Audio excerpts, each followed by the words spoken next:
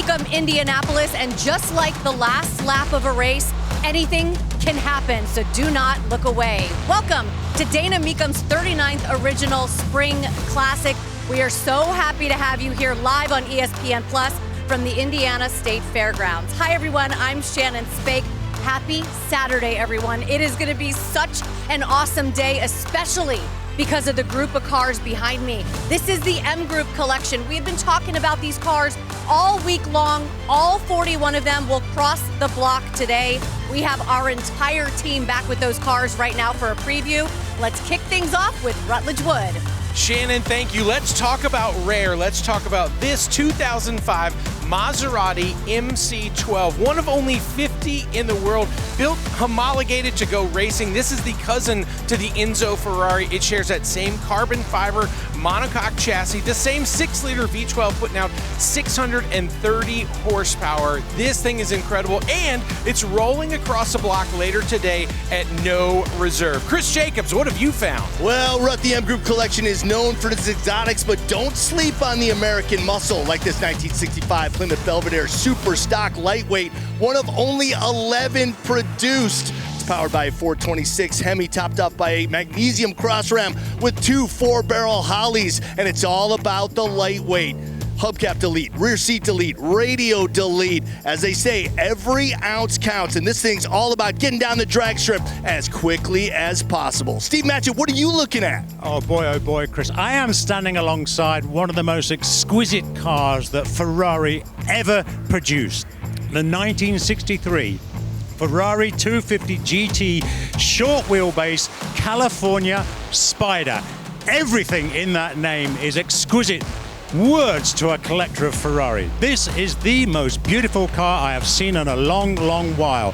Every last nut, bolt and washer is in absolutely pristine condition. The car looks as fresh, if not fresher, from that day in 1963 when this short wheelbase California Spider trotted free of the stables of Maranello. Shannon, I am near lost for words for the beauty of this machine. I find that hard to believe, but we do want to mention that 250 California Spider is the only one in this MGroup collection that has a reserve. So 40 of the 41 cars will find a new home today. Let's go over to the guys who will call all the action, Bill Stevens and Scott Hoke.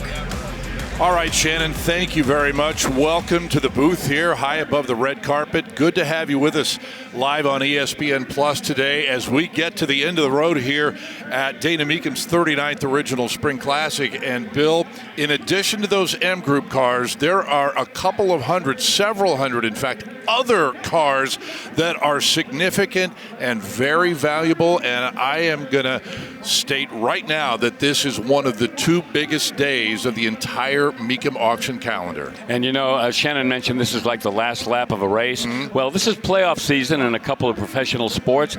I'd say this is game 7 for this auction because, well, there's no tomorrow. Plus, the bidders and the consigners, well, they want to score, and we hope everybody gets home a winner. I would agree with that, and there's going to be opportunities to score big. And I want you to tell us about a car that we're still trying to wrap our heads around, but suffice to say, it's the first time one of these has ever been offered up for public auction. In the words of Ralph Cramden, homina, homina, homina. Yeah, here is your first plug-in hybrid electric vehicle from Aston Martin, the Valhalla, one of 999 that will be built. And get this, options, $360,000 worth. I'm not kidding. Power, 4-liter twin-turbo V8, and it also has 3 electric motors, 2 in the front, 1 in the back. Total horsepower, 1,064. And yes, this car can be driven in full EV mode. Extensive carbon fiber. Even the paddle shifters along with the body, all carbon fiber. And the paint job, Andromeda Red, that's a $108,000 option. Oh, top speed, 220 miles an hour, coming soon to the block. Fasten your seat belts. Ladies and gentlemen, we will have that for you a bit later on as we open up our telecast today live for the next 6 hours here on ESPN Plus. And we begin here in Indianapolis appropriately enough, with a pace car edition, a 2010 Camaro Super Sport. Yeah, if we can go back to 2009, the Indy 500, remember, that is when the new generation of the Camaro was making its debut, and it wound up at the Indy 500 as a pace car, pre-production vehicle of the 5th generation Camaro. Odometer reads about 2,300 miles. It's got the 6.2-liter V8 engine, automatic transmission, leather interior, but the big story here, this was a celebration year for the Chevrolet Camaro, as once again people were hoping, waiting, and praying to see the Camaro come back, and it did. Boy, did it ever. And in this case, $32,000 for that Camaro, and the bid goes on. I'm glad you mentioned 2009 on that race day, because you talk about a very popular race and a very popular winner. Elio Castroneves won his 3rd of 4 that year. I remember well. That was fun. Here is another pace car edition from 2010. Yeah, this one in a different color, the Inferno Orange, 6.2-liter, 400 horsepower, V8. Number 47 of the 50 track cars that were used. And Scott, you've talked about it any number of times, how when a car is chosen to be the pace car at the Indy 500, there are also festival cars and other cars that are included in the whole package. And there are some replicas as well, and some actually did have track time, as you indicated, and those are certainly desirable. This one, as you said, number 47 of 50 of those festival cars. Correct. 35,000 it goes on.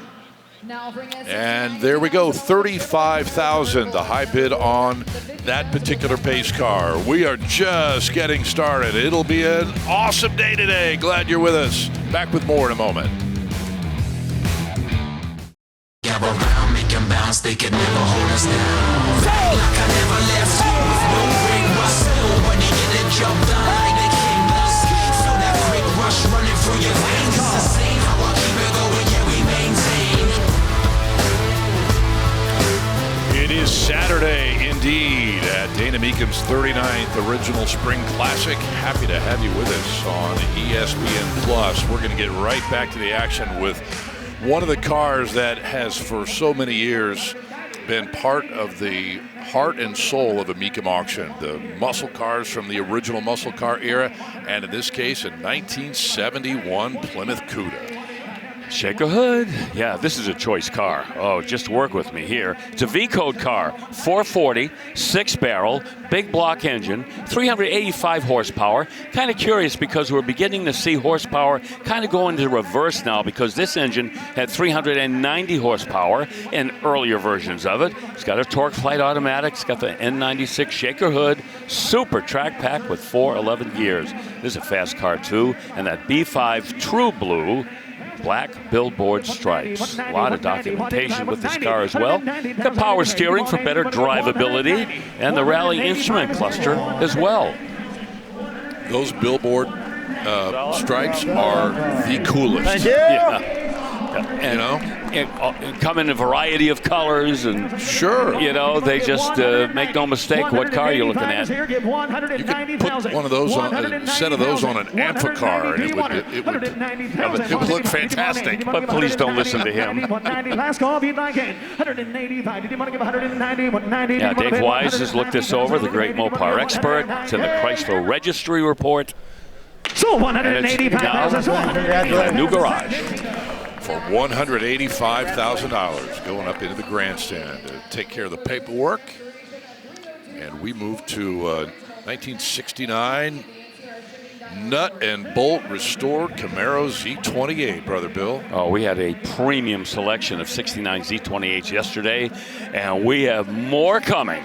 Nut and bolt rotisserie restoration, the 290 horse 302, and the Muncie 4-speed. Garnet red. Red interior. All the things you'd want on your 69 Z28 12-bolt rear end, 355 gears with positive traction. And there you see the interior. That is Concours ready.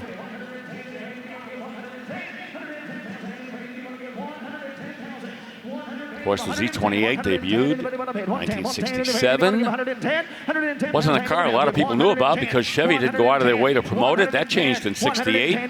They promoted them a little bit more. They sold a bunch more of them. And then by 1969, especially with the exposure these cars got in the Trans Am series, they became a hot item.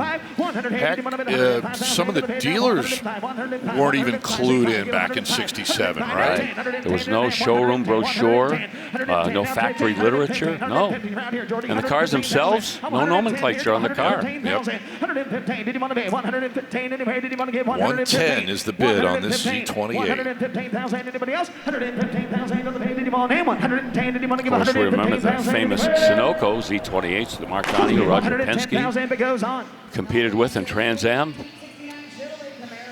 Indeed, high bid here, $110,000. Let's send you over to the 303 staging lane right now. Catch up with Chris Jacobs. Rutledge Wood is there too. Yes, sir, Scott. Well, one of our high sellers yesterday was a similar 1990 Singer that went for $1.5 million. You might think this is the same one. Au contraire, it is not, but it is very similar. From the same year, 1990. They all started life as a 964, customized by that famous group known as Singer. And man, did they knock this one out of the park as well. Oslo Blue, that's a paint to sample color over the bespoke beige interior. But you know what? It's all about what's in this back section under the bonnet. Yes, that is a formerly 3.6 liter flat six, bored out to 4.0. My goodness, what a work of art. Wish you could drive it with the section up so you can see it all the time. So from something that is completely customized to something that is completely stock and just as legendary. Rutledge Wood, what are you with? Chris, this is a 1993 Acura NSX. Championship white over black, a rare color combo. You could only get the white with the black interior, 5-speed manual, 3-liter VTEC powered V6 in the back there, mid-engine car. This one just a legendary collectible in great shape here. These two gems are going to be rolling across the block later, guys, hopefully going home with a new owner today. Sounds good, fellas. Thank you very much. We'll keep our eyes peeled for them. And in the meantime, how about you all take a look at this with us? Challenger RTSE 1970. Oh boy, one of approximately 296 of these equipped with a 446 pack engine, 390 horsepower. I think Bill mentioned a little earlier that the earlier cars had 390 horsepower, and look at this. We're dramatizing that right now. This also has a torque flight, and that makes it even a little more rare. And of course, there's a great debate that exists even until today. Which of these cars would have been quicker in the quarter mile? The 4-speed cars or the torque flight cars? And the torque flight cars may be statistically a little quicker unless the 4-speed car was being driven by Ronnie Sox or Herb McCandless or Dick Landy. But anyway, besides that, this is a fully optioned 70 Challenger, the SE edition, and we're at $125,000. Plum crazy. Love it. Yeah, that's all last call. 130,000. 125 is here. Did you want to give 130? Yeah, we mentioned this yesterday. The SE, some of the extras that you get. The vinyl top, that little consolette up the headliner with a few warning lights. Yep. Carpet on the lower panels inside the doors. And that small window in the rear. And the reserve is off at $1.25. A window that goes up and down, which you didn't always get in the muscle cars back then. Yeah, this has got a couple of fender tags, a lot of documentation. It's been judged at the 1996 Mopar Nationals right here in Indianapolis. And they still have the judging sheets that go along with the car. Very cool. Little fist bump to seal the deal. $125,000. Next on the block from 1968, here's a Camaro Rally Sport. Yeah, not a Z28, it's a Rally Sport. Power 327 in there. Not overly powerful. You could probably make an argument that it's anywhere from 275 up to 300, depending on the carburation. Dual exhaust with low-tone mufflers, and heavy-duty 3-speed automatic transmission. Rally wheels with redline tires with the rally green paint. You see the white houndstooth interior. What kind of mufflers were those? Those would be low-tone mufflers. Thank you.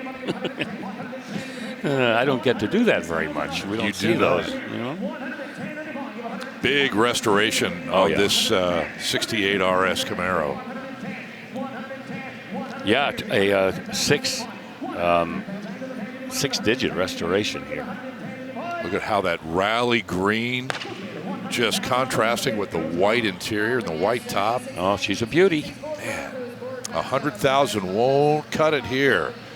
So we'll check out a 1966 Bronco Sport Custom rolling into place next. Oh, I think folks are going to eat this up. 360 miles on the odometer, which was probably replaced during the restoration, but still it has not been driven that much since that was finished. That professional custom frame off build. First year for the Bronc. 1966, this has a 302, but it's got more factory horsepower at 345. Holley Sniper fuel injection with Hyperspark responsible. 4R70W automatic transmission. We're up to $80,000. Underneath, Willwood power disc brakes. Four-wheel drive with a rebuilt Dana 20 transfer case.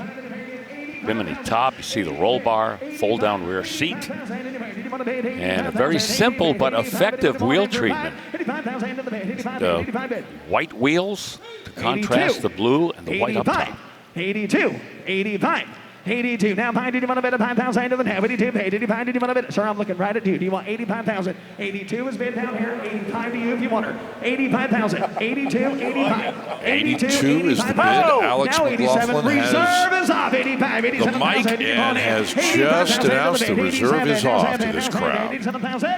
That whole first generation of the Bronco, we see them completely restored back to original. We see them customized like this, and there's always an appetite for these little trucks. How about 86,000? 86,000 to the bid, because I really want you to have it. 86,000. 86,000 to the bid. Did you want to give 86? 85. 86,000. 85 is did you want to give 86,000 to the head? Did you want to give 86? 85, 86, 86, 86, 86,000. 85 and 6,000 to the bid. Anybody want hand? Did you want to give 86,000 to the head? Did you want to bid 85, 86,000 to the head? Did you pay? Last and final call. Did you want her? 85 and 86,000. Sold $85,000. Sold $85,000. So the gavel falls, $85,000. Beautiful little Bronco. We've got to take another break here. More cars and trucks on the way. Don't miss a moment of this day.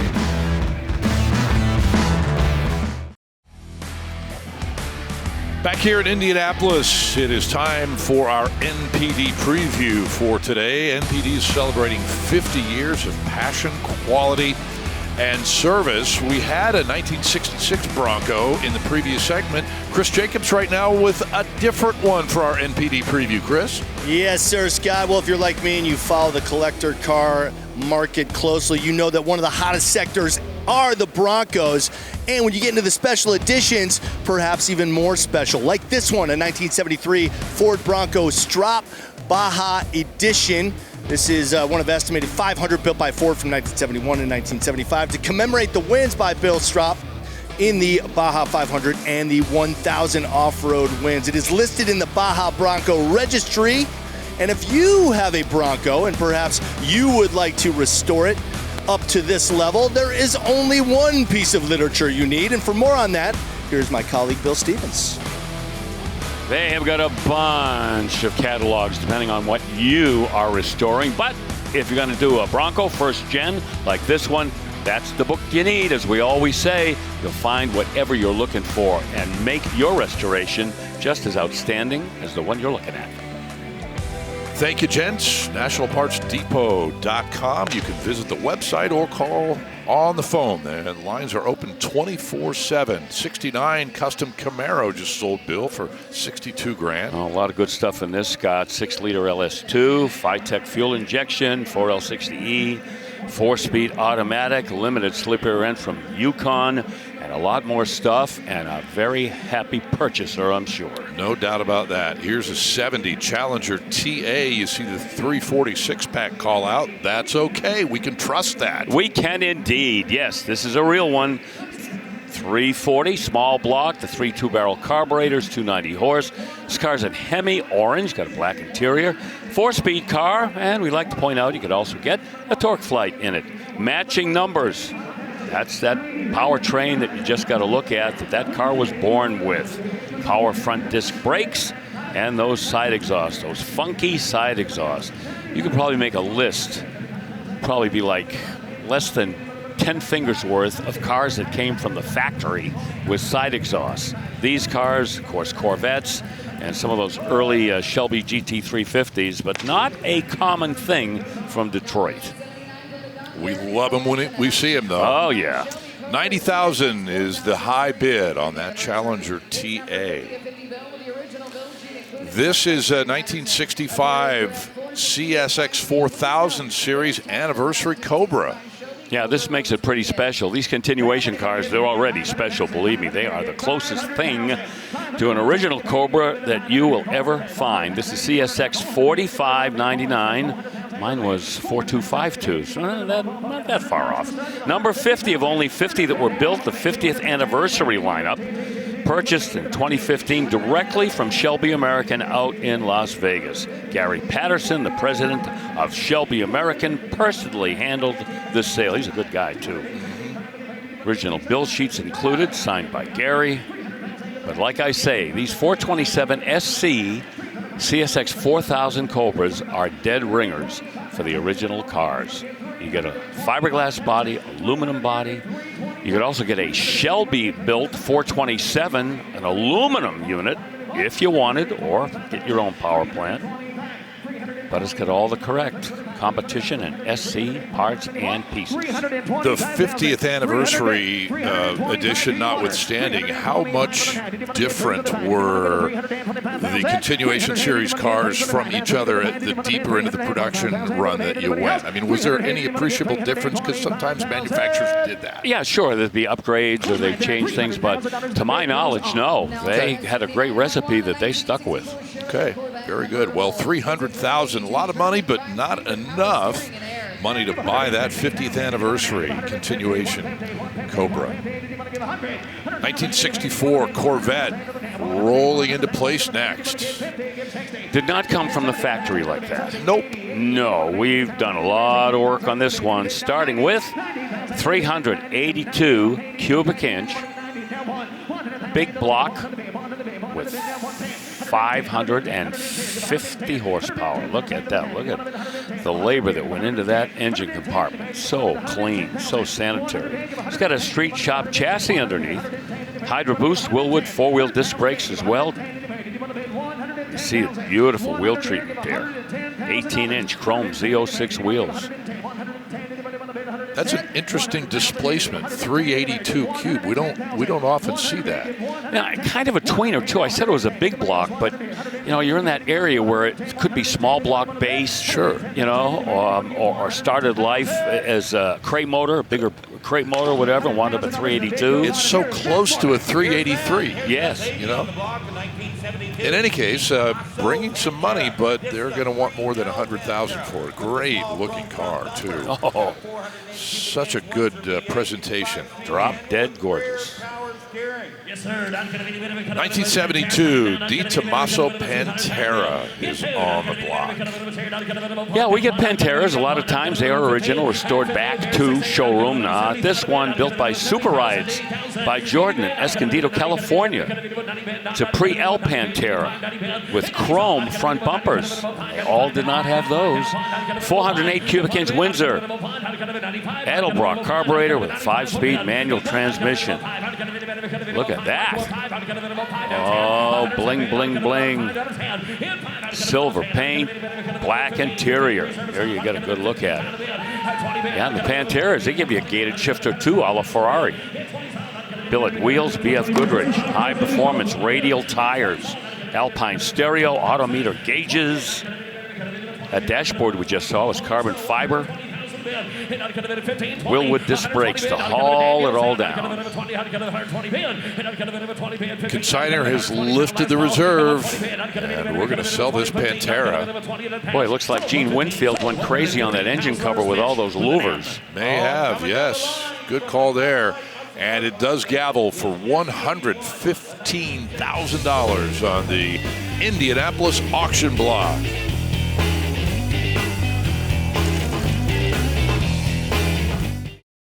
Welcome back to the Spring Classic. If you want luxury, I've got it. The 2017 Rolls-Royce Phantom. I want to show you some specific things about this car. So every grille on the Rolls-Royce is different because it is hand polished. Very cool. You've got the caps on the wheels. Those are floating, so the Rolls-Royce stays upright as it should. A very interesting fact about the Rolls-Royce, they only use bull leather in these cars, and bulls from high altitudes, so there aren't a lot of insect bites, so there aren't any imperfections on this leather. Take a look at the lamb's wool mats inside, because of course you have to have lamb's wool mats. No shoes needed in this baby. Back to you, Scott. Wow, that's good info there, Shannon. I had not heard that before. Very cool. We'll see that on the block momentarily. And a big car here, a GT500 KR, Bill Stevens from 68. Look at the money. Oh, yeah, and it's going to sell. We're at 165. 428 Cobra Jet, 335 factory-rated horsepower. This with the C6 automatic and a 350 traction lock rear end, power steering and brakes. And some options including the interior decor group, the visibility group, and the GT equipment group. And don't overlook those beautiful Shelby 10-spoke wheels. Acapulco blue, by the way. We've seen several of these Acapulco blue Shelbys this week already. They are all spectacular. The fave color for a lot of folks. But I have the high bid, right? No, 180's over there. You want 190? 190. Well, if he bid 180. Yeah, you want to give 185? Yeah.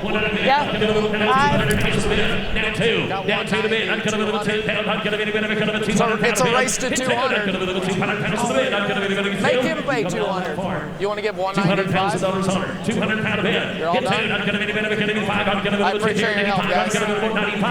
185 is bid. Will that be it? 195. Oh, he's thinking about it. Come on, sell it to us, Matt. Yeah, congratulations. Okay, sir. yes indeed. Laura Landis helping out there. And that gentleman just picked up a fabulous GT500 KR. Looked like there was a little Laura Landis in waiting there accompanying Laura.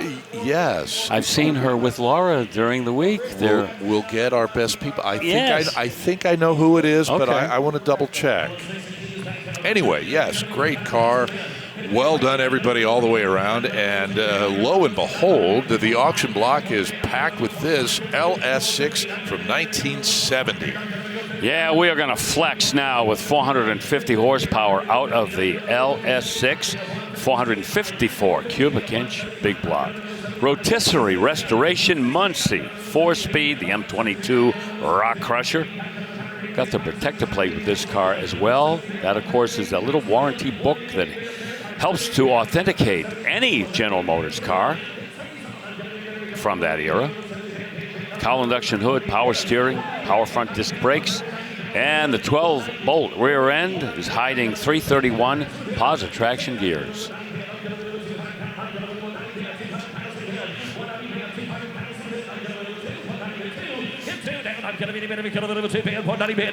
LS6 car, 200 pounds to the bid. Hit two, not get a little bit 90 bid, 200 pounds to the bid. Hit two, not get a little bit there, not get a little bit 90 bid, 200 pounds to the bid. Another one of those fave colors, Fathom Blue.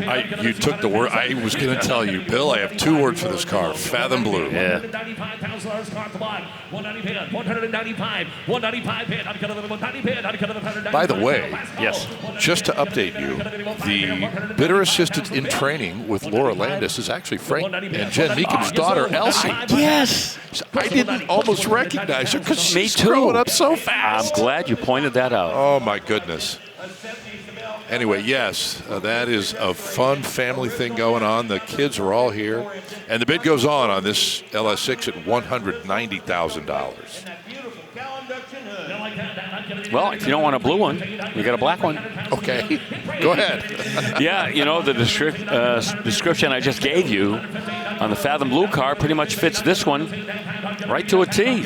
Got the LS6, 450 horse, Muncie 4-speed. Got a protector plate with it. Tuxedo black. And 331 gears in the 12-bolt. And a fabulous restoration. Just sensational. What a car. And look at the bidding here. The reserve is off at $255,000. This was an absolute neutron bomb when this landed back in 1970. I remember it. I'll tell you, you know, all the street rats were waiting to see their first one. And what would happen when somebody pulled up next to it, and very few even dared. How much does color difference make? Well, you can argue that all day long, but right here we see the black one go for $255,000. Of course, there were other colors available too in 1970 LS6 Chevelles. Did you know that? Yes. Oh, okay. They have green ones. They do have green ones. It's LS6 o'clock here at Mecum. Yeah, matching numbers. 450 horse, 454. This one with a turbo, an automatic transmission.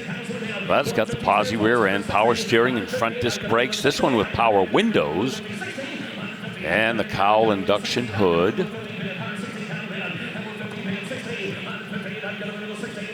And again, the condition, the presentation, the restoration, all top shelf. This kind of reminds me of a couple of years ago when we had that Chuck Kokoma collection of GTO judges. Ram Air 4 cars. Ram Air 4 cars, right. Just one after another. Yep. Or the Cliff Ernst Yanko collection. Oh, that took us to another world. Yes.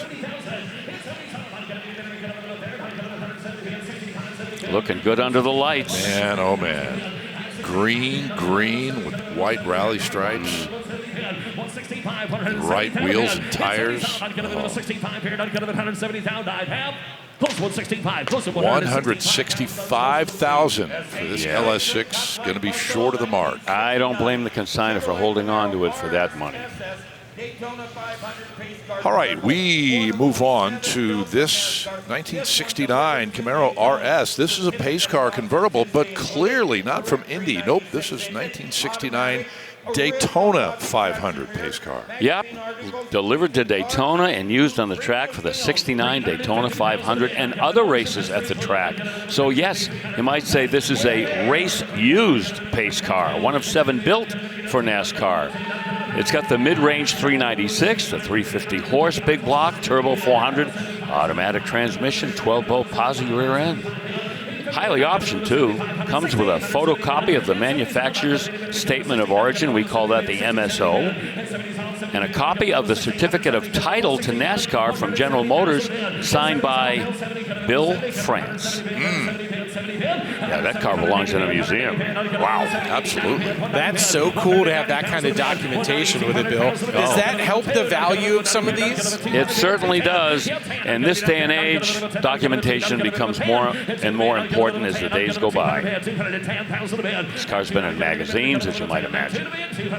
Here's a couple of names for you. Winner of the 69 Daytona 500, the legendary Leroy Yarbrough. Yes. Driving for Junior Johnson. Right. Leroy, one of those drivers that was so talented and yet didn't score a lot of victories, and sometimes confused with Cale Yarbrough. $200,000 is the high bid for that Daytona pace car. Okay, and right behind that one, it's also a Camaro RS SS. This is a Staley 400 pace car convertible from North Wilkesboro. Right. Again, one of the 7 built for NASCAR, but this one saw duty at North Wilkesboro. Matching numbers 396, 325 horse. That's the base 396 with the original automatic transmission, the original differential in it. And again, the documentation. You got the title signed by Bill France, photocopies of the MSO, and a great restoration. Better than great. show winning all the way. Power brakes, AC, power windows, heavily optioned like the previous pace car we just saw.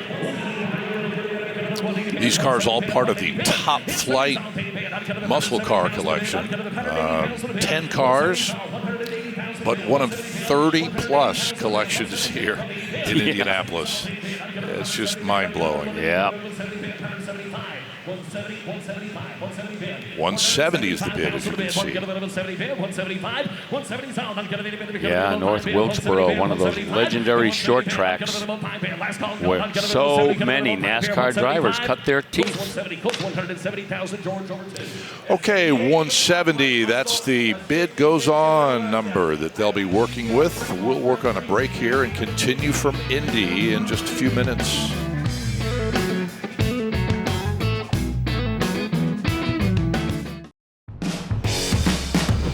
Welcome back to Indianapolis. That is the 303 staging lane. Oh my goodness, ZL1, Singer, Porsche. Oh, look at this. On the block right now, 1970 Challenger TA up for grabs. Yep, another TA. Love these cars. I think I recall Chris Jacobs saying this might be his favorite Hoke car. It's certainly right near the top of his list. Maybe one of them. I don't blame him. Nope, this one, B5 blue, black interior. It's a 4-speed car. And of course, here you see the 340 cube, 290 horsepower V8 with 3 2-barrel carburetors. The A833 4-speed, by the way. That's that heavy-duty unit. Pretty hard to break that one. Rally gauge package with the tachometers, power steering, and power front disc brakes. A little bit of documentation goes along with it, including the original broadcast sheet, or build sheet, if you will. And the reserve is off. Matt Morvac, our auctioneer, there he is in the hat. And hammers that TA for $78,000. Here's a beauty for you. A couple of blue beauties back to back. This is Z28, 1969 vintage. Yeah, in Le Mans blue with a blue interior. Meticulous restoration to factory specifications. Wow. Of course, it's got the 302, 290 horse. Of course, the 290 horsepower rating on that 302. Very understated, as we've known for years. But these cars right here continue to have all kinds of interest in the collector car community. That has not waned a bit.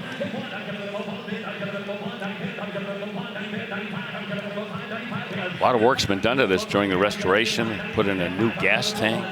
It's got the original AM/FM radio in it, though. 12-bolt rear end with positive traction and 373 gears.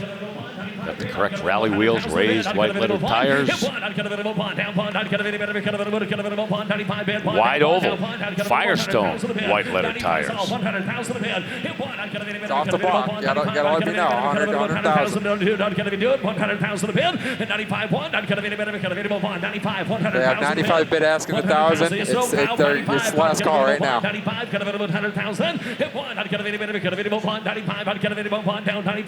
The reserve's not off. 95 is bid. They're asking 100.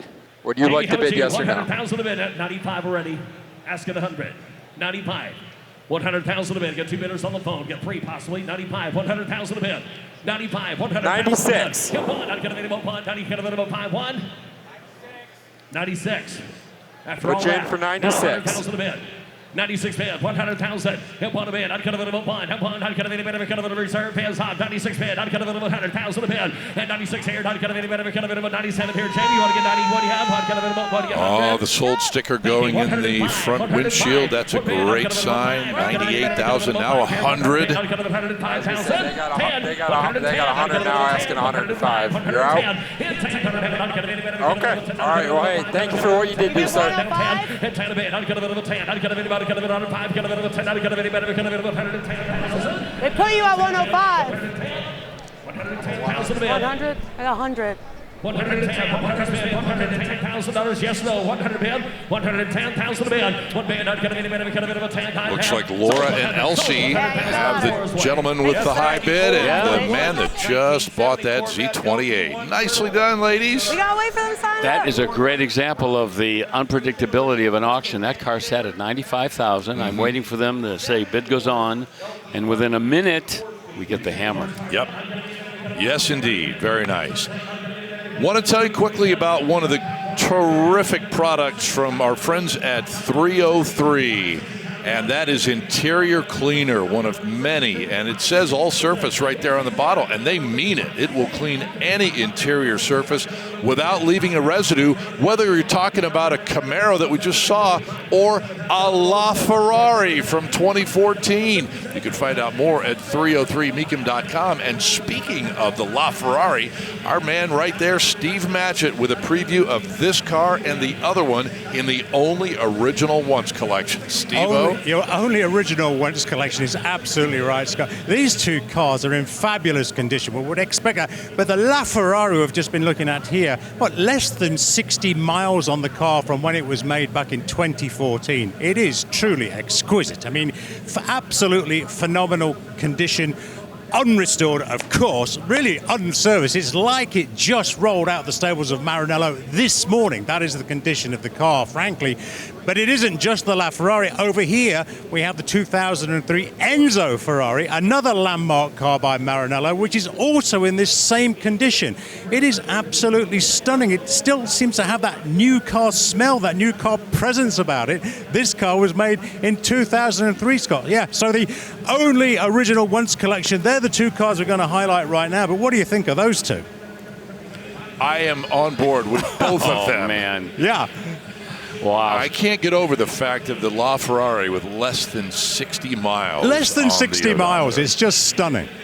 That it is. Thank you, Steve. No problem. Back to the auction block here in the Coliseum at the Indiana State Fairgrounds. Bill Stevens with a C1 Corvette. Full tilt custom, 525 horsepower, GM Performance 6.2, the LS3 crate engine with a T56 6-speed manual transmission. Think of the time and effort that went into that engine room. Tuxedo black with silver coves, gray interior.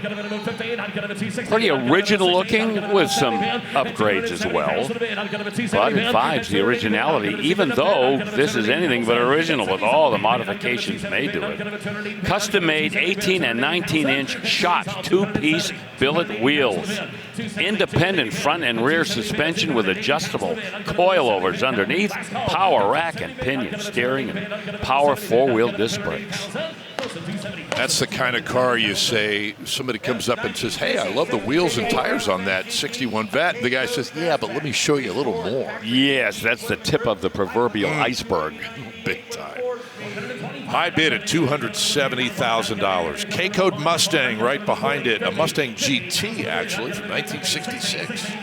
6F09K. That's how the VIN begins, and that K tells you it's the 271 horsepower, 289. That's the way it looks. And they put some dress-up items on there, including the Cobra valve covers, because the first Cobras that were fitted with 289s got the K code, and then Carroll Shelby took it from there. Of course, the very first small block Cobras had 260s.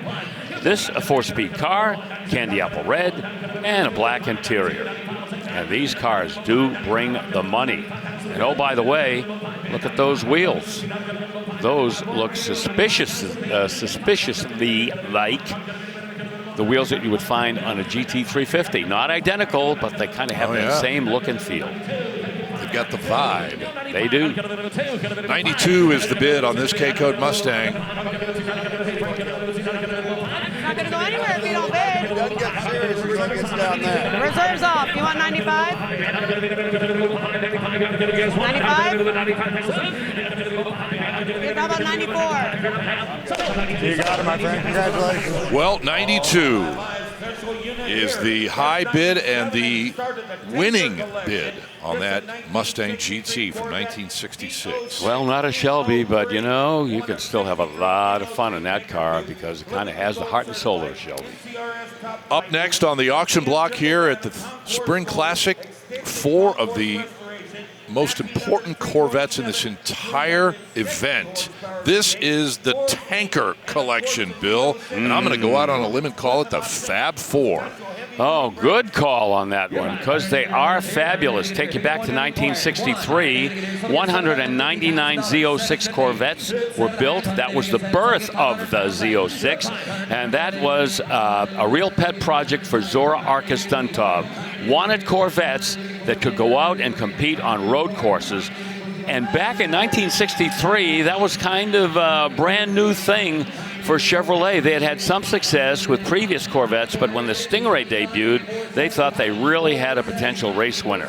So these cars came through all with the fuel-injected 327, 360 horse, the metallic brake linings for racing, and of course, the larger gasoline tanks with 36.5-gallon capacity. So, Bill, would you look at these and think they were kind of made to get into the hands of customers who eventually would take them racing? Is that kind of the view? Yeah, because first of all, these were an expensive Corvette if you had to buy one. So obviously those that did had probably the potential to go race them. That's probably why they spent the money for them.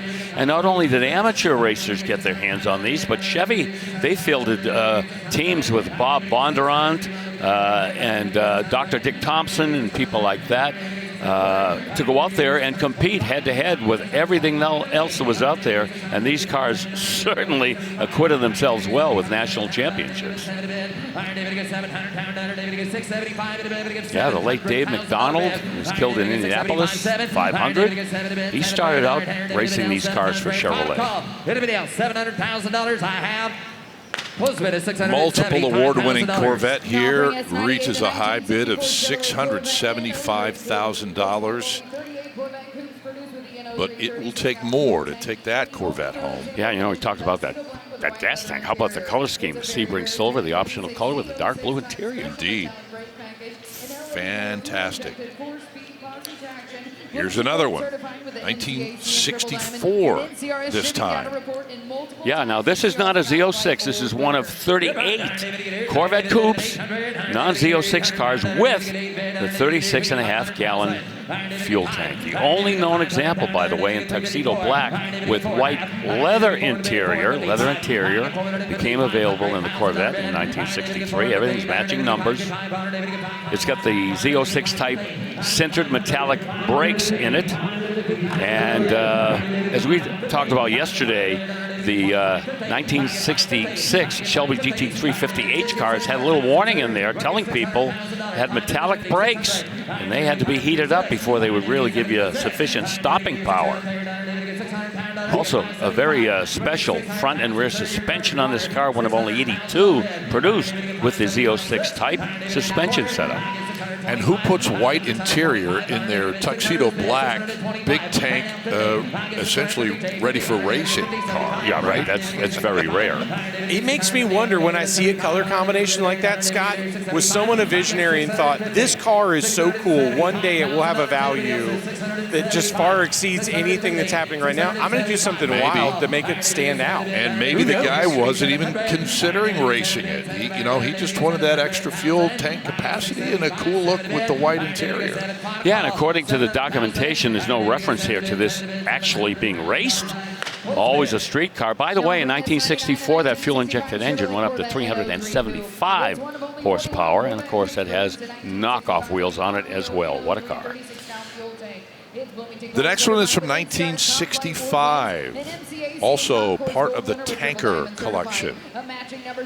Yeah, they were still doing those big tank cars in 1965. 41 of them in 1965 had that big tank. Pretty rare car, factory disc brake delete. Number 65 was the first year you could get four-wheel disc brakes on a Corvette, and some were ordered with drum brakes. Why?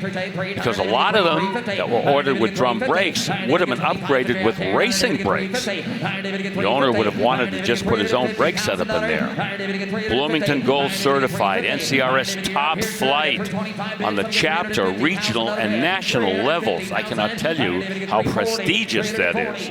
Concours Gold winner at McCacken, triple diamond certified. It's all about the awards. Matching numbers, 327, 300 horse, not the fuel-injected engine.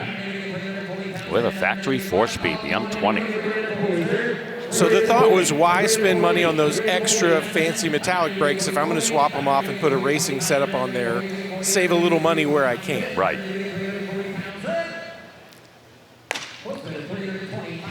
Well, the high bid here at $325,000 on the third of the 4 from the Tanker collection. And the last of the group rolling into place right now. It's from 1966. You know, and each one of these cars, Scott, has a certain aspect that makes it more unique than others.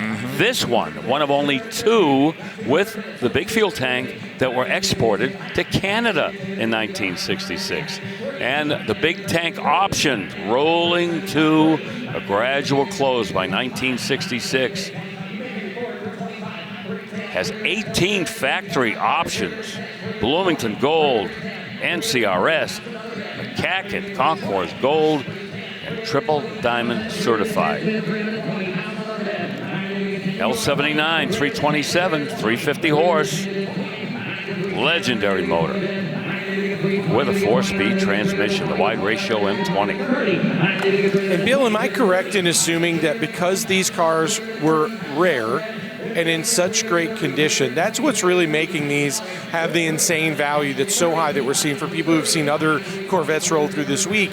They're standouts. They're a real cherry on top of an amazing collection, I'm assuming. You are correct. Equipment and condition and rarity. As I say, rarity is scarcity. This was side exhaust too, and the knockoff wheels. Killer car.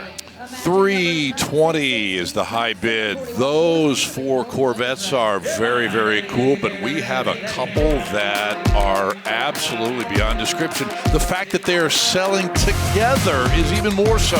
We'll show you the bookend Corvettes when they cross the block together coming up.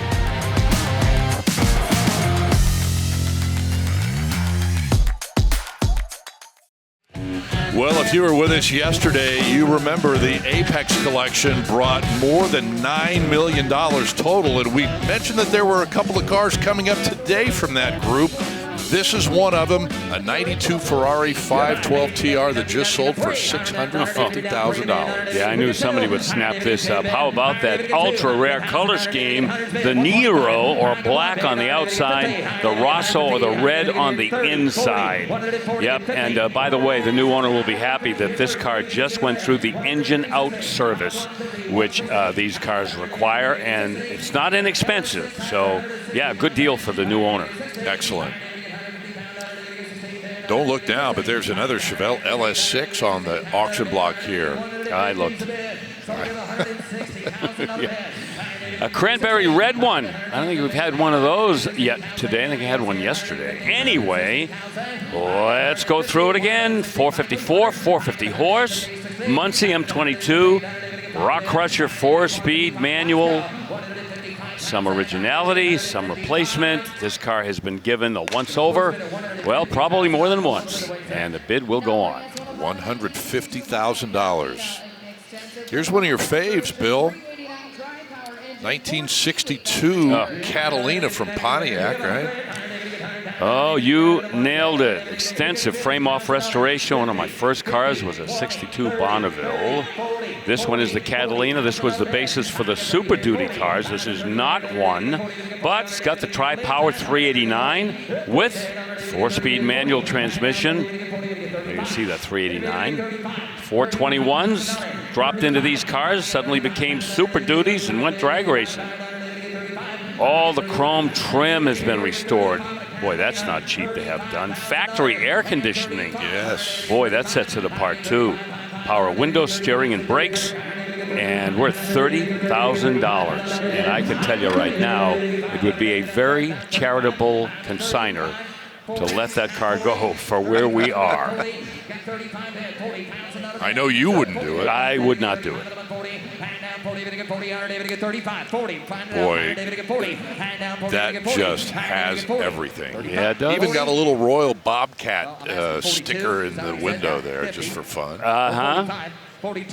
Royal Bobcat, Royal Oaks, Michigan. They built some absolutely hellacious drag racing Pontiacs, which of course a lot of them wound up on the street too, but Ace Wilson, that whole group up there, they were drag racing demons. 42 is bid.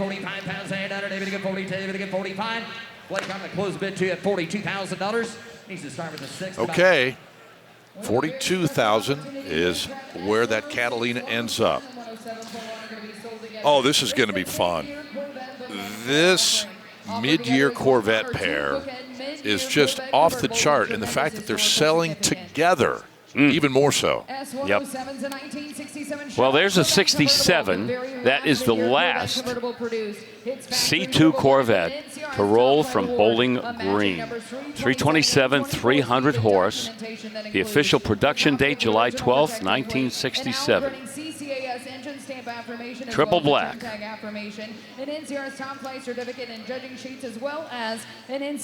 Four-speed right there. Get a look at that one, and the 63 behind it. Yep. Actually came first, obviously. Right. Yeah, by the way, they kept building coupes in 67. That was the last convertible they did. And that one has had Al Grenning CCAS trim tag and cylinder case affirmation. So we know that we know that we know. These are all matching numbers, powertrains. We're talking about cars that just defy the word originality.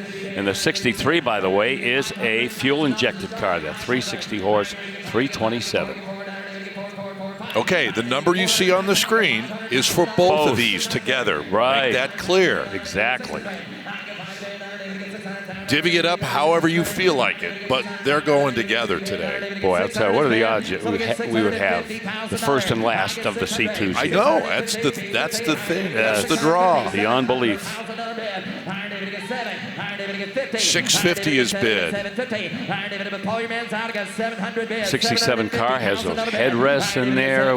It's a very desirable option as well. 750. Knockoff wheels on the 63 convertible. Yep. And enough paperwork, I'll tell you, that will keep you reading for a couple of weeks. Bill, in your mind, is this something that makes sense? You sell them together because of what they really represent in that pair, and obviously we're seeing the numbers. You know what, I have to think about that because you are taking a little bit of a risk to sell them both as one lot. You'll have people that say, you know, I want that one, maybe not that one. But in this case, you get one, you get them both. And then it's up to you with what you do with them after. Yeah. Well, the bid goes on for these two Corvettes, and the high bid is $750,000. The next car on the block is selling by itself, and this car truly does stand alone in the history books.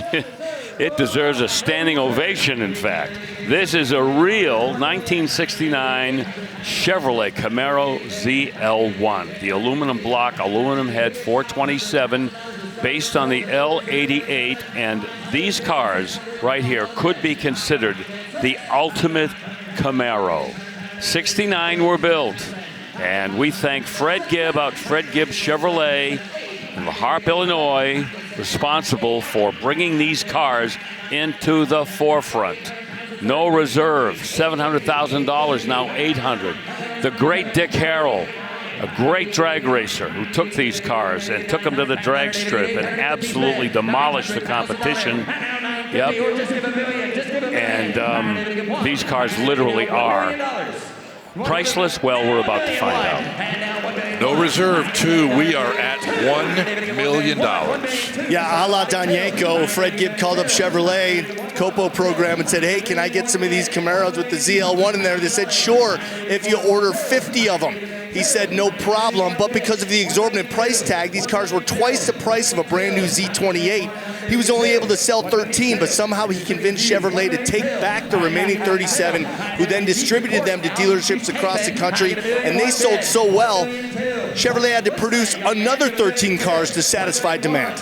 Yeah, and the amount of money it took to buy one of these cars, a lot of drag racers went with the Copo Camaro. Now, you get the cast iron 427 in those cars, so you get a little heavier setup. But Dick Harrell, again, a great drag racer, an old buddy of mine, his daughter Valerie Harrell, still out there keeping the name of Dick Harrell alive and his legacy, and I think that's terrific. Well, the internet has the high bid at $1.3 million. Our good buddy from over in Champaign, Illinois, Chris Moffitt, was in for a minute. He really wants that car, I can tell. $1.3 million. By the way, that's in dusk blue, a fabulous color. But it's all about that ZL1 power plant. That engine was used in Can-Am before it found its way into the Camaro, and it was dominant out there in that fabulous racing series. That might be the greatest sounding stock Camaro I've maybe ever heard. Wow. Oh, ultra-high compression, low-resistance exhaust system. Sold $1,300,000, Katie. Amazing. $1.3 million. And there is a look at the consigning family. A lot of emotion as that car leaves the auction block.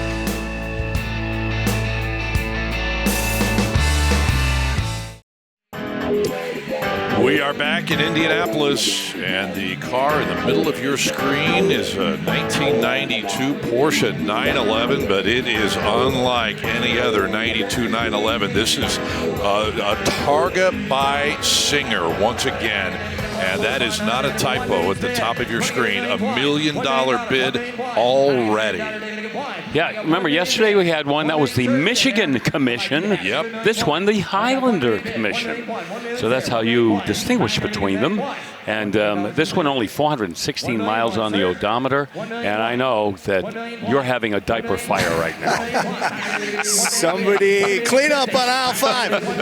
Yeah, I mean, we're about to see what the value of the Targa is compared to the Coupe. And I assume that it would be a little bit higher. Not surprised that it's cracked 7 figures, of course, because that's just what Singer does. I'm with you. I think the Targa edition is really primo. Agreed, especially because so much more craftsmanship had to go into it. 964s didn't come in a Targa, so you had to really do the work at Singer to turn this, what started out life as a 964, into a Targa. Pretty quick little car, 3.8-liter flat 6, built by Ed Pink, the great drag racing engine builder for so long, who recently passed away. This car probably producing around 400 horsepower, give or take. It's quick. 5-speed manual gearbox with that limited slip differential. But Chris Jacobs, I think you just kind of gave us the flavor of how special these cars are. I always have been a Targa guy myself. I've kind of preferred them. The market doesn't necessarily support that. The hardtops seem to always bring a higher number. But because this car is a literal rolling piece of art, when you take that Targa top off, which is, of course, the nicest Targa top I've ever seen, just the physical top, you get to see exactly what makes these cars so special. Every detail paid special attention to, Chris. Yeah, and point well made. In the Porsche world, in the stock Porsche world, the coupes are definitely more valuable than the Targas. Just the body lines are more aesthetically pleasing. But I thought that in the Singer world, the Targa might bring a little bit more than the coupe, but we're still just over $400,000 less than what the coupe brought yesterday. Right. It was 1.5, that Michigan Commission, as you pointed out, Bill. Yeah. Let me see what I can do. Well, they're going to try to work it out. Frank Mecum is on the case, as always. So these are not what you call a factory manufactured car. Singer takes a donor automobile and does the makeover on them. It's as far away from a stock 964 as you can get. All they really use is the The monocoque, everything else is replaced. The fenders, the hood, the deck lid, the top, obviously in this case, and on a coupe, the top gets reskinned as well. But yeah, this is probably 65% Singer and 35% Porsche. Now you live in California where they are. Have you been out there? I have been. I've been to their old facility in Sun Valley and their new facility in El Segundo, and it's the difference between a shed in the backyard and NASA. I mean, their new facility is unbelievable. Well, the bid is reset to $1 million even. The reserve is off. Next way. So $1 million. And it did sell right there for $1 million. So there you have the difference between yesterday and today. What a deal. That's what's wild. That is very well bought at $1 million.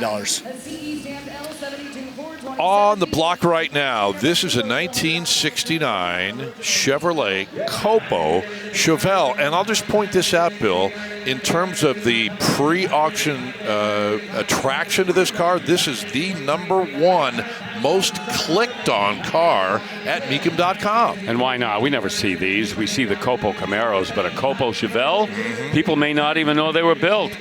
323 of them were built, but 96 of them had the automatic transmission like this one. You saw the 427, 425 horse, L72.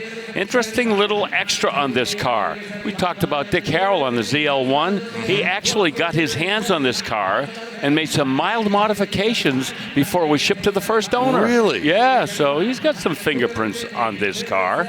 But yeah, very rare, very collectible and desirable. Very difficult to kind of establish a baseline value because of the rarity and the fact that people that have them, they don't buy them and sell them too much. Once you got one, you hang on to it. So this one at $275,000 currently. Waiting for the hammer. Wow. But this time, for the bid goes on. $275. It will require more attention in the bidding department.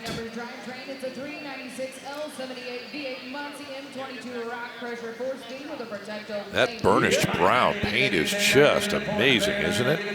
Yeah, you know, it's distinctive in an understated way. It really is. Nothing understated about this 69 Camaro RSSS convertible. Yeah, with the big dog 396, the 375 horse L78, Muncie Rock Crusher 4-speed transmission, and a matching numbers drivetrain, Rally Sport and Super Sport packages, Hugger Orange, orange houndstooth interior. Yep, it's a big block, high horsepower, 4-speed, convertible Camaro, and Hugger Orange with a houndstooth interior. Folks, that's the best I can do, all right? You've checked all the boxes. I mean, come on. This has got it all. We got some more options on this car. AM/FM radio, power windows, tinted glass. Got the bumper guards, the spoilers, power steering, 355 gears. Oh boy, this would make the perfect gift for me. We'll get on that. We'll get our best people on that. I bet you will. Boy, when you see this color combo, the orange inside and out with the stripes, it really is striking, and you can see why this one's bringing the kind of numbers that it does. I think sometimes it can be confusing to some of the people that watch a Camaro go through and go, oh, this one went to 70, this one went to 275. But it's all those details. When those cars are spec'd out, what made them really special and unique, right? Yep. 270. Reserve just came off. Yeah, short of a Copo Camaro, this is the most powerful Camaro that you could get in 1969. That L78. Chevy only built 427 Camaros through the Copo program. So, we got it. 270. And the reserve came off, and this one just sold for $275,000. Time for the legendary now 2006 Ford GT, the second of the 2 years that Ford graced us with these cars. Yeah, and this another Apex Collection car as well. So, you know, it's a quality product. One of only 185 produced in the Mark II black. The Mark II, that signifies the 1966 Ford GT40s that finished 1, 2, 3 at Le Mans in black livery. Only 4,700 miles plus from new on the odometer. And of course, by now we know all about the powertrain. It's that 5.4-liter supercharged all-aluminum V8 with 550 horsepower, the Ricardo 6-speed transaxle, and this one with the optional Brembo calipers, optional lightweight forged wheels. But we don't see the Macintosh stereo in this one, complete with manuals, tire inflator, 2 keys, and some other extras as well that come along. David get 85. David get 585. David at 585. David get 585. 550. Yes, sir. 585. 585,000. 585. You want it? 585. So not a super low mileage Ford GT for sure, with over 4,700 miles. But look at the money that it's pulling. I would say that has a lot to do with the black paint and the silver stripe. Highly desirable. Oh, big selling point. You know, in the days of having Ford GTs with 8 and 10 and 15 miles on them, they're kind of, those cars are dwindling a little bit because good for them. They're being driven. Yeah, right? It does make you really happy to see a car have this kind of mileage on it. A guy like Doug DeMuro drives his frequently, puts a lot of miles on it, and it is a driver's car. People always talk about the fact that you can still get parts for these. I mean, at first people didn't know, hey, if I sit on this a few years, it could be $1 million car. Yeah. They were just driving them like they bought a new Camaro. Well, I wonder what will happen in 5 years when we get a Ford GT on the block with 50,000 miles on it. What's the market going to do? Well, today on this car, we know that the market is $550,000.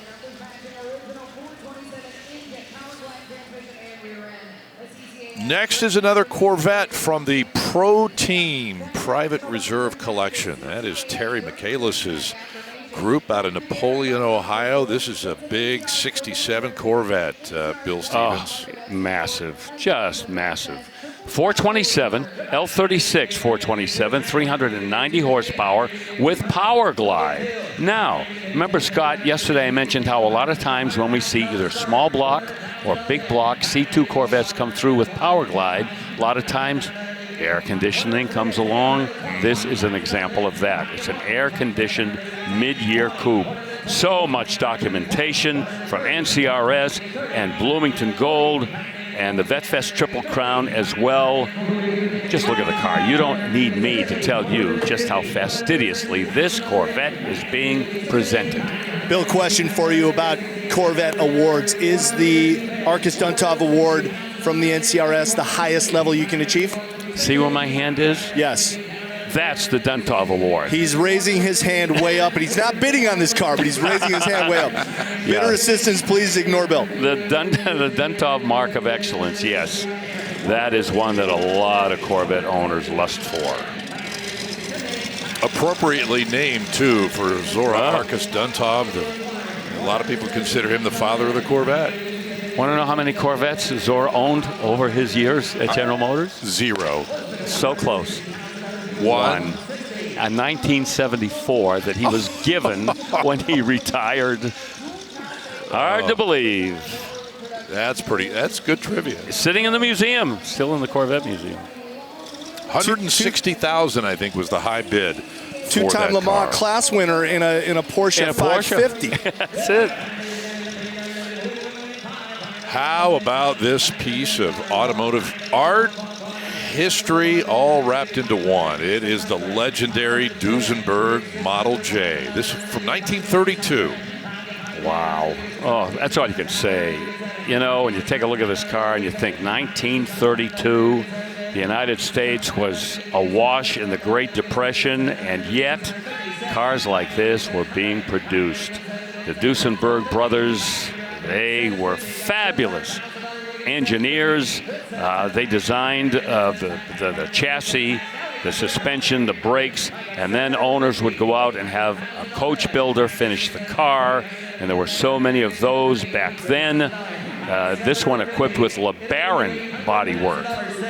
This one, of course, has that Lycoming built 420 cubic inch, 265 horsepower, twin cam, 32 valve, inline 8-cylinder engine. And that is Mr. August Duesenberg, who was responsible. He was the engineer on these cars, and boy, was he a skilled gentleman. You got a good look at that distinctive little mustache front bumper that is part of the Duesenberg lore. Yep. Long wheelbase, dual side mounts. You see the two-tone paint. The headlight, huge headlights, and the articulating fog lights there, and that chrome bar, and all of the craftsmanship that went into that assembly. What a monument that is.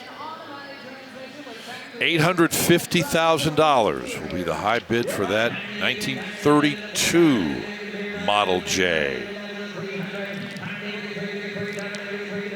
And as we see it get ready to leave the building, it is passing on its left a 1933 Model J, which will be going to Monterey a little bit later this year.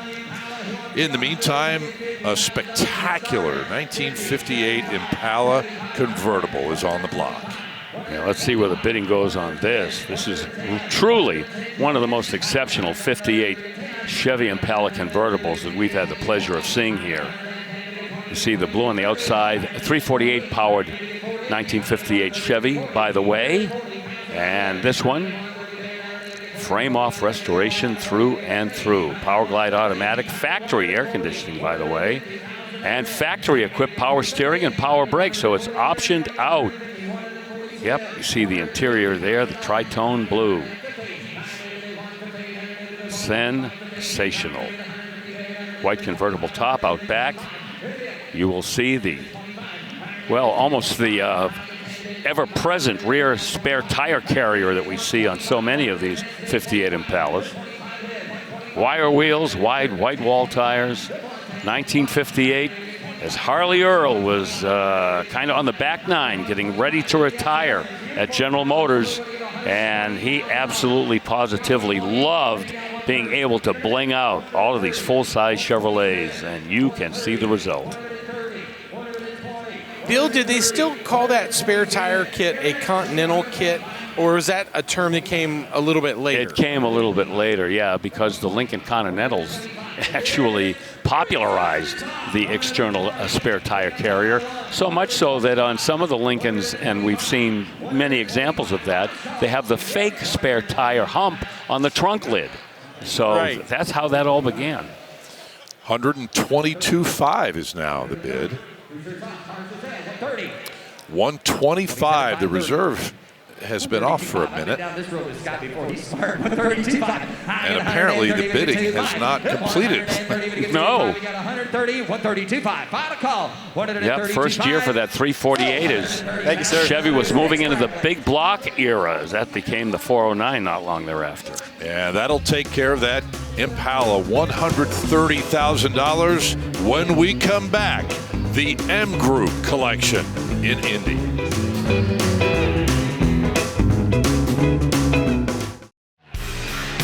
Oh, we are live in Indianapolis. It is Dana Mecum's 39th original Spring Classic. And we've got it for you here on ESPN Plus. I'm Scott Hoke, Bill Stevens, Chris Jacobs, Rutledge Woods, Steve Matchett, Shannon Spake. And this 1967 Corvette 400 horsepower two-top convertible. Hey, Scott. Yes? I'm having fun. I know you are. And we're about to have more fun. Just saying. Yeah, no limit to the fun today.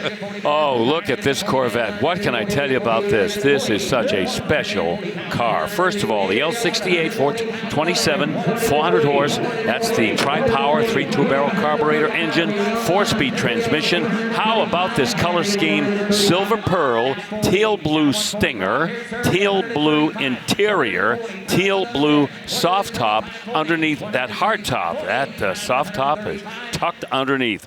All kinds of documentation and certification. M21 4-speed, 336, posi rear end. Oh, it's going to sell. And now I'm having even more fun. It's one of those pro team Corvette collection manners. Bolt-on wheels, red line tires, tinted glass, AM/FM radio. Congratulations, guys.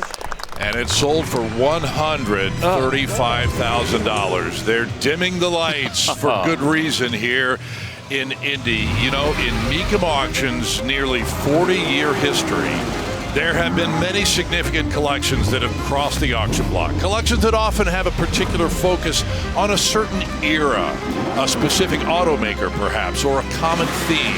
Well, today is different. Today, Mecum is proud to present the MGroup collection. 41 spectacular cars from 9 different decades, spanning nearly the entire collector car spectrum, and all but one are selling at no reserve. And here comes the first of those 41 cars, and it is a 2023 Challenger SRT Demon 170. Boy, what a leadoff hitter we've got here. Yes, sir. 15, that's right, 15 miles on the odometer.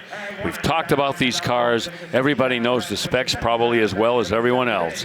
It's got the supercharged 6.2 liter, 1,025 horsepower Hemi, and with the Demon 170, when you put the right liquid propellant in it, you'll be able to hike the front wheels when you launch. What a car, Chris. No carbon wheels, no sunroof, no rear seat. So, you know, spec'd out to the original buyer's liking. Cool color for sure. And I mean, legendary right out of the box. 3,000 domestic market, 300 Canada, right? Chris, remind me, you were at the launch of this. Is this the one they brought in with the helicopter? Yes. Flew right over my head.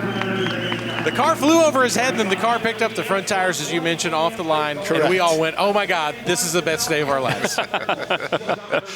Well, someone just bought that D170 for $110,000, and that gets us off and running with this MGroup collection, everyone. Hang on to your hats.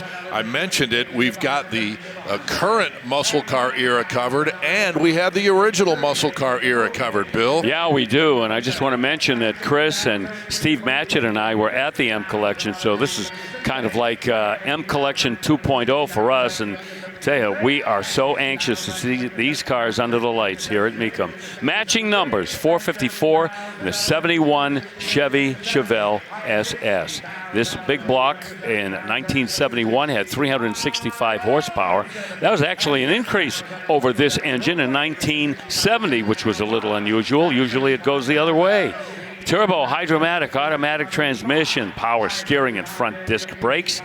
The cowl induction hood, and factory AC. And how about those wheels, those 18-inch Foose Nitrous SEC wheels with that red paint, the cranberry red. Ah, primo. 85 and 90. Sold $85,000. No reserve, to as the all but one of them are, and this one gavels for $85,000. $85,000. With less than 2,000 miles on the odometer. You know, minutes ago, we talked about the Ford GTs and the days of these super low mileage cars being gone, essentially, except for this car. Right. Yep, 2006 Ford GT. Well said, Scott. 14 miles on the odometer and one of 69 in the speed yellow paint. Order with the optional painted racing stripes, of course, as you can see. Also, it has the Macintosh stereo inside. Also, it's an AC car. It's got the air conditioning. 550 horse, 5.4 liter, supercharged V8 with a Ricardo 6-speed transaxle. BBS forged lightweight wheels and the painted brake calipers, so that pretty much covers all 4 of the options. Yeah, that low mileage and also this one of 69 speed yellow option with the black stripes is certainly pushing that price up to where it is right now. This MGroup collection just delivers from so many different angles. This car, just such a perfect example. My friend Click Baldwin ordered one in the same colorway, and you look at those low miles, just think about, wow, it's brand new. MSRP, about $150,000. If you want to go back that far. Not today. $760 is the bid.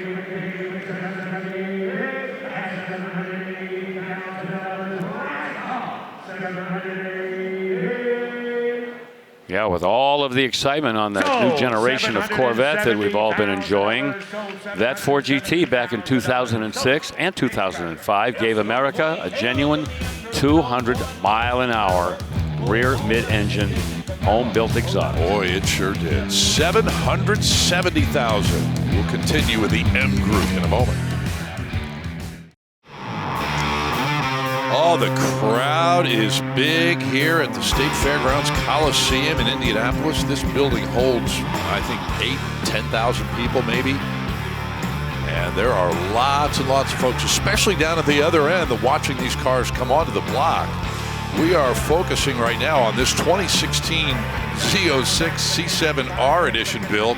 It's a 10-year-old car and 1 mile per year of its life on the odometer. Yes, right, 10 miles. How about that? Oh, and this car is a Gorilla LT4, 650 horse supercharged 6.2. If that engine sounds familiar, that's the one you'll find in the new generation ZL1 Camaro as well.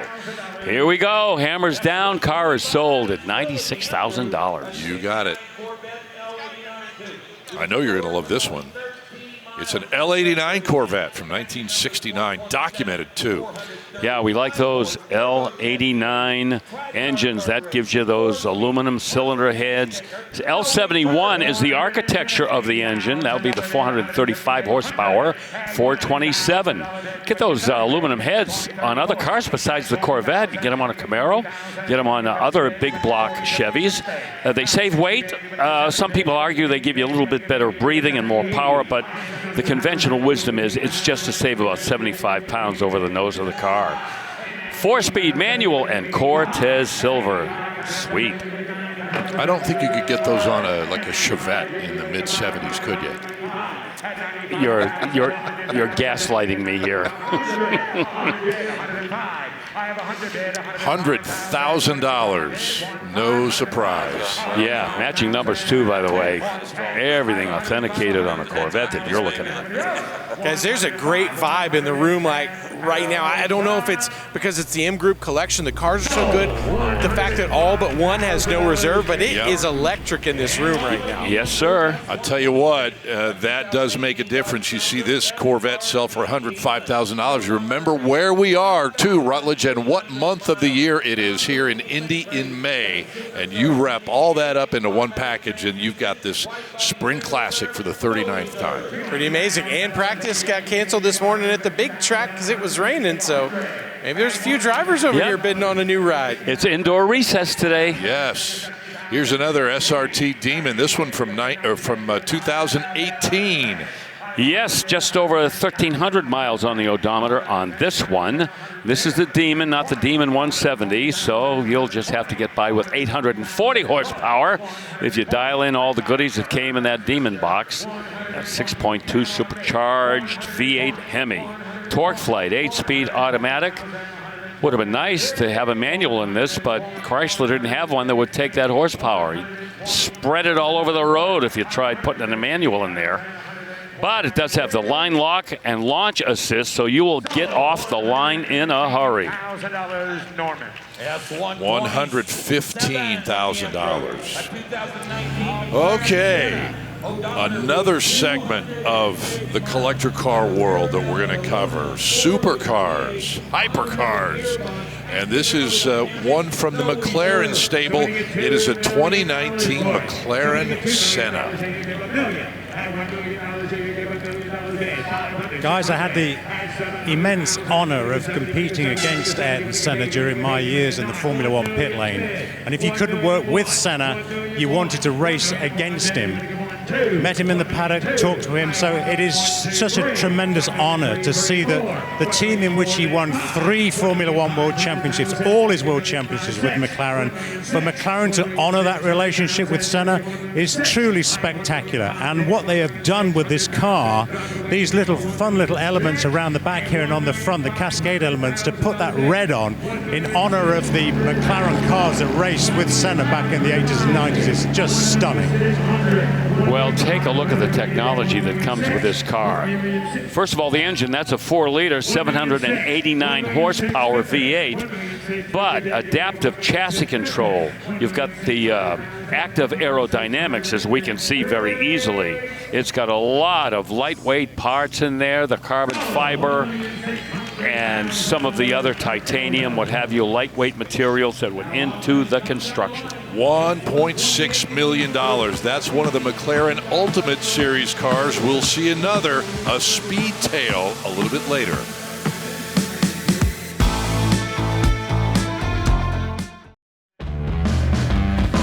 So good to have you along as we continue with our coverage of the MGroup collection, part of Dana Mecum's 39th Original Spring Classic. That's one of them. We'll see that in a little bit. In the meantime, an SRT Hellcat wide-body jailbreak from 23, Bill. Yep, 807 horsepower. This is not the Demon. So, yeah, we're just going to have to rough it with a total of 807 horses, sorry. Yeah, with a torque flight, 8-speed automatic. The jailbreak, pretty much order off the menu. It's kind of like an a la carte muscle car. And that one in Plum Crazy, the color everyone loves. All right. That one brought 85,000, and we go back to the original muscle car era, 1969. Mustang Boss 429, and as we get set to see this one, I'll remind you folks that this has been a really good weekend for Boss 9s. You said it. This is, once again, going to be a highly desirable Boss. Why? Well, a couple of reasons. First of all, this one was restored by an old friend, a fellow Shelby American Club member, Ed Meyer. So you know it was done right. And this one also has that S 375 horsepower 429 with that NASCAR imprimatur. Top loader close ratio 4-speed, of course, and the 390 traction lock rear axle. I'm saying 391. I don't think that'd be 390. That'd be 391 in there. Power steering, power brakes, of course. And the candy apple red. Got you at 400, isn't that right? $400,000. I got you at 400. And you know, Scott, over 35,000 miles on the odometer. Yeah, that's crazy. Yeah. But the documentation on this car, Bill, I think is more extensive than on most cars and certainly most Boss 9s that we see. Yeah, and you know, some more options too on this car that sometimes we don't get to see. The deluxe interior decor group has the deluxe belts with the warning lights and the visibility group as well. That's not standard stuff. 400. 400,000 is bid. Yeah, you want 4 though? Sure? So, $400,000, Mitch Bartuni. How about that? Boy, 400 grand. Boss 429 market is looking pretty healthy these days. It really is. It is indeed. Let's move on to this 1995 Bugatti. This is an EB 110 Super Sport, Bill. Wow. This car takes me back. I remember 1995 when these cars debuted. They were just an artillery shell when they hit. This EB 110, or the 110, refers to the 110th birthday of Ettore Bugatti, the founder of the company. And this car was built just as the Bugatti people were changing hands, and so not as many of these were built as they had planned, 139 altogether. This is the Super Sport, gives you a little more horsepower out of that quad turbocharged 3.5-liter 12-cylinder engine, 603 horsepower. They all had the 6-speed manual transmission. And interesting you say when the car was going through, the company was going through their bankruptcy, this car had been sent out because it didn't meet all the quality standards. It was having some work done on it. The company declares bankruptcy, and then the car vanishes. It appears years later in Germany, and then now is fixed up and brought back to the public. Pretty unbelievable. A car that could have just been quietly gone forever. Back from the dead. Returned or rediscovered, I guess, in 2019, and it sells for $1.7 million here. 959 Comfort. Boy, that should put it near or at the top of the hit parade. Well, that's doesn't it? number one so far. We've still got quite a ways to go. Well, let's enjoy it while we can. Okay. Twin turbocharged 6 Terrific. 6-speed, all-wheel drive, Porsche certificate of authenticity.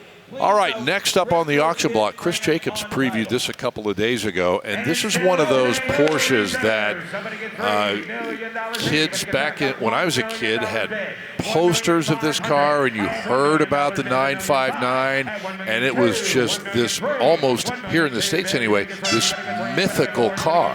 Well, here we go with an 87 959 Comfort. Yeah, I mean, you talk about the poster on the wall, Scott. I'm right there with you. This car has always been my favorite Porsche. Originally known as the Group B, because that's what the racing series it was developed for. That never came to material, but Porsche did produce this car in very low numbers. Only 292 Sport and Comforts were produced. This is one of the Comforts. Interesting to note, too, they took the spare parts years later in 1992 and made 6 additional cars. And I love the fact that this value is already at 2.1. Oh, boy. It didn't take long to get up there, too. A lot of the ones that we see, not that we see a lot of these, but the ones that we see in the past, usually silver. This one in that graphite metallic. I love that color. Yeah, that is different. And by the way, you mentioned Group B. The Group B World Rally Championship, you're right, they suspended that class, but just try to picture this car competing against the F40 Ferrari. Yeah, and the XJ220. Those were the 3 cars that were meant for that class. Yeah, imagine that. What kind of an event that would have looked like. And also this car very famous for having the ability to off-road. It's got that G gear, which stands for the German word for terrain. Adjustable suspension. This car can lift up another 7 inches, and don't worry about speed bumps. Don't worry about those California, water drainage ditches in the middle of the intersections. Yeah, the culverts. Go right over those. We're at 2.1, and that is your hammer price for an 87 959 Comfort. Yep. Yeah, what did I say about the EB110 being number one? Well, you said enjoy it while we can, but it wasn't very long. You were setting me up. Now I know. Man, oh man. Okay, 2019 Porsche 911 Speedster, and this car is one of those speedsters that Porsche has had so much success with over the years. Of course, the original ones take us way back to the beginnings of the Porsche 911, pre-911, in fact. And then they brought back the Speedster again, I believe, in 1989. Yep. And here we are in 2019, and the Speedster is back again and better than ever. 502 horsepower, flat 6. 4-liter engine, 6-speed manual transmission. And you want to talk about a Porsche that is going to demand a tremendous amount of market interest. You are looking at it at $500,000. Color is GT silver metallic, black and cognac interior. Oh, what a piece. Got the meatballs and the racing numbers on it already. Yep. Ready to go for the next track day. You mentioned the mileage? 128 of them. 28. Yes, sir. $40,000 upstairs with Drake. Oh, boy. Guys, I believe that just was sold to our friends up there from... Oh, they're still... Got 40 kilometers. I will sit quietly while I figure that out. Well, it did sell at $540,000. So we move to the Porsche 935, which is up next. A real 935, not a replica, not a home-built kit car. Nope. This is a real one. 40 kilometers. It's about 20 miles on the odometer. Number 76 of 77 examples produced worldwide and initially only offered to Porsche's VIP customers. I had the distinct pleasure of previewing this car when we visited the MGroup collection, and wow, this thing just pays so much homage to Porsche's history. Of course, the legendary 935 race cars, but also the history of Porsche's association with this very famous Martini livery. Yeah. PDK 7-speed automatic, dual clutch gearbox, 700 horsepowers. Oh. I'm creating a new language. Oh boy, 3.8 liter, and imagine that, 3.8 liters producing 700 horsepower with direct fuel injection. Knocking on the door of $1 million for this car. Coil-over suspension, ventilated four-wheel disc brakes. Porsche stability management with traction control. Not the kind of things you'd find in those original 935s. $1 million bid is on the phone, and someone here in the building is interested too.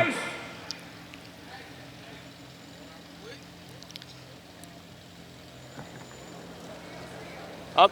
Hey, Laura. I got 975. You got a chance. I misunderstood. He's got 975. This is a single-seater, Chris, right? And but there is an option to put a passenger seat. There's room for it. If you want to. If you wanted to, you could. But yes, as configured, it is ready for the track, single seat. All right, $1 million. $1 million is bid. $1 million is bid. Got $1 million. 1,000,001. 1,050,000. 1,050,000. 1,000,001. 1,000,001. 1,000,001. I already have one of these in inventory. 3 makes a collection. So, We got him, my friend. 1,050,000. Thank you. Okay. Thank you. And how about that? That goes to our friend. It is indeed Mr. Rick Hendrick from Charlotte. I thought it was him. Yes. Wasn't sure what was going on there for a second, but how cool. It's the second auction we've seen him in person at this year. He, of course, scooped up a few good ones at Kissimmee. Yes, he but did. He's got an eye. Obviously says a lot about the MGroup collection. No question about that. And he thought, you know what? Hey, we had so much fun in Kissimmee. We're going to do it again in Indy. Yeah. You're right. Carrera GT, I think he bought down in Kissimmee, if I'm not mistaken. Yeah, he bought several. I remember that one, 918. Orange one. Yeah. Okay, 1966 Ferrari 275 GTS, Steve Matchett. Look at this, from days which are arguably from a more elegant time. What Ferrari were doing in this, 6 downdraft Webers onto this twin-cam engine here, so that each cylinder is given its own choke, its own throat of the carb, if you like, to improve. And the sound, guys, I was just following it along through pre-staging as it came onto the block. It just sounds exquisite. The interior is absolutely phenomenal. Pininfarina and Ferrari doing their magic. We see the cross flags of Pininfarina and Ferrari down inside the cockpit there to tell the customers what a great collaboration they had. But just the color alone with this bodywork, it just makes the car pop. It's fantastic.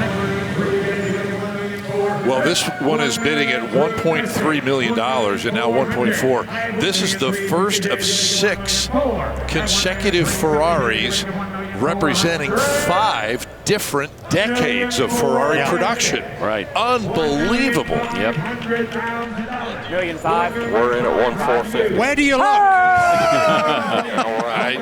You keep your head on a swivel here. Asking $1,006,000. 1.5 is the bid.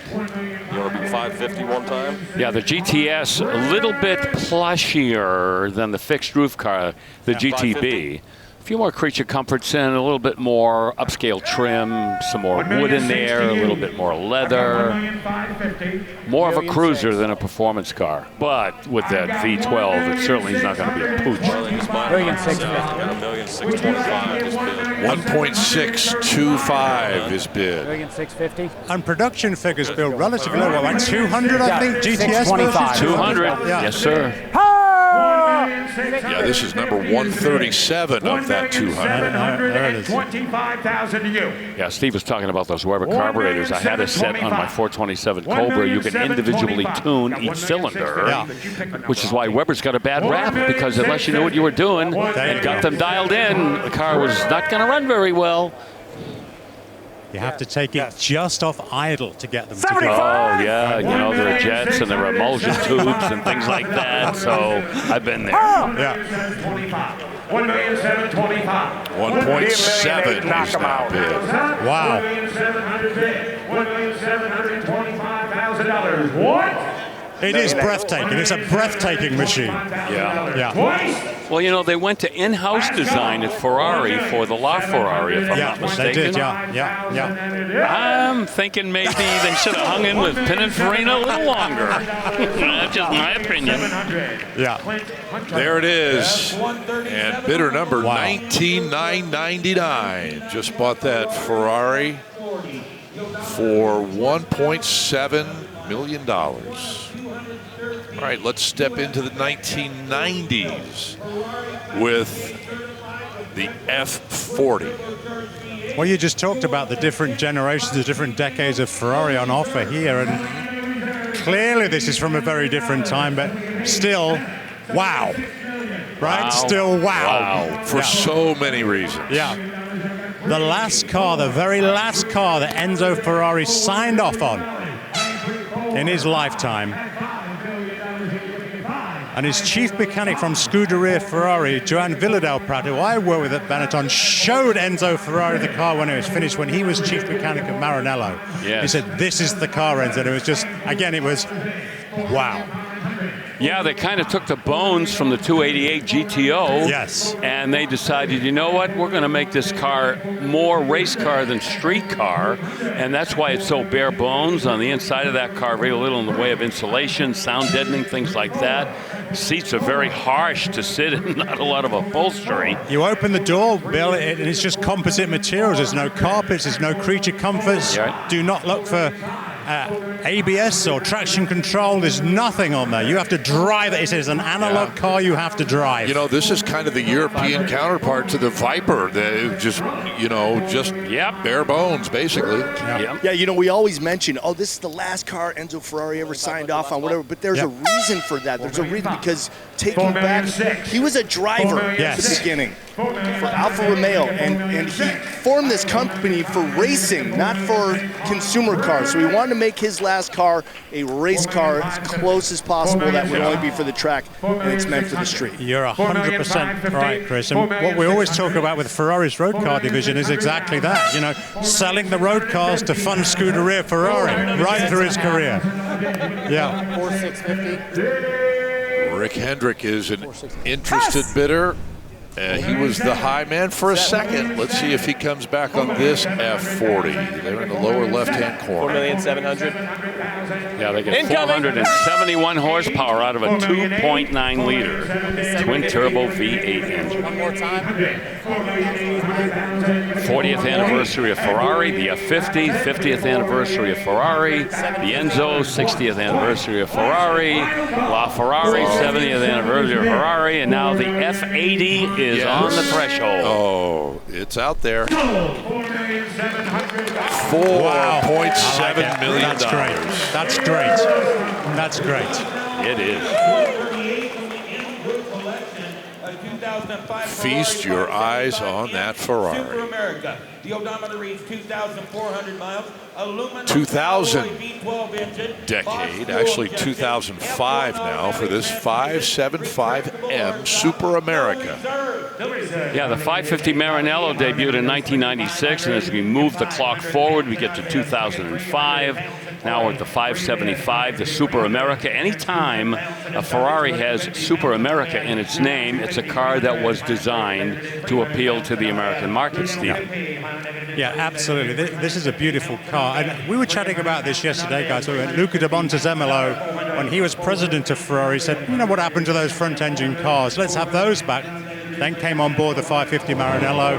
Advancement, and we get to this stage, yeah. Right, 575M, M for Modica, for a car that's been modified at the factory. 540 horse, double overhead cam aluminum V12 with dry sump lubrication. Boy, that's straight out of the annals of racing right there. I can't believe what we're seeing. It's just one fantastic 385 now, 385 now we got my four goodness. asking 4.25. Yeah, the M Group. We've been anticipating it, and now How about it's 410? rolling right in front of us. There are, Steve, just so you know, you can be prepared. There are 3 more after this one, and that's not the end of the line. There are 3 more to follow. Grigio Silverstone exterior paint with the red or Rosso interior. And $400,000 just bought that 2005 Ferrari. Well, Bill, you mentioned the progression, thank you, of the commemorative Ferraris, and here's the next one after the F40, the F50. Oh, well, now we're going to have a British diaper fire. Let's give it to Steve.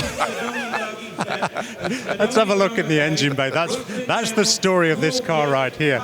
Chris was just talking about the racing heritage of Ferrari and the F40 representative of that. So when we get to the F50, the engineers at Maranelli were challenged, what else can we do? Well, how about we stick a 3.5-litre Formula One engine in the back of the car and give your customer base a real treat? And that is the story of the F50. It has got the F92 3.5-litre V12 F1 engine in the back of a road car. When these cars were produced, and they were very limited numbers, right? I mean, we're nowhere near as many as the F40, and they just disappeared. They just disappeared. Steve, one question I always had when you looked at the F40, it very interestingly had red cloth seats. The F50 got a little touch of leather and a little cloth. What was kind of the decision thought process on one versus the other there? I think it was the idea that when the F40 was first released, if you remember, there was a lot of customers thinking, oh, is there not much in this? Where's the comfort in it? Right. And Ferrari had to sell the story of the F40. So when the F50 came on board, they think, all right, let's give them a little something in the cockpit. A little bit of leather. That's right. How about that? We'll give them a little bit. Yeah, the F50 has really come into its own in the collector world. So much attention was paid in the past to the F40. The F50, I mean, look at the bid right now, $7.8 million. Much lower production numbers on this car. Only 349 total were built, where it's upper over 1,000 that were imported to the U.S. for the F40, Steve. You're absolutely right. And again, Chris, we were talking about this earlier on. When these cars are released, unlike the F40, because there are so few of them, they just vanished. And it's taken a long while for them to come out of hiding. We're over 8 million now. Oh, still active bidding, too. They got 8.3, got to be at 8.5. Want to go in at 8.5? It's at 8.3. They're looking for 8.5. 8.4. We're in at 8.4. Going back to the other bidder for 8.5. We're still in at 8.4. 8,500. Like an old man. 8.5. All right, they got 8.5. 8,700. 8.6.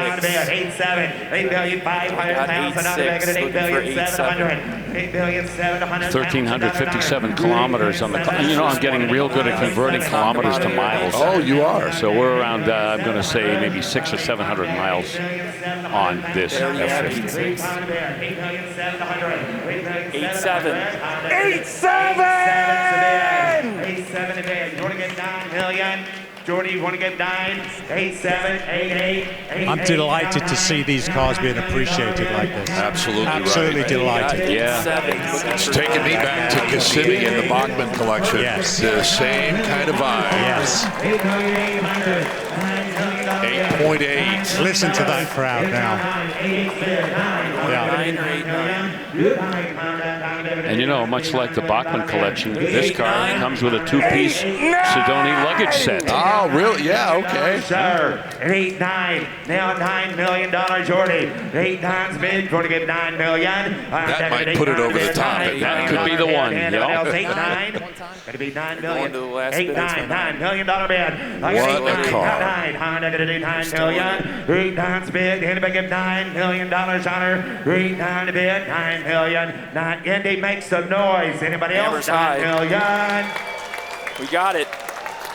Going to the individual on the other end of the phone there at $8.9 million.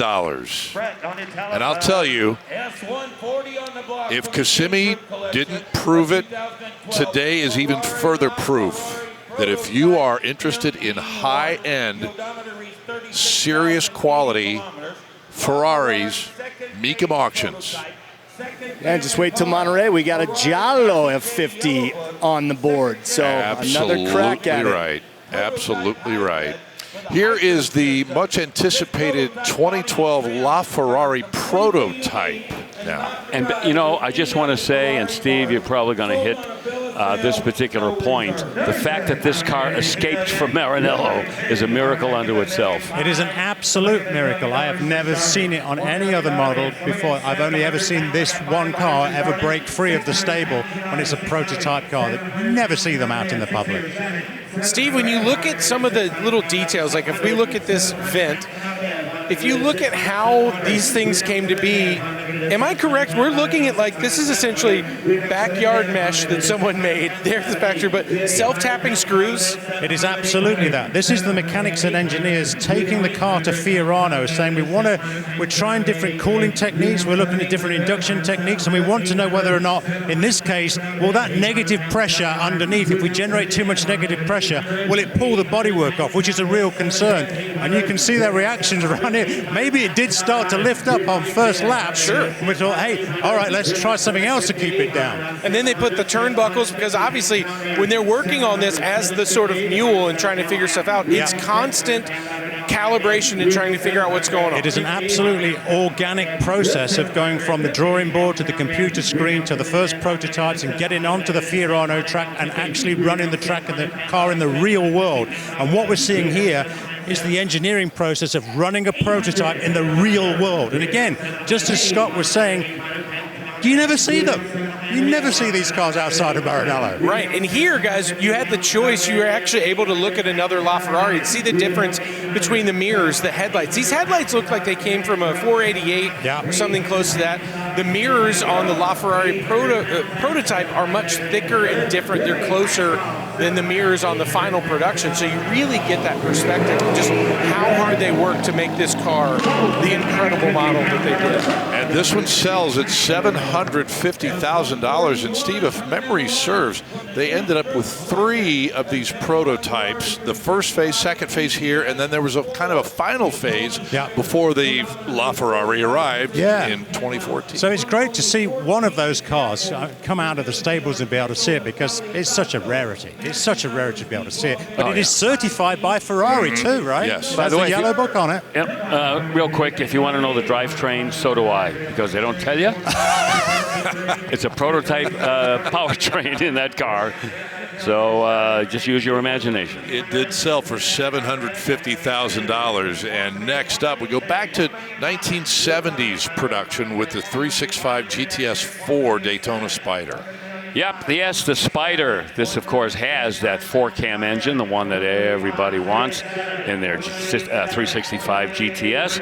Of course, has the 5-speed manual and the gated shifter. And this is one of only 14 that were produced in the Argento Metallizzato exterior paint with a black interior. Very good. And to underline what we were discussing earlier on about Luca de Montezemolo wanting the front-engine cars to come back online at Maranello, this represents the final car that happened in the 1970s when they underscored that and said, let's put the engine in the back of the car and produce the Berlinetta Boxer. So it was from here, 23 years they had to wait before the 550 Maranello came on board. By the way, this has a celebrity connection. This was once owned by Sidney Pollack. Remember him? An Academy Award-winning director. Best Picture, Best Director for Out of Africa, that movie with Meryl Streep and Robert Redford. Also, he would make some cameo appearances in some of his movies, like Tootsie with Dustin Hoffman. That's right. Yeah. I remember that. Another movie reference I hope I get credit for. $2.1 million is bid for this Daytona Spider. Well, as that Daytona rolls across the block, I've got to say it. I've just had an absolute ball seeing those cars roll. Wasn't that fantastic? Oh, all the way. Absolutely. Oh, wow. There are a few more Ferraris still to come in this collection, the MGroup collection. But for now, $2.1 million for that 1971 Ferrari. Oh my goodness. Chris Jacobs, what in the world is going on here? This is a 1986 roof BTR flat bow. Yeah, just checking the VIN on here, and it does indeed start with W09, which is the signifier for the roof slant nose. Started as a special wishes or Sonderweiss in German. You could get the slant nose variation, and then Roof just absolutely took it to the next level. These cars are so highly desirable, so cool, and these are back in the day before Roof started building their own cars completely from scratch. So this is a factory Porsche that's been massaged quite a bit by Roof, Bill. Yeah, Roof kind of like the equivalent of AMG with Mercedes-Benz, well known for the modifications they make and the performance that they pump into a car that already has plenty of that. 374 horse, flat six, one of as few as 5 in the slant nose U.S. delivery configuration. And what an 80s vibe these slant noses were. You know, when they first started coming out, I think people were like, oh, how do we make a 911 better? And they're like, wait a second, you took the thing that makes them stand out and you totally changed it. And they said, yeah, that's what we do. It's the 80s. Things are different. It had such a different vibe. When you saw one on the street, you really felt special because there were just so few of them out there. Well, I can remember going to Lime Rock Park in Connecticut and seeing the racing 935s out there. And when they come down the end of that straightaway and they back off and the turbo wastegate throws flame out the exhaust, man, I tell you, I was finding religion. Yeah, and you will not find a Porsche logo anywhere on this car, and that's a special deal that Roof has with Porsche. It only says Roof on it. The hood badge has been removed. 35. The Porsche script in the center section between the taillights has been removed. Those iconic Roof wheels that are on there, and you can hear it from here just how badass that exhaust note is on this car. Yeah, it is heavy duty. Guys, this is how this car came. It's incredible. The sound, wow. Yeah, better than Casey and the Sunshine Band. Oh. Yeah, and that BTR essentially designates what the car is. That B group, the T for turbo, and the R for Roof. You know, you mentioned the badging. That's the one little tiny little thing that I kind of miss on this is that Porsche script along the back. You know, it does look a little plain without it there. Yeah. They were probably influenced by the 1959 Nash Metropolitan that did not say Nash on it. Of course they were. Very similar. Yeah, they're like, let's just delete the sail panel. Right. No words. $450,000 buys that 1986 Roof. Well, here's another car that you can chalk up to the very, very rarely seen on the auction block. It's a 2005 Maserati MC12. And Steve Matchett. Guys, I'm going to jump in here because to me, I think those lines that you see, this being the cousin to the Enzo, you look at the way that they said, okay, we still want this car to be different. How do we move air across even this one? It has the same carbon fiber monocoque chassis, Steve, that we saw on the Enzo, but it's really interesting because it is a totally different vibe and view than the Enzo. Yeah, it has. It does share several similar features to the Enzo. The screen's the same, right? There's a lot of components that are the same, but I think this is Maserati putting their own ideas of aerodynamics on the car, not just to replicate what was happening in Maranello, but the end result is pretty stunning trims at the back, how they've got this rear wing to work. I mean, there's an awful lot of rear wing on the back of this car as well here, right? I think get the air to spill from the left and right sides to keep it that way. It's beautiful, yeah. Lots of engine, too. They have 630 horsepower in a naturally aspirated V12. No turbocharging, no supercharging. 775. That is all naturally aspirated horsepower. 6-speed Cambria Corsa automatic transmission. Paddle shifters as well. While it does share the chassis with the Enzo, it's actually wider, longer, and taller than that car. So much bigger car, but dominant in the GT1 series, for which it was homologated by Maserati. Fellas, this car is playing in that same $8 million plus sandbox as the F50. 8.3 is the current bid. And keep in mind, on the exclusivity side, this is one of only 50 produced, right, Steve? Yes. Very low production, and again, it's great to see them being appreciated, because there was a time when they took a little while for the collectors to understand what was happening here. Yes, absolutely right, and I recall that time period. Also, that Ferrari-Maserati collaboration trickled down to their street cars. Remember, Ferrari was building the engines for the street Maseratis for a while. I'm a big fan of those V12 non-turbo engines, just because of the sound of the things. Oh, sure. They just sound so fantastic. 8.5 is bid.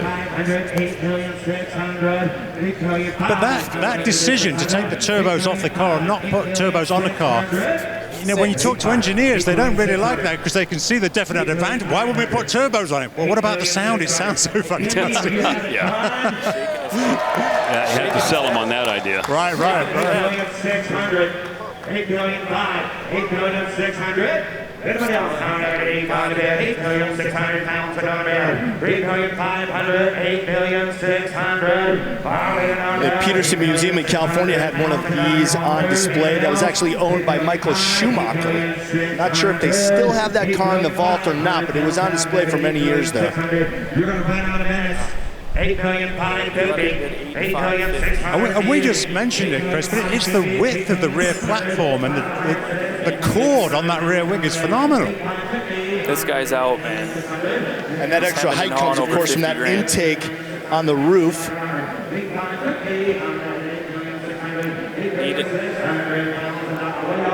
Just astounding. Let's give him 8.6. Knock him out of there. Do 25. We are more than halfway through the entire MGroup collection, by the way. Let that other guy as we reach another little milestone, 8.6 million is the current bid. 8.6. Raise that hammer high. Sold $8,600,000. Sold $8,600,000. Terrific. Telephone. Terrific. $8.6 million for the MC12 from Maserati in 2005.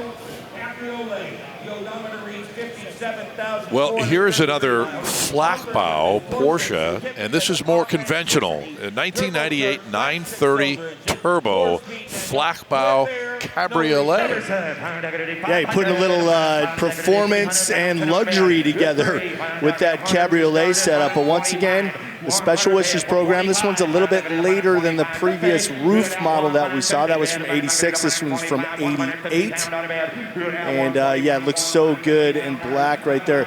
Indication on the consignment sheet, does this have the G50 trans, or are we a year short of that?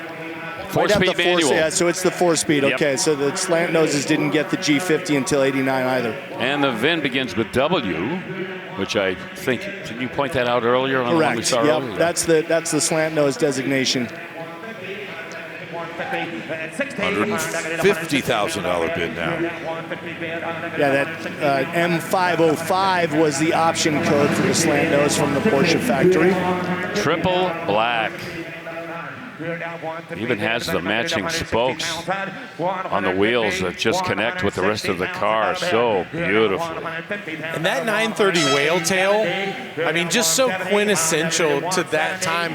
We knew that translated to speed because they're moving the air around, even though it's a convertible, which I realize that can poke some holes in your aero, Chris. No, I mean, I always prefer the coupes in these, of course, but I mean, the fact that they made a cabriolet with the turbo and the flock nose, it's just, flock bow, it's really just trifecta of goodness. 175 is the bid. Russ Conklin, lower left-hand corner, has the gavel in hand. We have you 185. Dare I say, well bought at this price. I mean, 175 for a turbo slant nose. I was just thinking the same thing. Yeah. Triple black, too. 185. You want it? 200. So this would have been pre-959? No, this would have been after 959. The 959s were just a touch earlier than this, 85 and 86. And then the ones that they made out of parts came in 92. So clear this up for me, Sensei. I will try. After the 959, all of the Porsche Turbo 911s were all-wheel drive. Did you? Correct. Yes. But this one isn't. Is this not one all-wheel drive?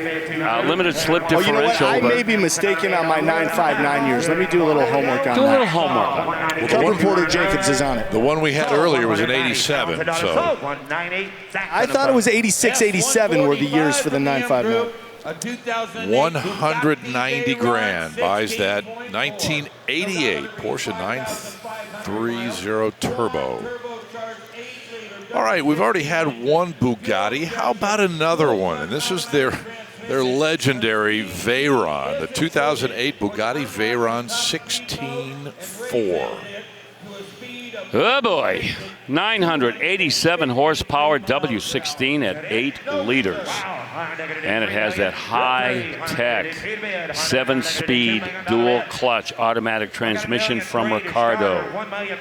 Dry sump lubrication helps you to lower the center of gravity of the car, make it even lower. Adaptive fuel injection. It's the 46th of 76 that were produced for the U.S. 252 coupes were produced between 2005 and 2011. Traction control and creature comforts abounding. Heated bucket seats, automatic climate control. You got a Burmester sound system. Oh boy. Not a stripper, let's put it that way. Guys, being lucky enough to drive a Bugatti for a few days when we were shooting Top Gear, it was the Grand Sport Vitesse. Just had a few more horsepower at 1,000 horsepower. It is hard to explain what it's like in a street car to have that much power that this car does. The rate at which you leave other people's sight is really one of those ways that you can track it. In the seat, you just feel completely pinned in. And it does feel like you're on a rocket, Chris. You just dig in and you go. It's incredible to drive one of these. Well, my favorite gauge on this Veyron is the horsepower gauge. To the left of the steering wheel, it does have a gauge from 1 to 1001 that tells you exactly how much you're using. You know, I was going to, as we see this sell for $2 million, I was going to ask you, you remember the first time we saw one of those in Monterey. And yes. That kind of went out the window, and Rut's talking about driving one. Well, you know, that year I went to the Pebble Beach Concours, and they had one on display. And here you have the Monterey Concours, which has all of the most expensive and desirable automobiles in the world, and the biggest crowds were around the Veyron. Yes, it made a huge splash. Yeah. Here is another slant nose, guys. 1994 964 Turbo S this time.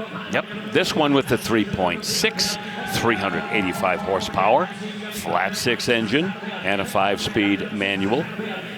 Yeah, so this would have been the 964 iteration of the 911, and by 1994, it has graduated to the 5-speed manual transmission, that legendary now G50 transmission that Porsche was utilizing.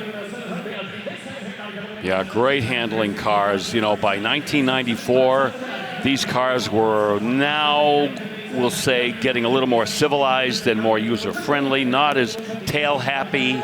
That was the wrap on the 911s for so long. They would oversteer if you lifted in a corner and loop the car around, but now much more compliant automobiles. Yeah, that's how they got that nickname, the Widowmaker. And you see that side marker light on the fender. That signifies ROW, rest of the world, indicating that it was an export car. This one was one of 10 that was exported to the Japanese market. So this one's a rare one, and that's why we're seeing it reflected in the bid right now at $875. And it's been really cool to see the value of the 911s go up over the years, and people go, oh, well, if it was a left-hand drive car that they took to Japan, I could go there, buy it, bring it here, and still get to love and enjoy the car. So what a cool story that goes along with it. And I think that's ultimately part of what we're seeing, the value here all combined. I went blind for a second. Well, the handshake seals that deal, $900,000. What a fantastic group of slant-nose Porsches we've had as part of this MGroup collection. We are not finished yet. About 10, 11 more to go. And this is a 67 Ferrari 275 GTB4. Scott, we mentioned this earlier on, that these cars are built in a different time, perhaps a more elegant time, but look at all this again. Now we've gone to the 4-cam engine inside the Colombo engine here. Dual ignition systems on the car, and the idea by that is we can double the dwell angle time and therefore double the saturation time on the coils to give stronger sparks. Remember, this is all pre-electronic ignition day, so this is Ferrari playing with a system to try and generate a more stronger spark, but they got it to work. 6 downdraft Webers on the car again, so each cylinder has its own choke, its own carburetor tubes going down, which Bill and I were talking about a little earlier on, but a really magnificent engine. But it isn't just the engine on this car, it's the bodywork again. It's that Pininfarina just absolutely excelling themselves with the design of the car. Yes, indeed. This was the run-up to the 365 GTB that we've already seen today. This one with the 3.3-liter V12, as you pointed out, Stephen, and with the 5-speed manual transmission. And they had an alloy body example of the 275 GTB, which we have seen in the past as well. Those are really rare. Yeah. But what an Italian collaboration. We've got Ferrari, we've got Pininfarina design, and the coachwork by Scaglietti. Yeah, it's beautiful. And again, the color itself, this modern yellow color, is of such huge significance to Ferrari. It's very easy to say, well, red is the color of Ferrari, but it's not. If you look at the region, every Ferrari badge has that yellow behind the prancing horse because it's the color of Modena. It is the color of the region where Maranello is based. So yellow, highly significant to the lore and legend of the company. $2.45 million. Must be a great story of how this car wound up in the M group, because the original owner was in Stockholm, Sweden. Yes. Made its way back here to the United States at some point. Boy, how lucky are we to have such a Ferrari aficionado with Steve Matchett here to help bring these cars to life. They're just something special. That romance that you have, that love affair, is just so real and so special, man. I appreciate you saying that. I agree. You know what? I feel lucky that we've got Rutledge to talk about these Superbird police cars that we had yesterday. You know, you're trying to say something nice about your friends, Steve. Yeah. Oh, well, you know what? If anybody was going to do that, it would have been it's been. Yes. 2.55 is the current bid.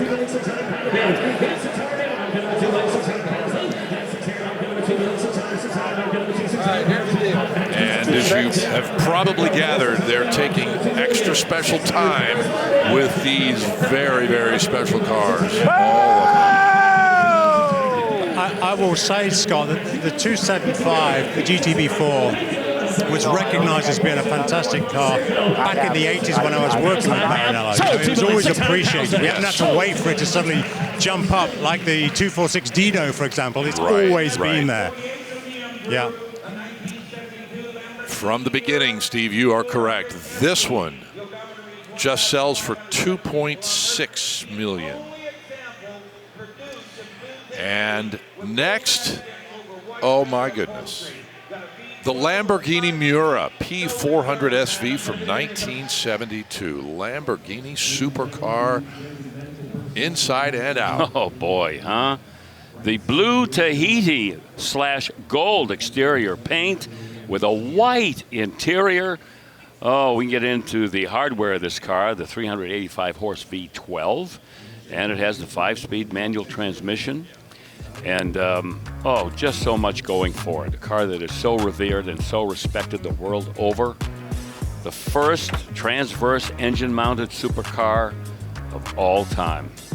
We will be back with more from this MGroup collection coming up in a moment here from Indianapolis. We pick up the bidding on the legendary Lamborghini Miura at $3.1 million. Yeah, 1972 Miura P400 SV Super Veloce, super fast, and it is. Odometer reads about 1,500 or so kilometers, and the only example produced in this color, the blue Tahiti with the gold accents, white leather interior, and those gold Kent Vignolo 3-air knockoff wheels. 180 mile an hour exotic car for sure. It's got a Weber carburation, and we talked about it a little earlier on the Ferrari. 4-wheel independent suspension with coil springs, tubular shocks, anti-roll bars, kind of a state-of-the-art suspension system for a 1972 sports car. Yeah, go ahead, Chris. Sorry, Scott, I was going to say there are 3 iterations of the Miura, and you can kind of tell which one it is by the headlights. So the original P400 had those very iconic eyelashes coming out of the top and the bottom of the headlights. The P400S had the chrome surround on the headlight, and then the P400 SV did not have any of the eyebrows. So that's how you can kind of spot the different versions of the Miura from the front. $3.8 million. Would you like to bid yes or no? Bill, you mentioned it earlier on. This is the only one that left the factory. This Tahitian blue, Tahiti blue. Yep. 1-1. Didn't Lamborghini drop the ball there? Because I would produce another 100 of them. It looks so beautiful. What a great color. That looks beautiful. By the way, you mentioned the SV indicator here. That will show up a little bit later in our lineup today in a 2010 Lamborghini Murcielago. Or give $4 million and just own it. And of course that P for posteriore, indicating that the engine is in the rear. Correct, Steve? I like that. Yes, it is. Yeah. Yes or no? And Lamborghini's engineering were doing fine work back in that time period to think, well, we want to put a V12 in, but it's such a long engine. What do we do with it? Well, how about we put it transverse in the back? I got something else building. Okay, let's do that. I can't do that. Yeah, and amazingly, this car was debuted at the Toronto show just in its chassis form, and it got so much attention that Lamborghini said, yes, we are going forward with the design of this car.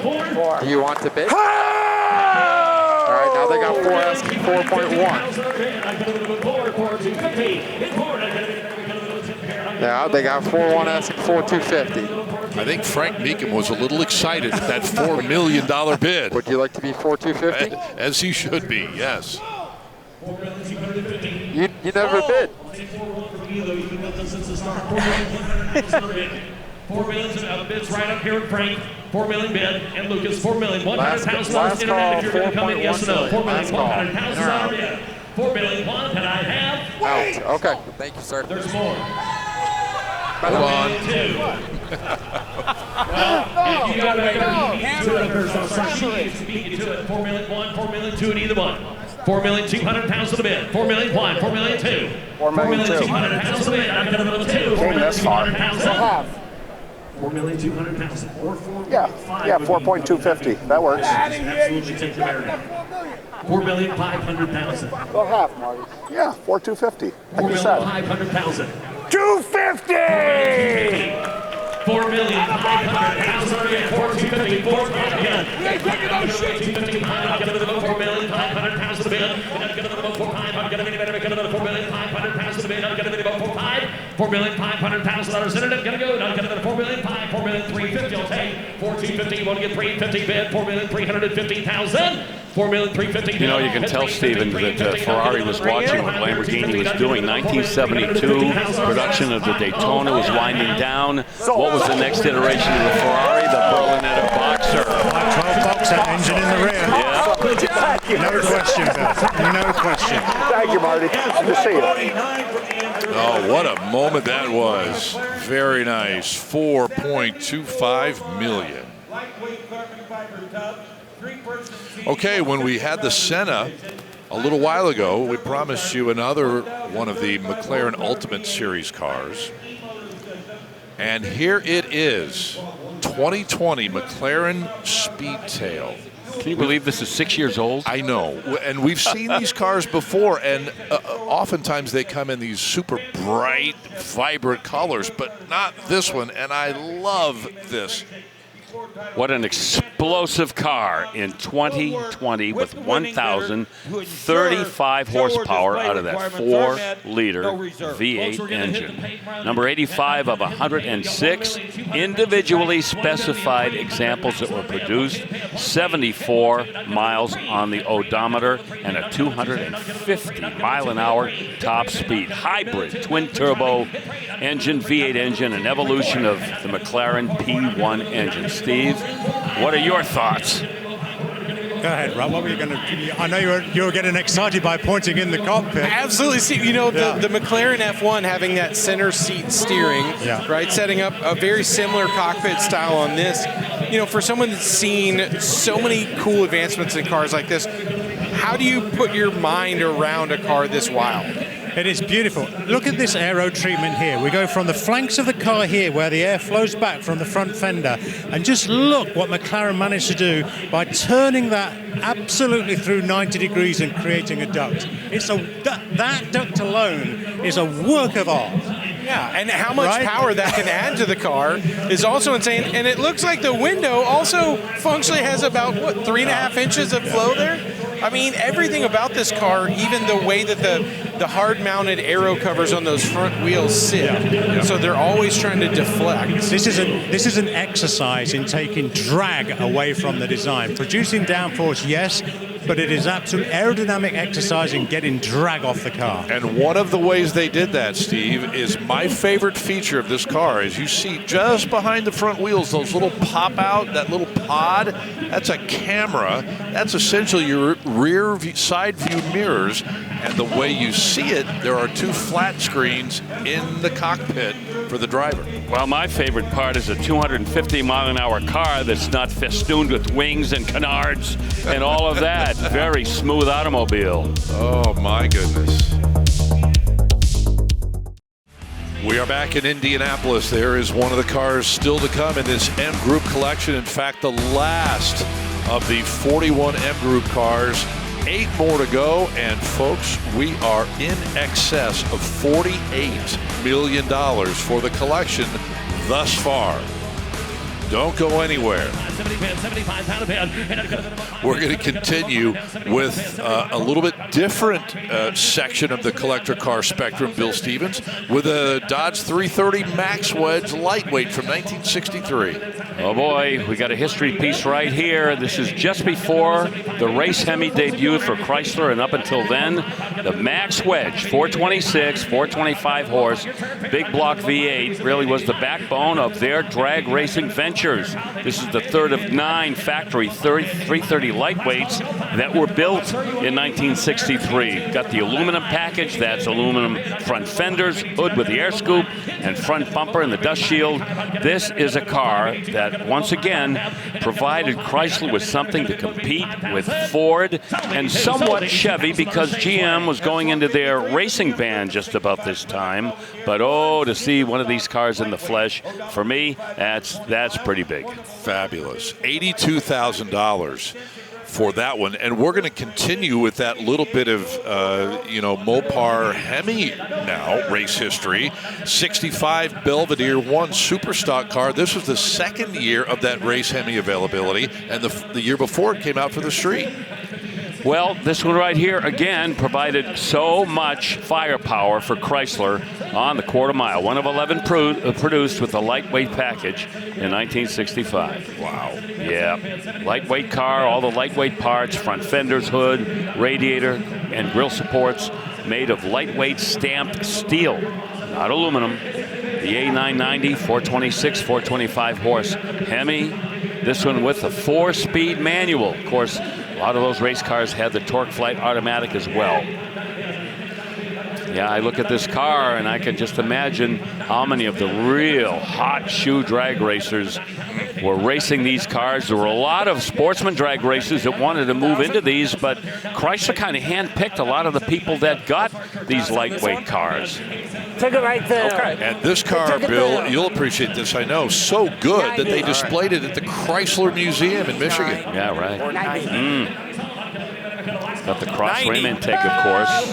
Big 4-barrel carburetors. That cross-ram intake, by the way, made out of magnesium. And that's not what you call a swap meet part. Good luck if you ever wanted to build one of these cars as a replica. Very difficult. Aluminum cylinder heads as well. Aluminum water pump, things like that. All to reduce weight. Guys, I just want to point out, we are still in the MGroup collection. The variety of cars in just this one collection is so impressive, and the level of which these cars are kept at and maintained. This might be one of my favorite collections of all time to roll across the block at Mecum. It's unbelievable. And we're not finished yet. As you mentioned, the variety, yes, but the span, not only just in different genres, but different eras and different decades. We've got a car that's coming up here in a little bit, a 1930 Cadillac, for crying out loud, in this group of cars. And it is an amazing car on its own. $100,000 bid on this Belvedere 1, Bill. Yeah, glad to see it. 105. Sure? Thank you.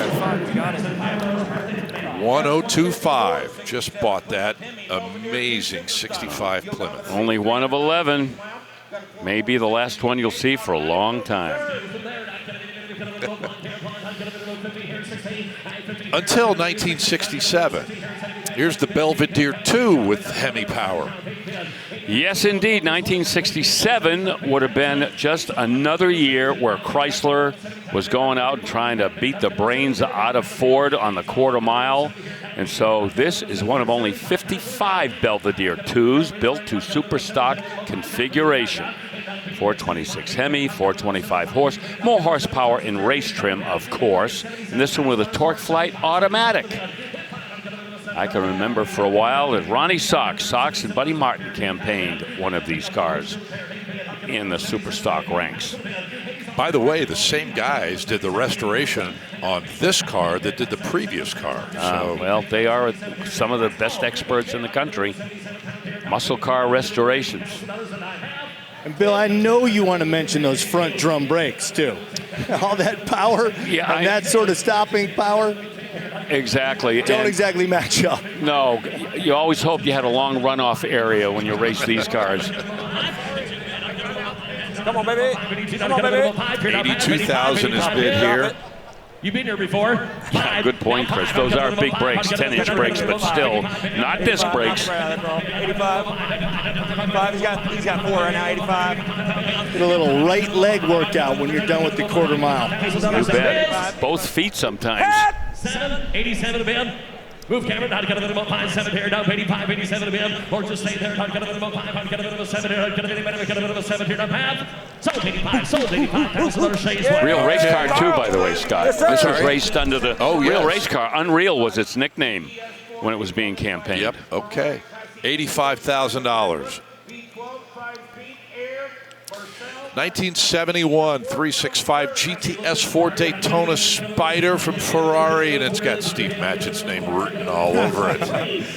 Well, we were mentioning it a little earlier on that this era at Maranello was starting to wind down, and then after this came the 512 BBI with the engine in the back. If you had to finish the front engine era for that time, what a way to go out, because this car is just absolutely beautiful. It really did become an oxymoron to say it, an instant classic. Everybody immediately fell in love with the Daytona. This is the Daytona Spider, clearly the soft top version. The car has been certified by Ferrari. It has a Red Book certification. So when the car returns to Maranello, they will check absolutely every nut, bolt and washer to confirm it is absolutely as it left Maranello back in 1971.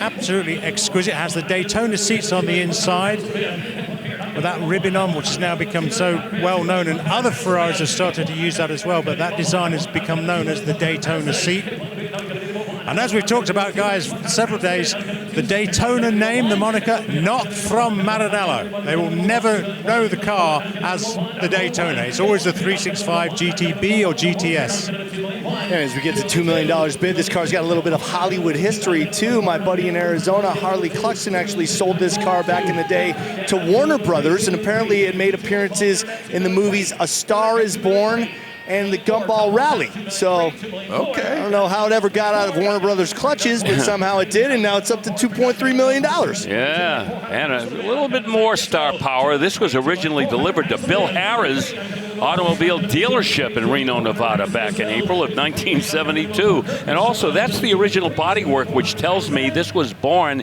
as a Spider, not a conversion car. Yes, and as I say, as it went back to Maranello for the Red Book certification, Maranello is saying yes, indeed.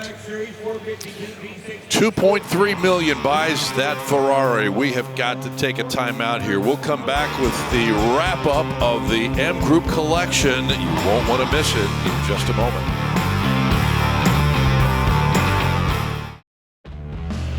We are back in Indy. I told you about this Cadillac. It's a 1930 Series 452 V16 Sport Phaeton. One of only 17 known to exist, Bill, and while we were in the commercial, it sold for $500,000. Oh, ready for Pebble Beach this August. Wowzers, a car that once was in the Otis Chandler collection. That is instant cred in the collector car world. Now we get to this live look at a 1963 Thunderbird as we get set to wind up the MGroup collection here with one more car after this one. Yeah, not quite 6,000 miles on the odometer. This one trading much beyond what we would see this Thunderbird sell for, and we love to see that because I've always said these cars are undervalued, and this market, I know, a little bit of a poke or a prod, and we may see some upward movement. We're now at $40,000. It has the conventional powertrain, the 390 cubic inch, 300 horsepower V8 with a Cruise-O-Matic automatic transmission. Power brakes. These Thunderbirds, you know, they were luxurious, stylish, and pretty quick, too, for an unmuscled car. And it sold for $41,000. To wrap up our coverage of the MGroup collection, no better way to do it, perhaps, than this 1963 Ferrari 250 GT short wheelbase, or as you see, SWB California Spider, the last of these builds. Steve Matchett. Have a look inside this car, inside the engine bay. Here's the story of it. The black crack cam covers on the 2-cam Colombo engine just set this engine off perfectly. 3 downdraft Webers on the car. There's that twin ignition system we talked about before with the coils. But it really is the power plant and also the bodywork. I think we're seeing Pininfarina at their absolute zenith in this time period in 1963. The collaboration between Maranello and Pininfarina with this bodywork is just beyond beautiful. And again, it is the 250 GT. Collectors love that. It's a short wheelbase. Collectors love that. It's the California Spider. Collectors love it. And when you put all that together, wow, wow, wow. Oh, yeah.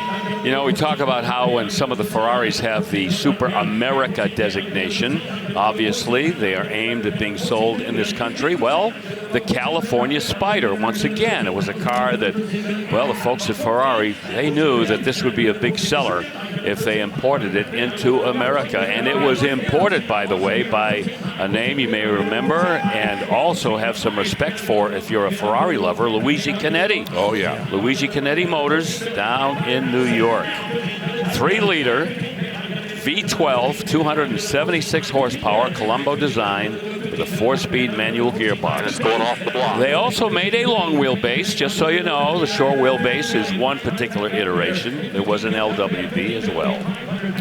15 million is bid. And guys, this is a car that's been in the living room of millions of people around the world. When this car was captured in the movie Ferris Bueller's Day Off, of course, the car that they actually used in the movie was a kit car based off of this car, but it was his love, it was his passion, Chris. He doesn't even drive it. Doesn't even just drive it. Rubs it with a diaper. Amazing to think, Steve, that this was a car that was idealized by you and your friends back at home. Yeah. Then me and my friends at home here, Chris, your friends. It was just everything. It really was. Yeah, actually, sorry, Steve. The car that actually was the hero car in the movie, that kit car, was sold at a Mecum auction in Monterey several years ago, and did very well. $16 million is the current bid. It's the asking bid. That's the asking price. Right. Asking bid now. It doesn't surprise me at all to see that. Nope. Because again, the Ferrari collector's world, the world is in full appreciation of exactly what Pininfarina were doing here. Now 16 million is bid and the reserve is off. Only 55 of these were built. I mean, you want rarity? Last call. You've got it. Yeah. Between 1960 and 1963, that's it. It definitely seems like the people bidding are folks that know this market and know these cars. Yes, Steve. absolutely. All right, no problem. I appreciate that. 16 million $5 is 16.5. I've got a little $5 here. That's going to be 16 million £500. Yeah, you can hang on the phone with me here. Yes, folks. 16 million £500 on a bid. 16 million $5. 16 million £500 a bid. 16 million or it's 17 million. My goodness. So very rarely do you see them cross the auction block, right? Come out of the collector's hands and cross the block. Oh, you said it. Yeah. You could take that car and you would be the center of attention at any Ferrari event the world over. Yeah. Well, that car right now is the center of attention in this building. No doubt about that. 16.5 million waiting on the next bid if there is one. Big round. Sold 16 million. Nope. $500,000. $16.5 million. And that 63 California Spider has found new ownership. Beautiful. And a new caretaker. And with that, we wrap up the magnificent MGroup collection. We'll be back in just a moment.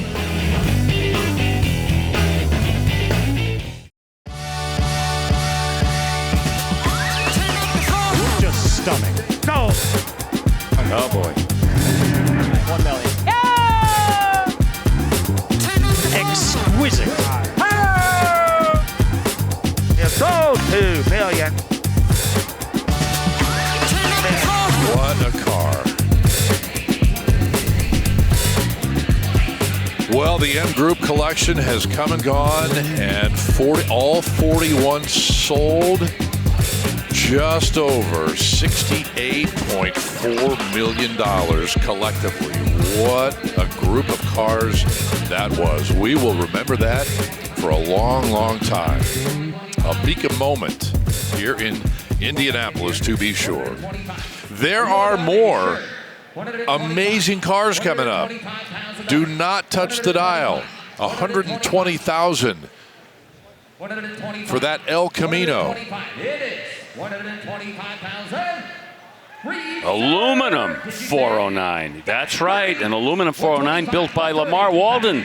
The 409 people know him. Wow. Also, Edelbrock Heads aluminum. Wow, that is a trick motor. Holley 4x2 Sniper, electronic fuel injection. Holley Sniper distributor. Billet 409, front drive. Hey, get about 500 horse out of that 409. By the way, you know what my hotel room number is? 409 or Yes. 420? Really? Yeah. Okay. Oh, that's why I'm so excited. Lots of other work as well. It doesn't take much. Tremec TKO 5-speed.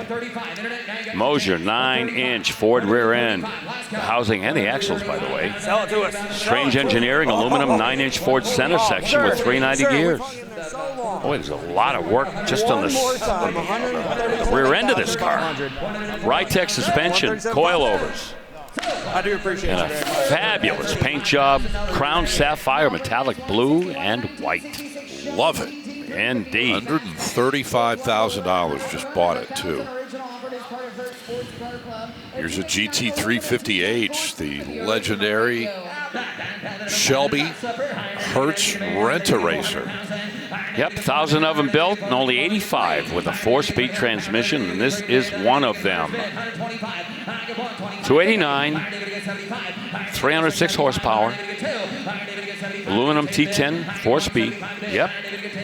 Boy, they really went the extra mile on the restoration here. Correct overspray and red oxide primer. I have been to any number of Shelby conventions, and when they judge these cars, they argue over where the overspray should be and how much of it and what it should touch. I'm not kidding. Yep. Oh, my. But this is the black and the gold. That is the one most symbolic of the Hertz cars back in 1966. You know, you mentioned that one of 85 with a manual transmission. I guess it was less risky to put a manual in a rental car then than it is now, right? Well, yeah, because they started renting out the 4-speed cars, and people were having a little too much fun, and they were coming back to Hertz with the 4-speed shifter wrapped around their neck, and so they said, you know, maybe we'll go with the automatic. High bid here at $200,000. Not the last Hertz Shelby that we'll see today. Rolling up next is a 1952 Allard J2X. Sidney Allard was a Brit, and he decided he would take American V8s and put them in lightweight sports cars, and he'd go racing with them. And if that sounds like another guy that did the same thing, name is Shelby, well, Shelby was influenced by Sidney Allard, and he admitted that throughout his career.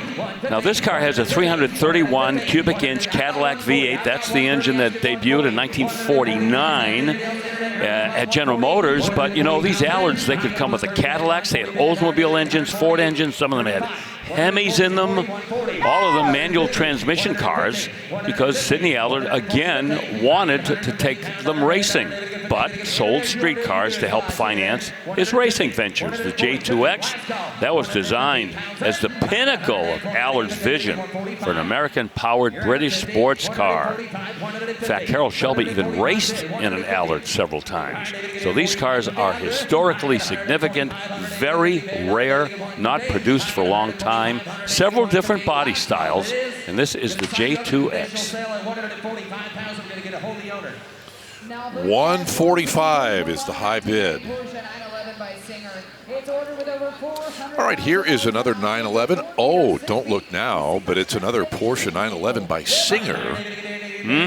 We're learning a lot about these Singer Porsche 911s here in Indianapolis. This one with a 390 horsepower, 4-liter, flat 6 with a 6-speed manual transmission. And once again, Singer is that company out in California that re-engineers, redesigns, and re-outfits the Porsche 911 and comes up with a very desirable and very valuable finished product like this one. $1.2 million right now. Oslo blue pearl paint, nickel-plated bumperettes. See the Singer script that's finished in nickel. Recaro 8-way touring seats. That's another one of those paint to sample colors. Yes. Oslo blue. Did you mention that? I mentioned the color, but yes. Yep. 1.3 million, 1.350 actually. Yeah, Singer, another one of those a la carte kind of builders. You basically tell them what you want, what you'd like them to do, the things that you would like included.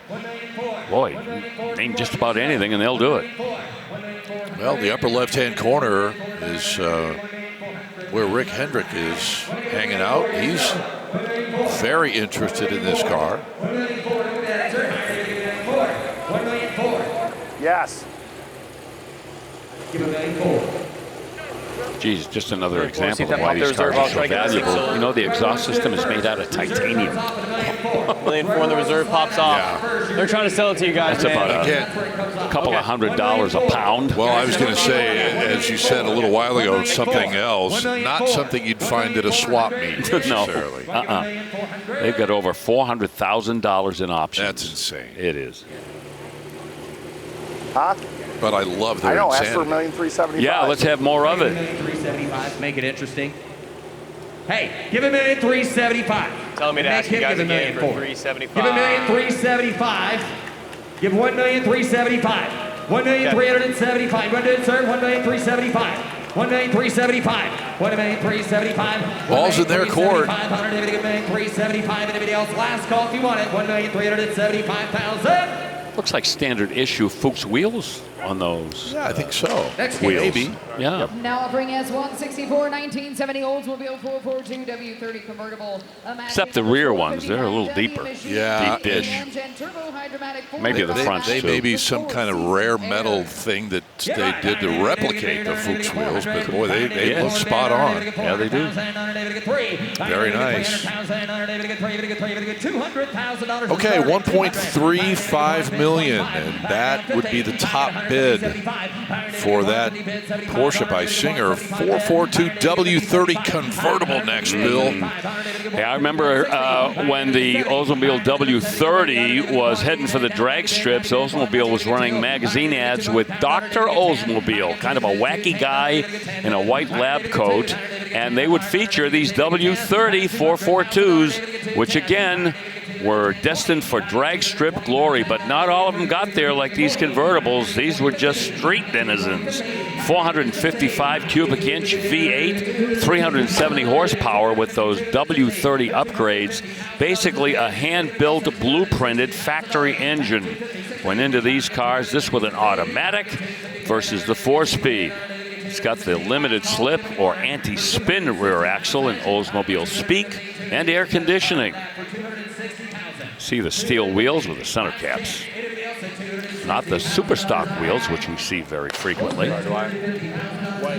Interesting to note here, too, Bill, with the documented 442 W30 and the documented LS6s from 1970, the convertibles are so much more desirable and valuable than not. Yeah, and the racers preferred the fixed roof because they were lighter than the convertible. Yes.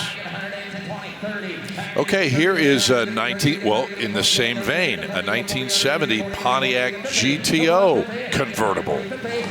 Right, in cardinal red, white top. It's got the deck spoiler on it, and it's got the Rally 2 wheels. Of course, the 400 cube V8. Get a 455 in the 1970 Pontiac GTO, the HO, because that was the year that General Motors rescinded their cubic inch limit on their downsized cars. 4-speed transmission, 355 safety track rear axle. Power operated convertible top, power steering and front disc brakes, and this one will head for the bid goes on as well. Yep, at $140,000, and rolling up right behind that GTO is 2004 Ferrari 360 Spider. Boy, we've seen as many yellow Ferraris as red Ferraris here in Indianapolis. I know. 3.6 liter V8 engine with the gated 6-speed manual transmission. Very original car here. The odometer's reading 13,000 miles plus, and one of 20, only 20 manual 6-speed Giallo Modena Spiders produced for 2004. See the Scuderia shields, fenders, interior, black. See, we got any stitching in there? No, I guess it's solid black. Toolkit, original sticker, owner's manual. The belt service has already been completed. Like to see that by Lake Forest Ferrari. Yep, solid black interior. And you see the gated shift. 225 bid, 235, 225, 235, 235. Now they don't call this fly yellow. They call it Giallo Modena. And these colors attract flies. I mean, there's no delicate way to say it. Wait till we get to Monterey and we're outside on the golf course and we have a car this color. Because in years past, I've shown you, see, a fly there. I'm gonna put that as a reminder in my phone now to ask you about that. I have no fear of contradiction about that. Well, the reserve is off. You can see that indication. Frank Mecum's telling us all that the reserve off $225,000. 230. 230. 220 is the bid. $230,000. Reserves off. Cars for sale. 230. You want to bid $230,000. Last chance. 230. Higher David to get 20. David to get 30. I get 220 bid. Under David to get 30 bid. Under David to get 30. David to get 30. David to get 230,000. I get 220. David to get 30. All good. Done. Under David to get 230,000. So $220,000. Oh, there we go. Upstairs to the Hendrick Suite. 220 grand. So many Ferraris changing hands here. Maybe some new Ferrari owners out of all these. You never know. Yeah. You never know. One of our faves from the Tri-5 Chevy era, 1957 Nomad. Oh, yeah, this has got some speciality as well. Oh, opening bid. Approaching, well, there it is, $100,000. 283 Power Pack makes it special. That's the 4-barrel 283, dual exhaust, 220 horsepower, Power Glide automatic 2-speed transmission, Sierra Gold on the Adobe beige paint. White and black interior. How about rare factory air conditioning in this Nomi?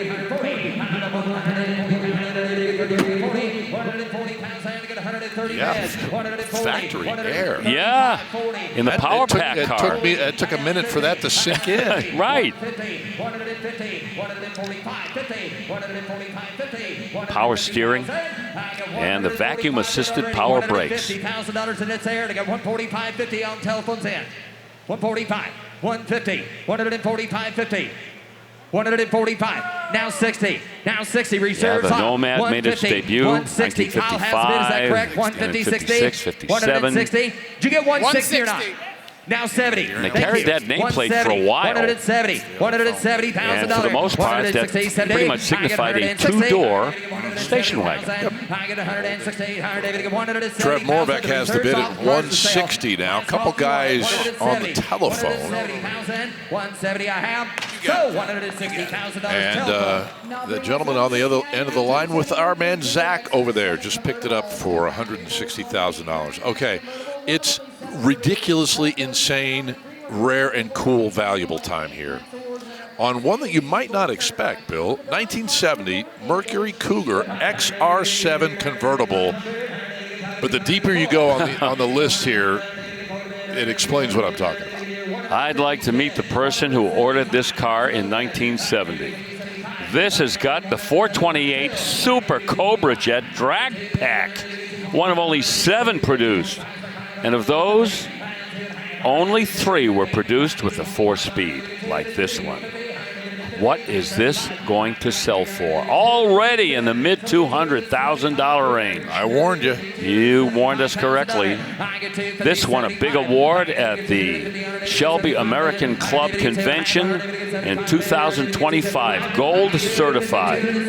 Been on display at the McCacken Show. And the comprehensive detail after initial restoration by fellow I mentioned earlier, Ed Meyer. Yep. So this has had the best of the best kind of restoration and detailing. Nope. 250? Mm-mm. No, not close. No. Leather interior, too. A leather interior. Bid goes on at $250,000.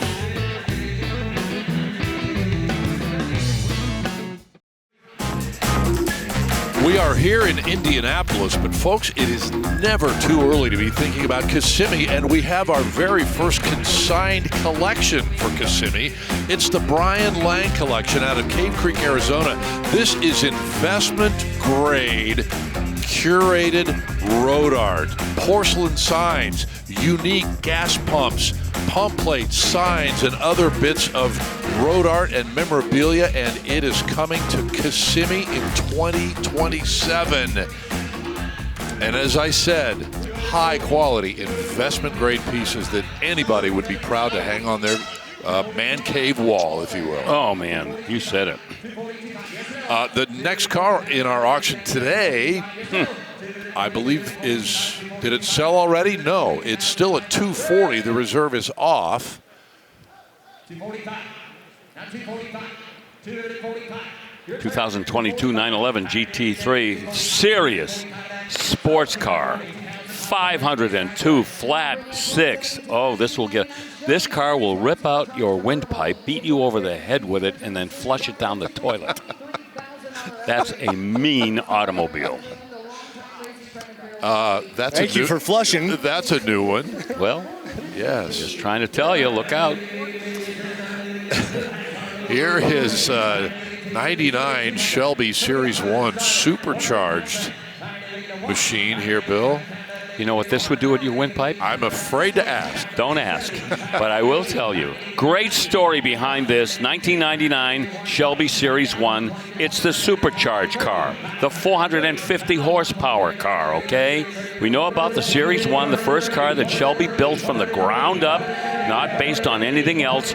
This car was delivered to his good friend, Fred Sutherland, a longtime racing friend of Carroll Shelby. And Shelby himself delivered it to Fred. The serial number is 239 because that's the number of the Cobra that Fred raced for Carroll Shelby in the mid-1960s. CSX 2239. Lots of documentation, as you can imagine, go along with the car. That's Shelby history right here. Yeah, plenty of it. 6-speed manual behind that double overhead cam, 32-valve Oldsmobile sourced engine. Shelby 5-spoke wheels in that silver color. And Bill, was this Carroll's last hurrah, essentially, as far as him being directly involved in the development of an automobile? Yes. Now, of course, his name has lived on with so many cars, but Exactly. You're right. This was the last of the manufactured Shelby cars, unless, you know, you want to make the argument about the continuation cars that came along, and the Mustangs you could send to Shelby, and then they would do all of the revisions to them. But in terms of a manufactured car from the ground up, this would be it. Well, it just sold for $200,000, considerably above what we normally see the Shelby Series 1s go for. Next up, 2007 Ferrari F430 Spider. Here we go, another Ferrari. This one, a drop top, 4.3 liter V8 Formula One style automated manual transmission. Boy, as that setup has become more and more popular. Scuderia shields, you can see on the fenders. Bucket seat interior with the power adjustable Daytona seats in there. And this one, 467 miles showing on the odometer. And another happy customer is going to drive away with this. Reserve is off. 320. Reload now. 320. And David again 20. 30. And now 320. 330. 330. 330. And 320. Again 30. You know, people do rave about that Formula One automatic transmission, but I do miss the old-fashioned gated 3-pedal setup, you know. Yes. I'm just a dinosaur, I guess. Nothing wrong with that. Nothing wrong with that, man. I mean, that's the way it ought to be. I know I'm not alone. All right, moving on. 1957 Corvette convertible wearing the hard top here. And this car, another Duntov Corvette.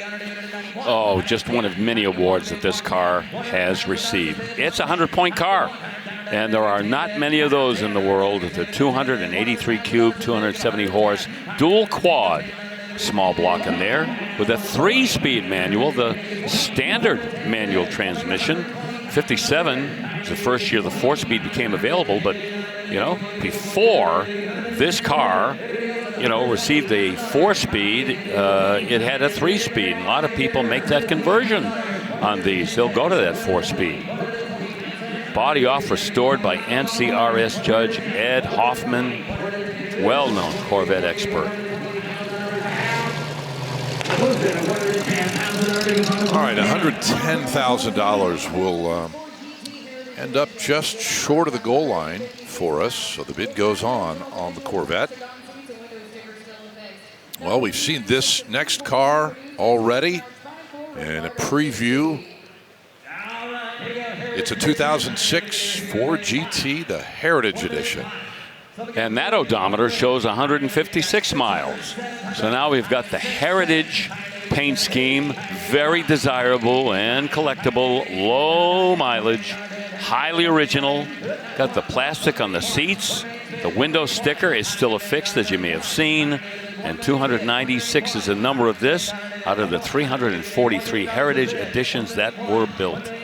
550 horse, 5.4 liter, aluminum engine like all the others with the 6-speed transaxle. Macintosh stereo, lightweight BBS wheels. 1,000,001. All the delivery documents. 1,100,000.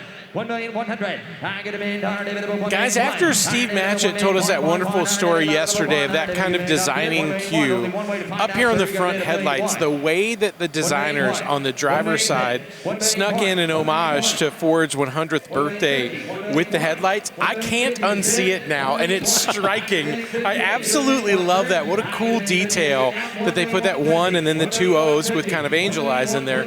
It's just those little details to bring something from the past into the future. They did it so beautifully. I love the little Easter eggs like that. And we're seeing the value of that Heritage livery right here as we're over $1 million bid on, well, essentially is a Gen 1 of the GTs. Yeah. It's funny, they were going to call this car the GT40 in true homage to the original cars, but the height wasn't quite there. I think this was just a skosh over 40 inches high, so they weren't able to call it the GT40. Now, isn't that interesting? Because the internet sometimes tells a story that someone has the rights to that name? Yes. I've heard that and they too. had kind of let it slip, not thinking they would need it again. And apparently, the word on the street was that they offered this person $1 million for the GT40 name, and they said no, they thought it was worth more, and they just dropped the 40.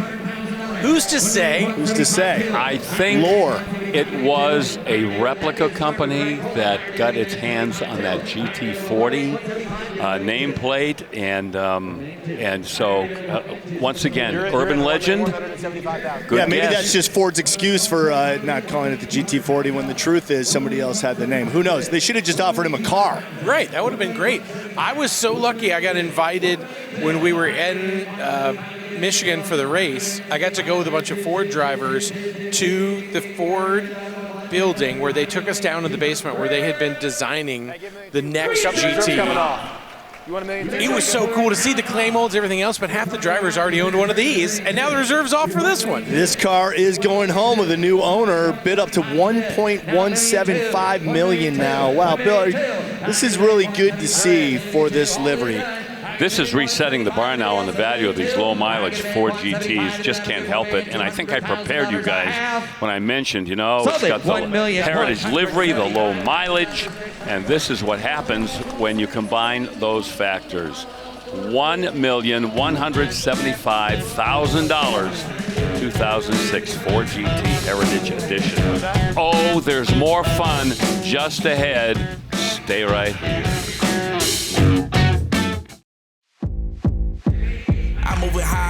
Well, as you know by now, Dodge is the official motor vehicle manufacturer sponsor of Mecum Auctions, and they always bring it with the Dodge Thrill Ride. And that young lady's and that dude's smile and reaction is exactly what you'll get when you step out of the car after taking the Dodge thrill ride. It is just a ride with all the sensations going on, Bill. Yeah, look at, they got that new Charger out there winding around that course. Indeed, and lots of folks taking advantage of that, as usual, here at Dana Mecum's 39th Original Spring Classic. All right, let's bring you back to the block right now, and we see one of the cool cars from Porsche rolling up here. It is a 2024 911 Dakar in Rough Roads livery, Chris. Yeah, interesting that we had a 959 roll across the block earlier, because this car was essentially manufactured as a tribute to that winner of the Dakar Paris Rally back in 1984. It's got those off-road tires on it. In fact, Porsche specifically designed this car to go off-road. It sits 2 inches higher than a stock 911 and has an additional 1.2 inches of potential lift from the hydraulic system, giving it an overall lift of 7 inches and the ability to go off-road. Now, this car is electronically limited to 150 miles an hour because of those off-road tires, powered by a 3-liter twin-turbo flat-6, 8-speed dual-clutch PDK, the Porsche Doppelkupplung transmission, and produced in limited numbers. And this livery here, this Rough Roads livery, is an homage to I'm blanking on the name of the cigarette maker, Rothmans. The Rothmans livery, yeah. Well, it's got plenty of power, 473 horsepower out of that 3-liter flat-6, with a PDK transmission, 8-speed, advanced all-wheel drive. Yeah, it's set up to go rally racing. This is not a race car that's gone rally racing, but I suppose, I mean, it's got the stuff that you would need to do that. It could, yep. And I think at 335,000, your brother-in-law probably has some computer chip that can override the speed limiter off. Yeah. Okay. Good to know. 1958 Corvette next. Yeah, this is not original by any stretch. They've got an LS3 in there, which you could get in a recent vintage Corvette. The LS3, 430 horsepower. And if I don't mention this, I'll be getting some ugly mail. 436 horsepower with a performance exhaust. But anyway, this one is powered by that 6.2 with the 4L60E 4-speed automatic transmission. Supercharger on there as well, so it's a moot point about that 430 horsepower now. We're over 500 with that blower. This has got some yummy add-ons in the interior too. Leather. Yeah, did you see that, huh? Yes. Custom 18-inch Foose wheels. Yeah, they bolted a C4 suspension system underneath. See the removable hardtop. And a great paint job. I mean, great is an understatement. That is a show-worthy paint job. Burgundy, metallic, black interior. And how about the wheels, too? Giving a little nod to the originals, but still being kind of in today's styling, too. That's well done. Yeah. No doubt. 120,000 going to be the high bid. Well, Bill, 1957 Cadillac. Oh, wow! There's a new one. Nope, it's not a Cadillac. It's a Corvette, but it's an airbox Corvette, and that's the big deal on this car. Yeah, it is. The airbox, kind of like an elemental ram air system that they used on those racing C1 Corvettes back in the day. And it has the 283 cubic inch, 283 horsepower, fuel-injected engine. That ramjet fuel-injected engine was under the hood of so many of those high-performance Corvettes way back when. And don't overlook the fact this is a Duntov Mark of Excellence winner. And that was only 3 years ago. One of only 43 that were produced in 1957, of course, aimed at privateer racers. Has the heavy-duty brakes and suspension, polo white over the red interior. But again, that Duntov Mark of Excellence winner, that is the cream of the crop when it comes to Corvettes. Yeah, first year of fuel injection for the Corvette in 1957. And You know it's a 57 and not a 56 because of that fuel injection, but you see these little scoops on the front fenders. Those are 56 and 57 only. There was a little homage to the show car that was prototyped at the Waldorf Astoria back in 1953, early 53, right, had those similar fender non-functional scoops on them. GM Motorama, right. High bid on this Airbox 57, 575. So it might, never know. It might take 600 plus to buy that car. Mm-hmm. So in the meantime, we'll take a look at a 69 Pace Car Edition Camaro. Yeah, we've had a few of these. I always like to see what it has for power. And yep, it's got the big block, 396. That's the base 396 with 325 horsepower. And on the trim tag, you'll find Z11. That tells you, yep, it's a pace car. Muncie 4-speed transmission, 12-volt positive traction rear end with 331 gears. Power includes steering and brakes with front discs. There's a special cowl induction hood, as you can see. And a Camaro high performance certification. Reserve is off. 135,000. Yes, sir. Yes, sir. Dover white, Hugger orange, houndstooth interior, rally wheels, raised white leather, Goodyear tires. Bada bing, bada boom. Remember that? 137.5, now 40. 136. 137.5. I got it. Now 40. I can't get it at 40. 137.5 internet. You're going to be 140. Has that Endura front bumper as well, a composite front bumper, which was named after Elizabeth Montgomery's grandmother on Bewitched. 142.5. So $140,000. That's kind of a stretch, but I believe it was her mother, first of all, and because she always called her mother. And it was also, I believe, Endora. Well, come on, you got to give me that. It was a quality attempt, Bill. You're right. It was her mother. Yeah. Oh man.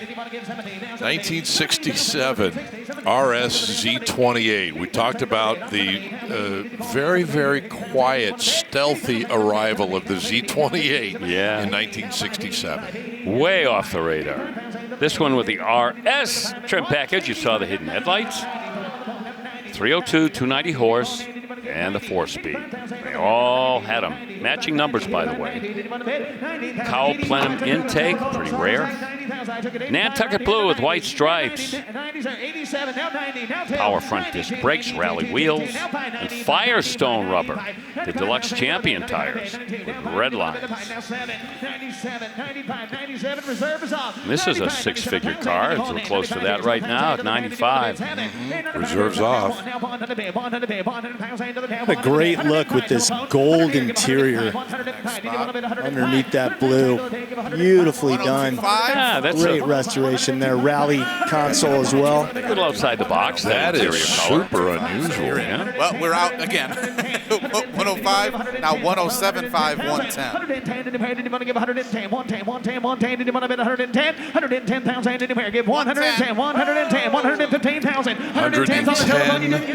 110,000 bid. Well, you were in for a minute, so they got 115 now. 120. 120, 120, 120, 115, 20, 120, did you want to bid? 120, 120, 120, 115, 20, 120, did you want to bid? 120, 120, 115, did you want 120? 120,000 did you want to give 120 bid? 120 bid, did you want? 115 is bid, do you want 120,000 last and final call? 115 here, did you want to give 120,000 did you want to bid? That's the Z-Man, Zach Sawinski up there in the upper left-hand corner.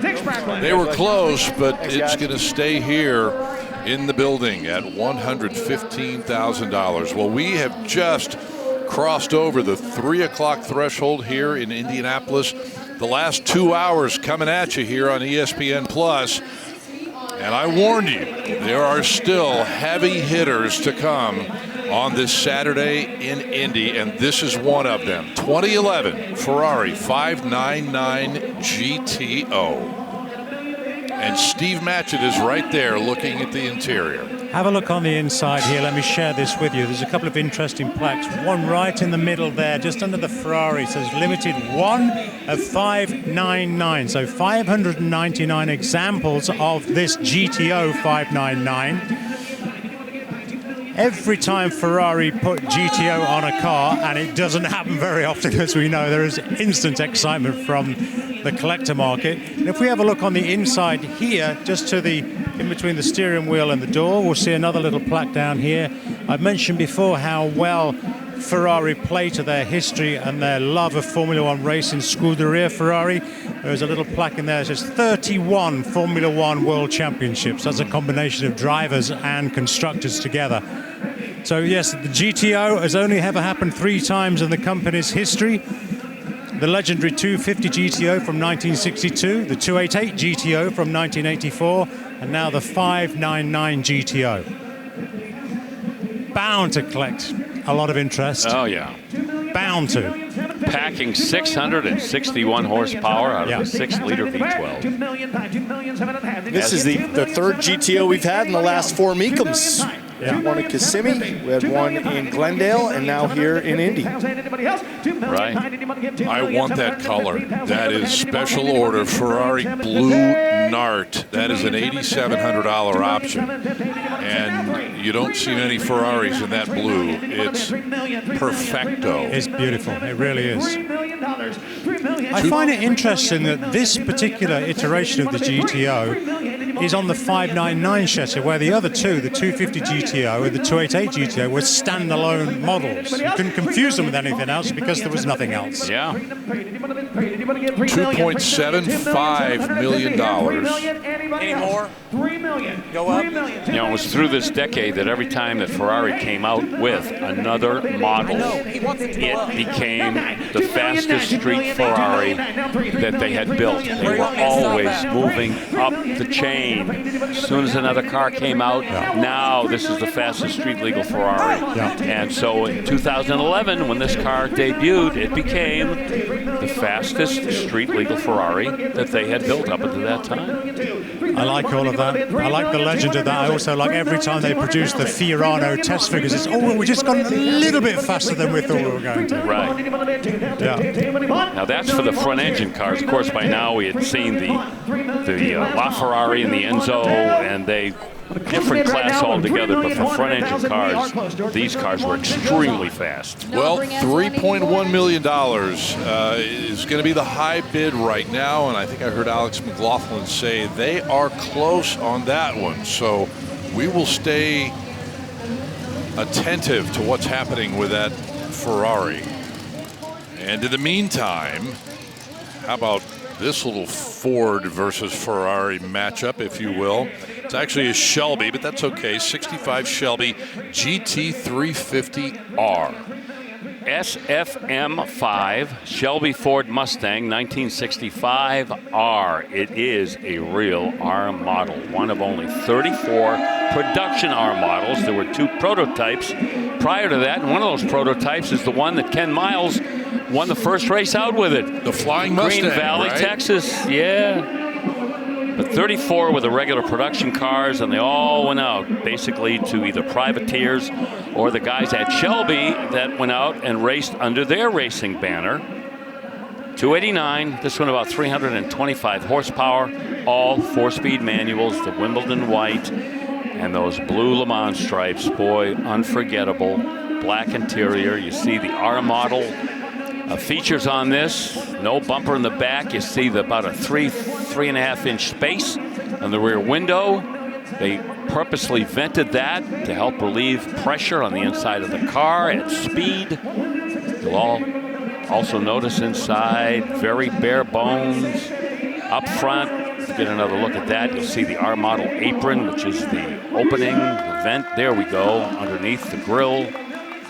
And the R models, 3 consecutive SCCA B production championships. 1,750,000. Did you want to give 1,750,000, Logan? 1,750,000. 1,750,000. 1,750,000. We see a lot of street GT350s converted to R models. Sure. Oh, yeah. They do not trade, obviously, as high as a real R model. You mentioned the Flying Mustang driven by Ken Miles in that inaugural race, which he won. Another Mecum alumni went through the Kissimmee auction block in, 2023? 2024? One of those 2 years. Yeah, a few years back. 3 or 4 years ago, yeah. Yeah, that's the one with the famous picture where you see, literally, that's where it got its name. It's all four wheels off the ground. Off the ground.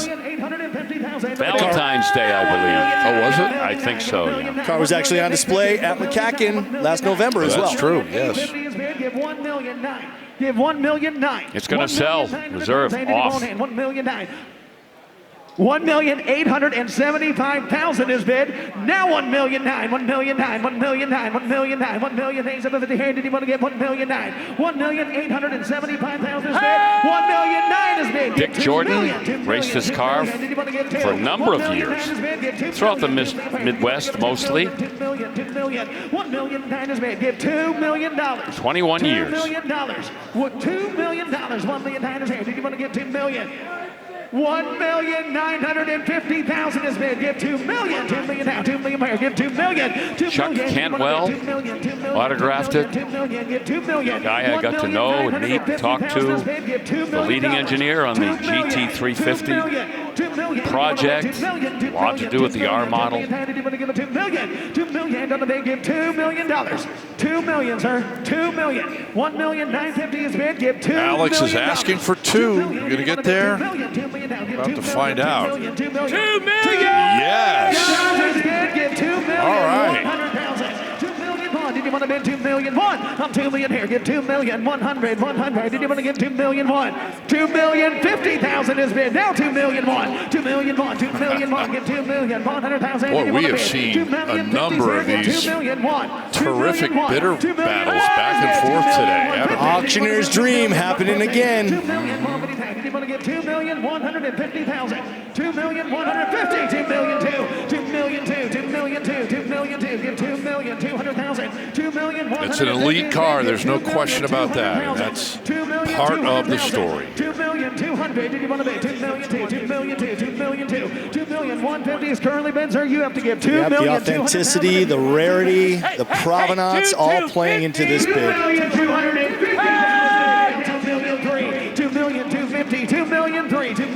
you want to get $2 million? $2 million. But here, give $2,300,000. Did you want to give $2 million? $2 million. $2,250,000 bid. Give $2,300,000. $2,300,000. Did you want to give a 3? Now pay. Did you want to give a 3? Give a 3. Give $2 million.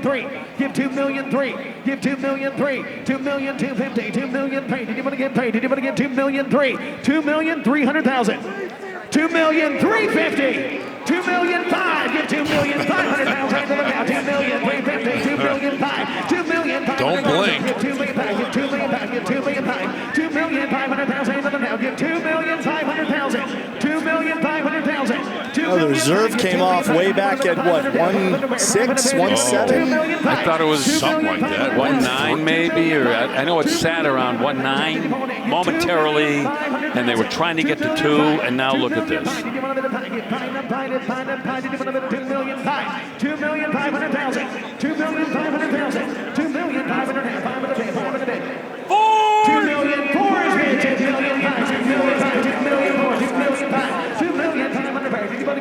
Chris, normally when you and I yell 4, that means look out. We just shanked our tee shot, but in this case, it's 2.4 million. Yeah, it could kind of mean look out, but in a much different way. Right.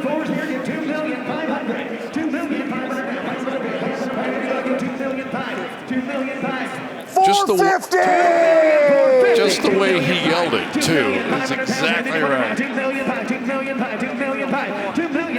This is so good.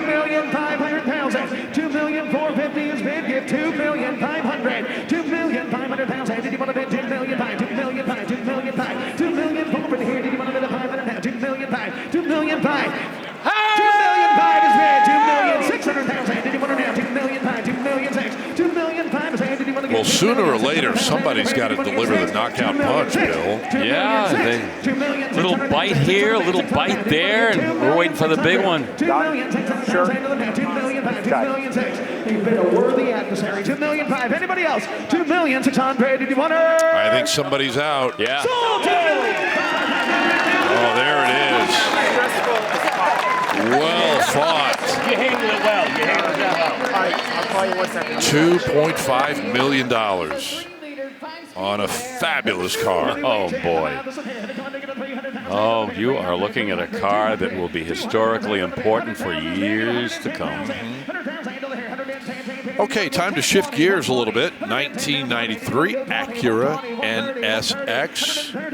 A car that all of us really love. Wish it could have, lasted maybe longer, but Rutledge, tell us more about this one. Well, we've seen the influx of values of these early 90s Japanese sports cars. We saw it the Mark IV Supra down in Kissimmee that brought $225,000, but this 93 NSX, showing just a little less than 4,000 miles on it, is the championship white over black, which is the rarest of the color combos for 1993. They had a silver, they had a red and a black, and then the championship white. But this car, 3-liter, dual overhead cam, VTEC, V6 in the back, mid-engine with the 5-speed, really put Acura and Honda together on the map as bringing an absolute hammer to the sports car world with this car.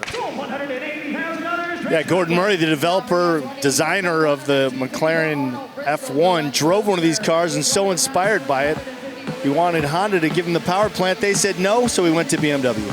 And sold for $180,000.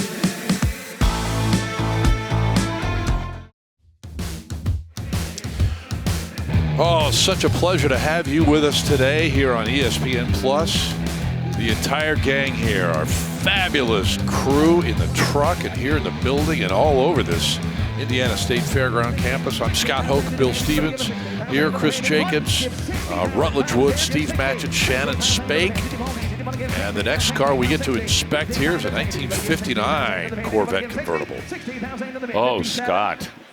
What have they done to this car? It's an older frame-off restoration. It has a 350 in it with a turbo 350 automatic and a C1 Corvette. I can remember a time when if you dared do that to a C1 Corvette, man, they'd lock you in a room and make you listen to a Beastie Boys CD over and over again. But is that a promise or a threat? Well, I'm just saying. I look at these Corvettes today, and it's kind of like anything goes now. You can put a 350 in it and still maintain the original look of the car, and you're not going to get run out of town. And you know what? 65,000 is okay. That's pretty decent for that, Pretty decent, yeah. I think one in that condition that had an all-original powertrain probably trade a little higher than that. True. But, I'm thinking of the budget-conscious, yeah. would-be Corvette owner. Yeah, if they don't need matching numbers or NCRS or whatever, yep. That's for them. All right, here is 2006 Lamborghini Murcielago. Oh, this was a big dog back during this time period, the Murcielago. That came right after the Diablo. And, of course, its little brother was the Gallardo. And these cars are fast. They've got that big 6.2-liter V12 with a 6-speed manual, a limited slip differential, 18-inch Hercules wheels. You see the color, the Rosso Vic and Rosso Gallo interior. Boy, that is an eyeful, huh? 750,000 is the current bid. I mentioned it a little bit earlier. Well, there's a couple of other Lamborghinis. There's a Revuelto coming up here from 2024. Oh, right, yeah. But then a bit later on, a 2010 Murcielago SV that's coming up. That is just stupendous. Yeah, that's the real athlete. That yep. 750, 800. Anybody else? 750 here, 800. Pretty original. 750. Some of these cars, they undergo some kind of wacky modifications by some of the owners. But this one, this has kind of been maintained in factory original condition. Odometer reads about 8,400 miles, by the way. $900,000. 900 here, give 950. 900, 950. Last call. 900 here. Did you want to give 900? It's been spared the indignity of neon lights underneath. This is, you know, some other crazy custom features. All right, the high bid, $900,000. Well, you've heard the expression from us any number of times, they are only original once. Well, we have the only original once collection of 2 Ferraris. And we begin with Steve Matchett in this 2003 Ferrari Enzo, Brother Matchett. Yeah, and it does absolutely look brand new. The Enzo Ferrari, have a look around the profile of the car here at the front as a little nod and homage to a Formula One style front wing. That's what the engineers wanted to put on this car, which is dedicated to all things Enzo Ferrari. But the car is effectively brand new. If you want to see Enzo Ferrari's signature, if you've never seen it, look in the inside there down in the cockpit, you'll see there's a little plaque with Enzo Ferrari's signature on there. A 65-degree, beautifully balanced V12 naturally aspirated sits in the rear of the car. But in terms of that only original once collection you just mentioned, Scott, yeah, it's not that the car looks brand new. I mean, it is brand new. There's not a mark on it. There's nothing on it.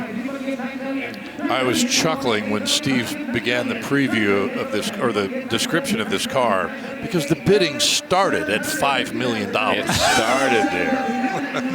Yeah. Well, this is the only Enzo with this paint on it.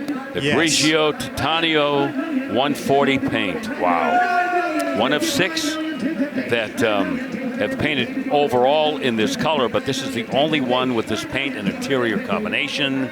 And Steve, if I'm not wrong, this would have been the last non-hybrid, naturally aspirated Ferrari before the LaFerrari followed. I think that's right. And the Ferrari engineers were very keen. They wanted to keep that naturally aspirated again because that, you know, it's a pure racing engine, that naturally aspirated V12. I'm surprised they didn't do a 60-degree V12 because when you look in the back, it is narrow. But the specs say that it's a 65-degree, 5-degree more, because it helps with the routing of the exhaust system on the car. Okay, so what you're saying is the engine is a little broader? By 5 degrees. Okay. I mean, typically you'd see like a flat 12 is 180 degrees or 90 degrees, etc. for a V engine. This is very narrow anyway, but, you know, 60 degrees is kind of a perfectly balanced V12 if you can get it to work. But Ferrari said, yeah, we need to put 5 degrees more in to get the exhaust system to work correctly. Well, they're churning out 651 horsepower. 6-liter engine. $9.3 bid. 9.3 million is bid at no reserve. You mentioned the LaFerrari. That is the next car, the second of the 2 in this only original once collection. That will blow your mind. This, ladies and gentlemen, is the 7th Ferrari. Correction, the 8th Ferrari in our top 10 today. Yeah. Oh, 9,300,000. 9.3 million. It doesn't surprise me. No, it doesn't surprise me. The condition of the car is like new. It's a one-off in that titanium gray. It's an Enzo Ferrari, and it's fantastic. Yeah. Yeah. No argument here. That's happened before. I know. I understand. Well, here it is. The LaFerrari from 2014. And Bill, the mileage on this is almost unbelievable. Well, on a day when almost everything is unbelievable, you're right. 57 delivery miles, and that is it. Yeah. We opened the bidding on this car at $5 million. And here's the hybrid, Steve. It's the hybrid 2014 Ferrari LaFerrari, the Ferrari.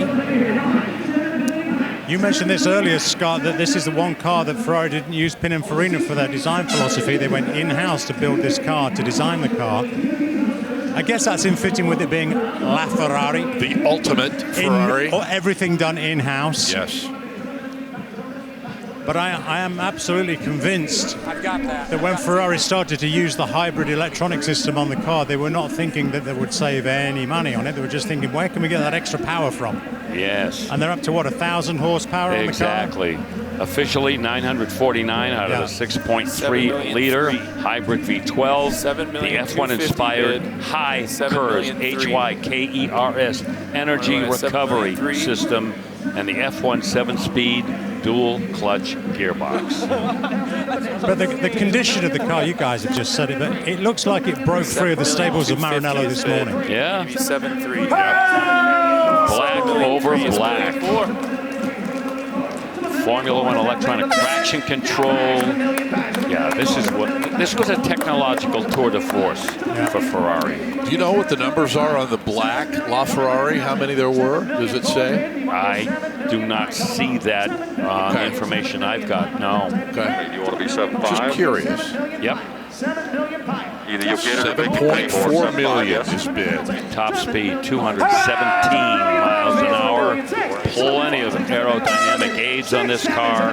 Adjustable spoiler, movable diffuser flaps quick hitter to keep it on the ground. 7.7. You sure? 7,700,000. Bid one more time. Come on. 7.7. 7.6 asking 7. 7.6 asking 7.7. 7,000,007 is here. Give 7,700,000. 7,700,000. Anybody give 7,000,007. 7,000,007. I won't tempt 7,000,007. you again. First call. 7,000,007. 7,000,007. 7. 7,000,008 or 8 million. Just beat them to 8 million. 7,000,007 is bid. Give 8 million. I've told the story before, and I want to say 2014, 2015 perhaps. I got behind the wheel of one of these LaFerraris and drove it in Monterey. Yes, only 5 miles an hour. But just the sensation of how it wraps around you, how low you sit to the ground, and the incredible power that's at your fingertips. Even at 5 mph, man, it was a sensory overload. An extraordinary machine. I take my hat off to you. Yeah. Well, you know my rules. I never drive anybody else's car. Oh. And you got right in there and look at me, I'm driving a LaFerrari. Hey, when's the next chance you're going to get to drive a LaFerrari? And you have an experience that will last you a lifetime. Oh, it's never too early to look ahead to Monterey. This is one of the cars that will be there. It is a Ferrari F50 from 1996. They only built 349 of them. This is number 239 in the run. Original chassis, engine, gearbox, bodywork, and interestingly, delivered new to somebody in Switzerland. 513 horsepower V12 on the way to Monterey. Can't wait for that in August. Here's another Ferrari on the block now. This is a 296 Challenge, just a couple of years old, 2024. Yeah, the Ferrari Challenge, that is a spec series for Ferraris. And yes, the Ferrari factory does campaign their own challenge car. This is one of them. Twin turbo, 3 liter, 690 horsepower, V6 engine. 7-speed F1 dual clutch automatic transmission. $275,000 showing right now. Listen to that engine. That is race tuned. Wow, in full black livery. Yeah. Race tune, and it sounds good even at idle speed, basically. It does. Yeah, that thing wants to get out there. Race ready, full racing harnesses in there with a fire suppression system. Has a passenger seat. I'm assuming that's according to the rules. You know, a lot of the European racing series require the cars to have a passenger seat. Hey, Steve Matchett, I notice on the rear wing that we talk about aerodynamics being king. They've kind of taken a page out of the McLaren Senna book with the wing supports that come over the top and fasten at the top of that rear wing. Yes, and the idea of that is to give clean airflow on the underside of the wing. If you can improve airflow on the underside, they'll sacrifice the performance over the top. That's the way you get most efficiency out of the wing. Yeah. You hardly notice the wing on that car, Scott, right? It blends so well into the bodywork. Yeah. Which is interesting, actually, because we talk about Ferraris not having massive wings often. All right, that one did bring $275,000. Next on the block, Bill, here is a Plymouth Cuda from 1971. Here we go, V-Code car from 1971, 385 horsepower, 440, 6-barrel setup. This one also has a 4-speed manual. Hip, hip, hooray. Concours restoration completed by Ward Gap of Quality Muscle Car Restorations. They're down in Scottsdale, Arizona. Matching numbers powertrain. Dana 60. Track pack. 354 gears out back. Gold poly white interior. Dave Wise certified. Chrysler registry. Documentation. Original VIN tag. Fender tags. And we won't make the reserve even though we got to 1.1 million. Yep, one of 5 V-Code Cuda convertibles built in 1971 with a 4-speed. Right around how many Hemi Cuda convertibles were built in 71. My goodness, and what a color combination. Well, that was a little disappointing, I'll have to say. I was really looking forward to that car coming across, but I'm glad it got to that high, and I'm a little surprised it didn't sell at that number. Well, could be a line over it. Bid goes on. Who knows? In the meantime, we'll take a look at this 2024 Lamborghini that we promised you. Take two, the Revuelto. That is a tough one. A little bit. Revuelto. That was good. Oh, well, first try. Newest supercar from Lambo, ushering in a new era of power, performance, and prestige is what they say. 646 miles from new, power, abundanza. 1,001 horsepower, 6.5-liter V12, 8-speed dual-clutch transmission. Let me tell you about some of the options on this. The Arancio Apatis exterior, $22,000. Paint job on the car. Upper exterior carbon package, $21,600 for that. And the lower exterior carbon package, $22,400. Total value of the deal, $120,000 in options. Reserve is off. We're at $750,000. $750,000, Logan. Yeah, 750 hammer. 1964 Corvette NO3 Coupe with a 4-speed. 2024 Lambo. One of only 38 produced with a 1964 Corvette NO3 next.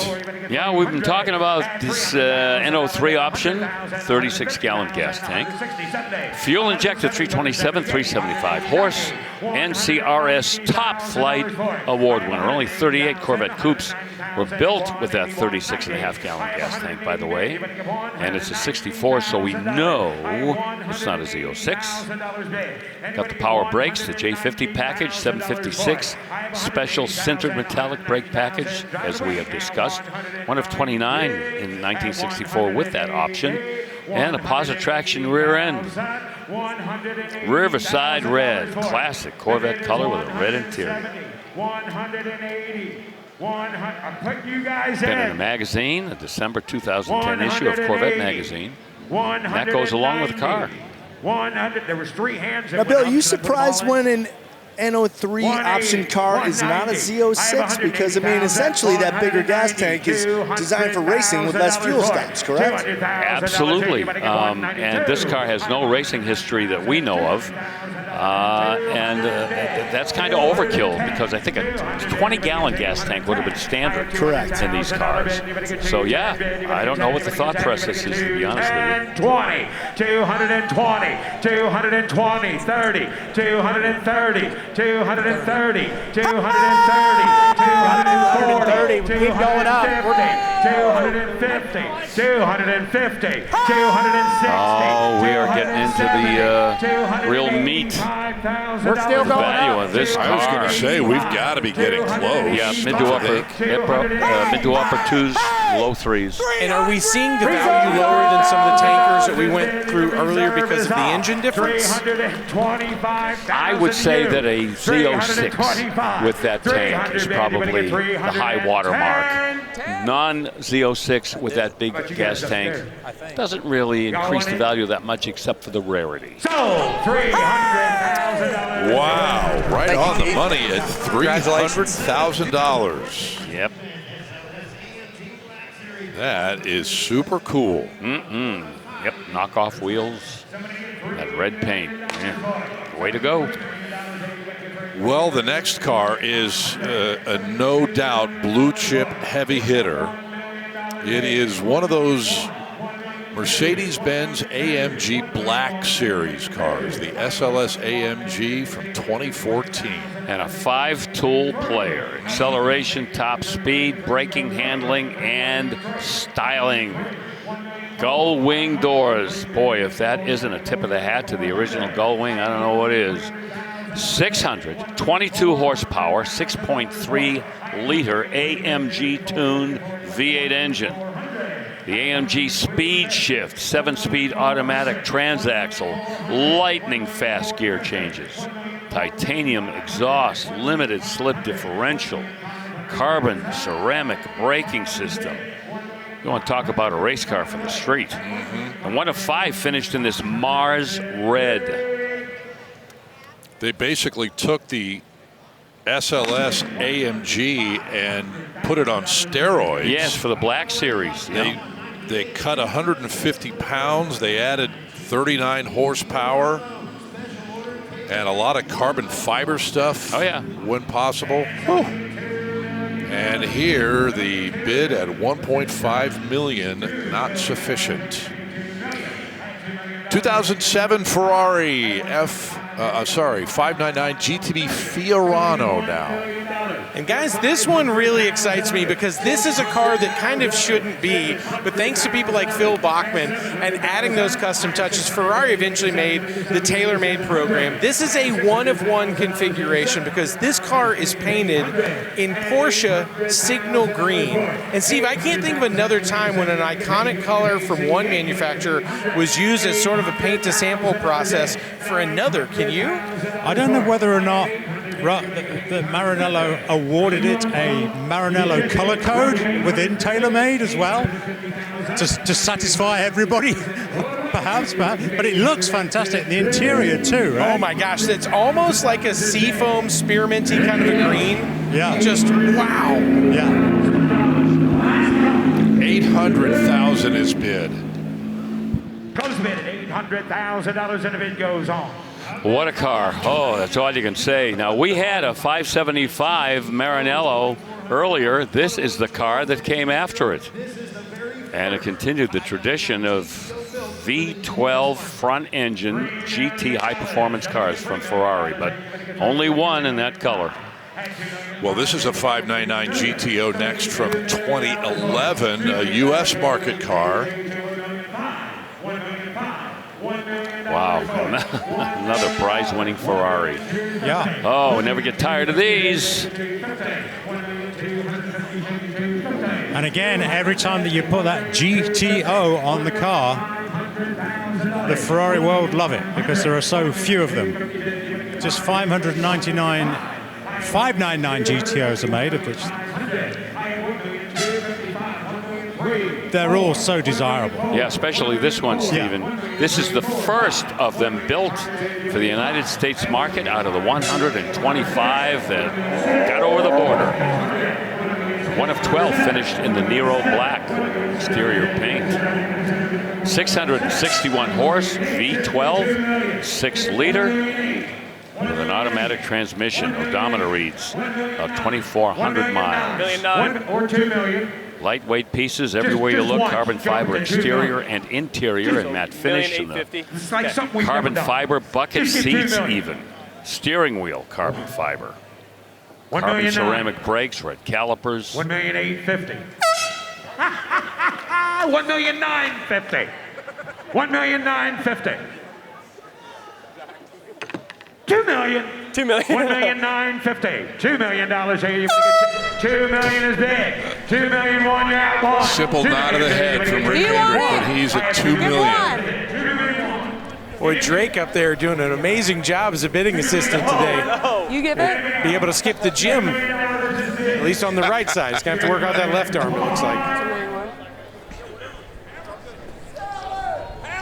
How many people think they ought to sell it? Me too. 2 million bid. 2 million one. 2 million Lights are yellow. Don't talk to me. The lights flashing yellow. What? Oh, we can't. Huh? Charlie, I've always found it's better to ask forgiveness than it is to ask permission. Oh, whoa, whoa. 2 million is the bid. Yeah.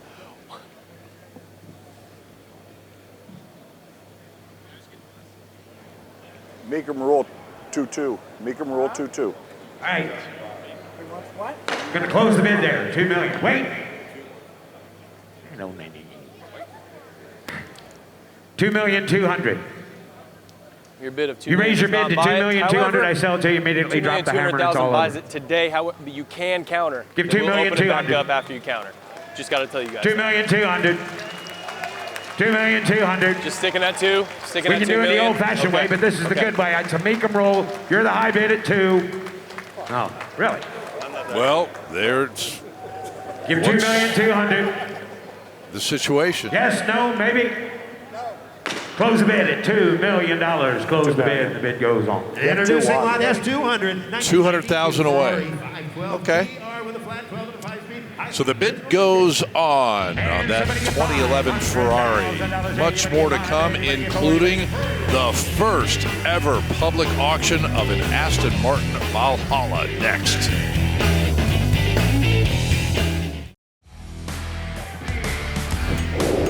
Well, that's a look at some of the tent storage that we have here in Indianapolis. And plenty of cars not even in the tents. It's so massive. Almost 3,000 vehicles have been here as we are nearing the end of the road at the 39th Dana Mecum Original Spring Classic. We'll kick off a new segment here with a custom split window coupe, 1963, Bill Stevens. At the risk of hyperbole, this could be the most outrageous custom Corvette that we have had so far. It is a split window coupe, 650 horse, 6.2 liter supercharged LT4 with the GM 8L90, 8-speed automatic, but oh, the custom work underneath, inside, all around. Underneath, QA1 coilovers with hammerhead independent rear suspension, Z06 calipers and rotors. Inside, oh, restitched interior in beautiful red soft surfaces. Red Italian leather with French seams. If you want to know the details. By the way, speaking of details, still in.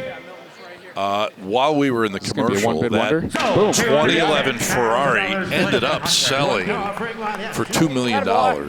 Rick Hendrick had it, so they were able to work that deal out. This one sells for $210,000 at no reserve. And you are right, what an amazing 63 Corvette.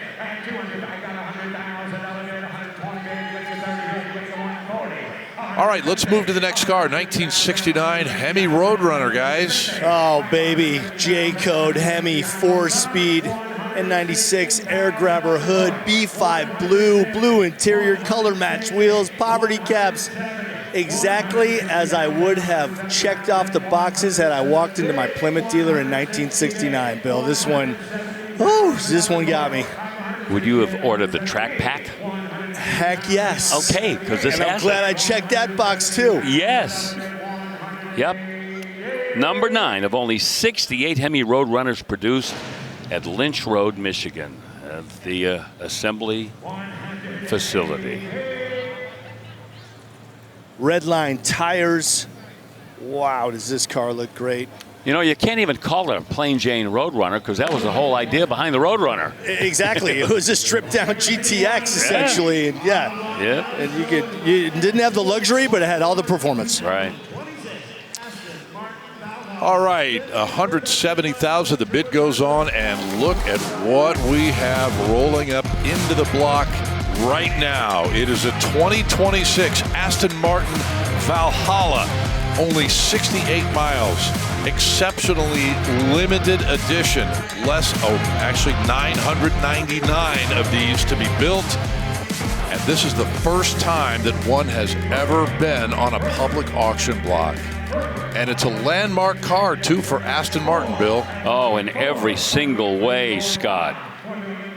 This car has 1,064 horsepower out of that hybrid system, twin-turbo, 4-liter V8 engine with 3 electric motors, 2 up front, 1 in the back. It's a plug-in hybrid, the first time that Aston Martin has ever ventured into that territory.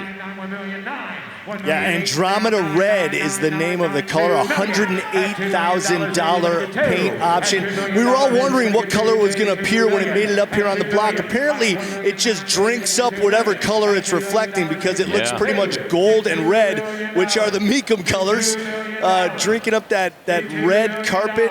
But man, when it was out on display, it was purple, it was blue, it was gold, it was orange. An absolutely incredible visual effect. Yeah, it was painted in like that Mystic paint job that we have seen, come familiar with. $2 million bid. You better get And look at this.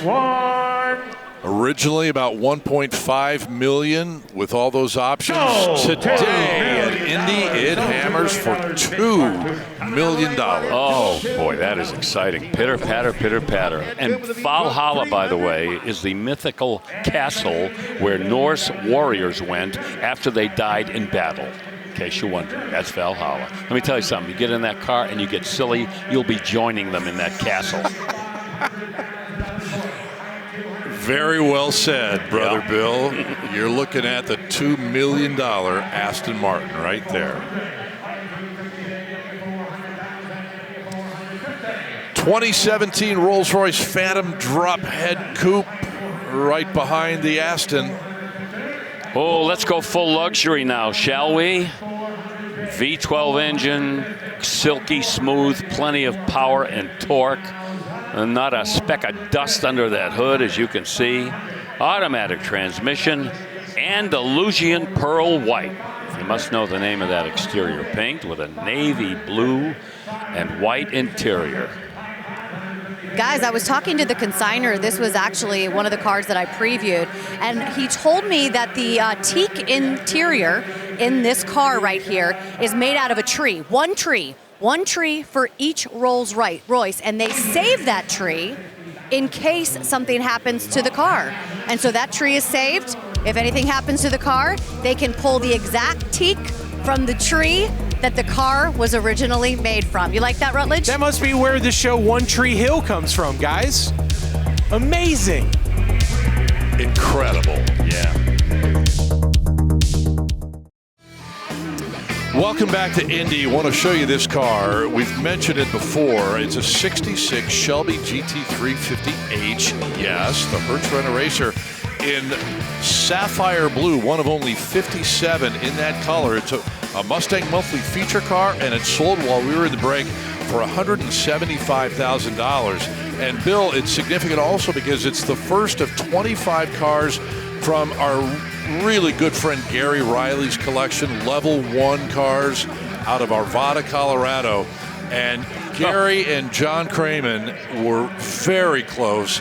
And Gary texted me earlier this week, and he said, man, I wish John Cramen were here to see these cars. JK and I spent the day out at his shop, and you are correct. Boy, they were joined at the hip, those guys. Yes, they were. So anyway, this is another one of these cars, 25 of them, as we said. The Strop Baja Edition, which I think Chris gave us Chris a preview previewed this earlier. Yeah, this was something to commemorate the wins of Bill Strop-prepared Broncos in those off-road races, California and Mexico. And it sells for $150,000. Wait till you see the cars in this collection. I mean, we're talking Shelbys and Hemis and Ram Air GTOs, and one particular Corvette, I think, is just going to blow the top of your head right off. Yes, sir. I know what you're talking about. Well, here is one of the Hemi Roadrunners that we have at this auction from 1969. Yeah, one of only 234 Hemi 4-speed hardtops built in 1969. Remember, this was the second year of the Roadrunner. This one has that A833 heavy-duty 4-speed. Takes a lot of abuse. Also, extras include power brakes, the 3-speed windshield wiper. Yeah, that was an extra. And the air grabber hood, the N96. 125. Redline tires. The guy in the background in the ball cap, that's Wayne Schmeckley. Remember, we've had collections from him a couple of times. Really good car collector. Oh, yeah. Knows his stuff. $120,000 is the high bid on that triple black Hemi Roadrunner. I'm going to call it triple black, even though it doesn't have the vinyl top. Well, no, but the tires are black. Yeah, that's true. Okay. That's true. Thank you. Yeah. Not the Corvette you're talking about, Bill, a minute ago, but this is still significant. 71 LT1. Very desirable. Second year for that LT1 Corvette out of the C3 generation. 330 horse 350. That's down from the 370 the year before, but still a potent powertrain. Matching numbers it is. Two-time NCRS top flight winner at the chapter level with a 4-speed manual transmission, and the bid goes on at $50,000. One of 5 Corvettes in this group, along with 4 GTOs, and that certainly would have piqued the professor's interest in Gary's collection. This is one of them from 1970. Yeah, burgundy. The outside red on the inside, unusual color scheme. We'll start with that. But power-wise, it's the 455 with an automatic transmission. One of 241 GTO convertibles that were built in 1970 with an automatic transmission, PHS documentation, 12-bolt positive traction rear end, and the special-ordered T42 Ram Air Hood inlet. Concourse restoration to correct specs. This is a money GTO, people.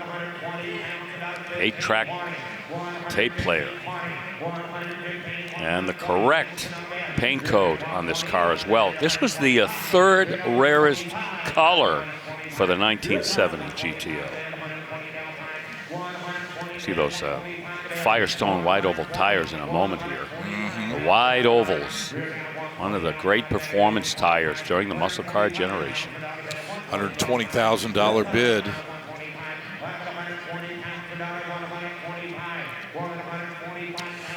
Just past 4 o'clock here in Indy, and that means 1 hour to the finish line Anybody else? at the 39th Dana Mecum Original Spring Classic.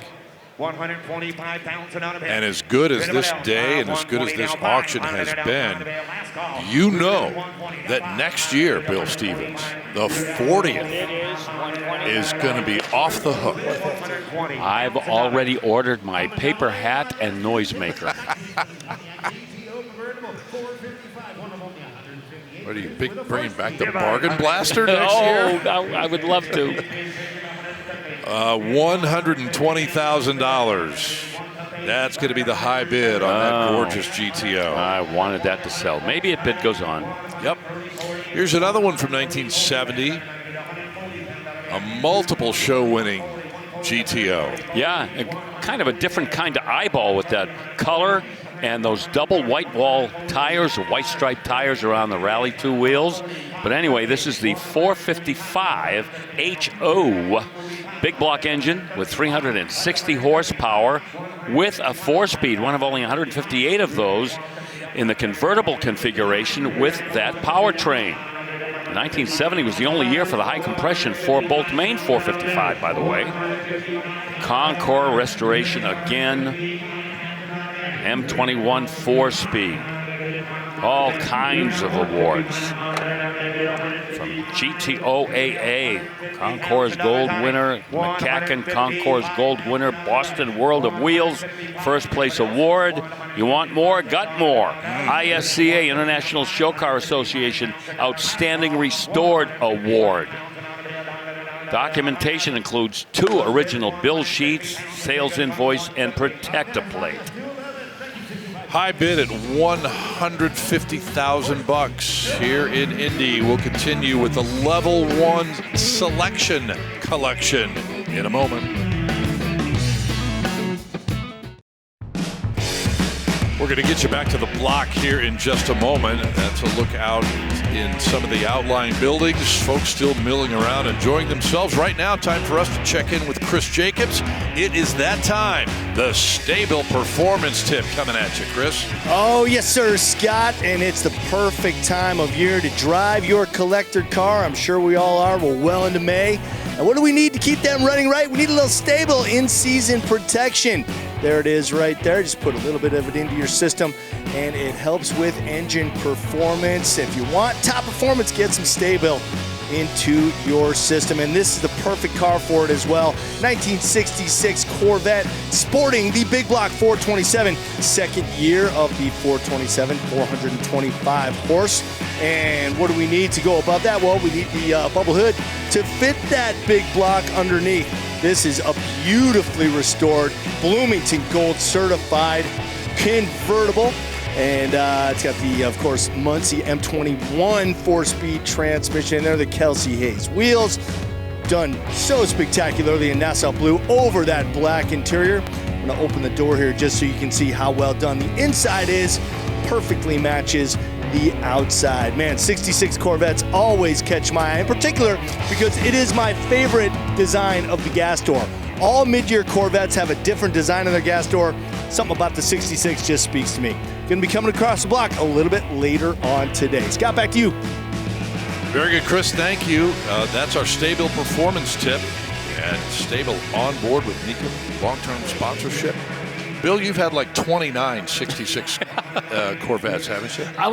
No, 3 actually. Oh, okay. I was off, just off. Not by much. Hey, look at the bidding here. $185,000 on this Panther Pink Charger 500 from 1970. Oh, this color always makes me chuckle. Talk about a high-impact color, huh? By the way, you know about the 1969 Dodge Charger 500. That was the one that had the aero work done to it for the super speedways. Sure. Well, you also had a 1970 Dodge Charger 500, but not the race-inspired car. This was like a mid-level performance trim level, you might say. This has a 383. Hemi was also available, and the 440 6-pack. But this one, yeah, this has got the 4-speed along with the 383 and the A36 high-performance axle with 355 gears. But you can't be ambivalent about a Panther Pink Mopar. You either love it or you hate it, and I just think it's totally funky. You know I love this. Oh, yeah. I mean, this is easily my favorite car here this weekend, color-wise alone. But it is wild to see when I saw, oh, there's a Charger 500, I want to go look it up close. It did not have those same touches of that slick black back glass like the year before did, but what a gorgeous car, and with that 4-speed selling for...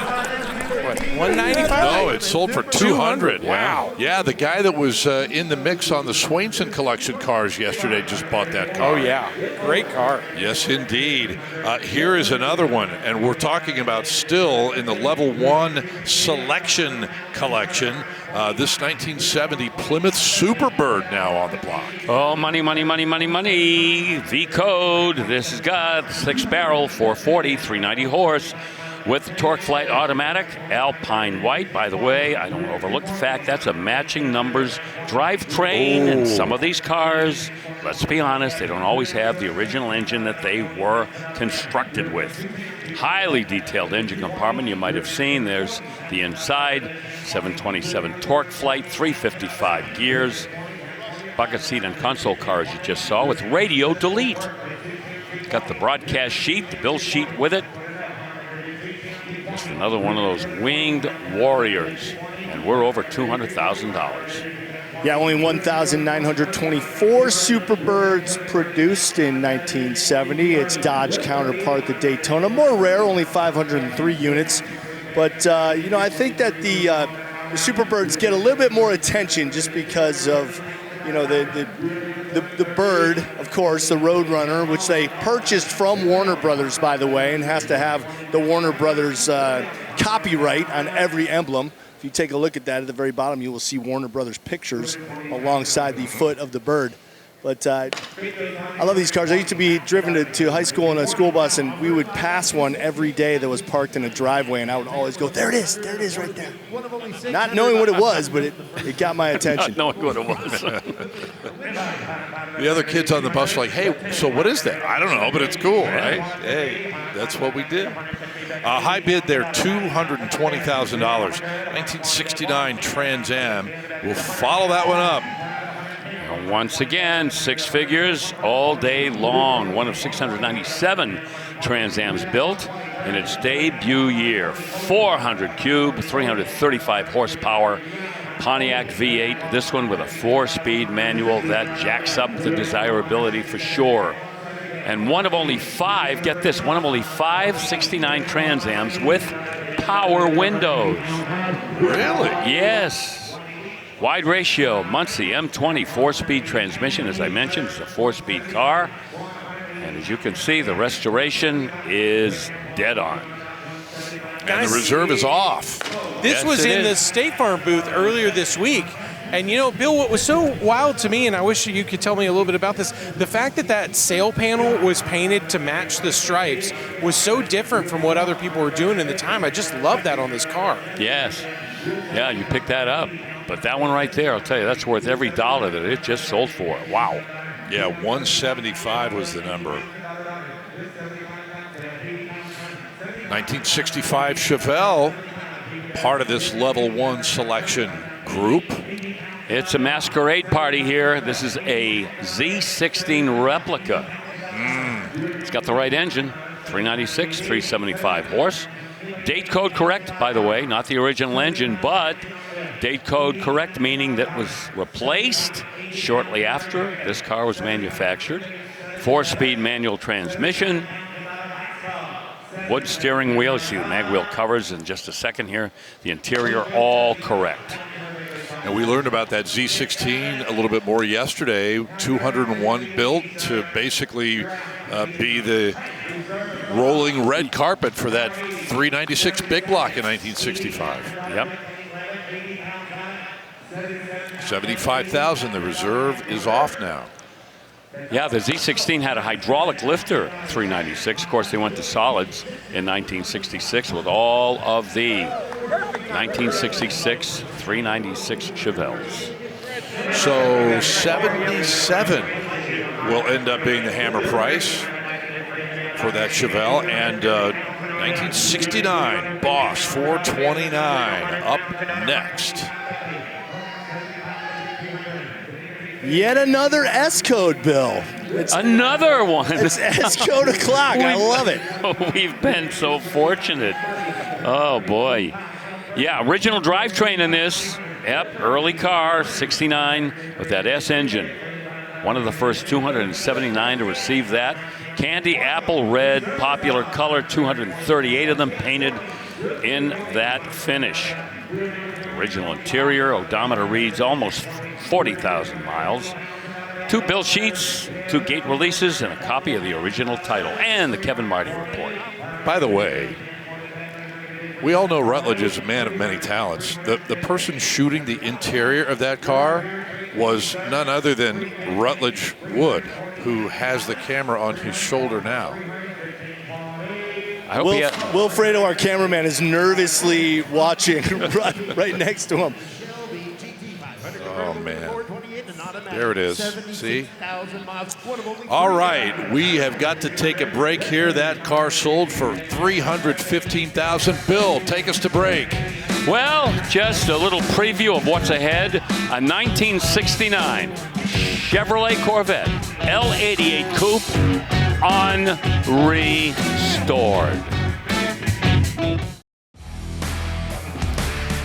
We are back in Indianapolis, a little less than 45 minutes away from taking the checkered flag here today. But next up, we'll head to Harrisburg, PA, the Pennsylvania Farm Show Complex Expo Center, starting July 23rd on ESPN Plus. And excuse me, back to what's happening on the block right now, the level 1 selection of cars and a really, really cool Challenger TA with a story.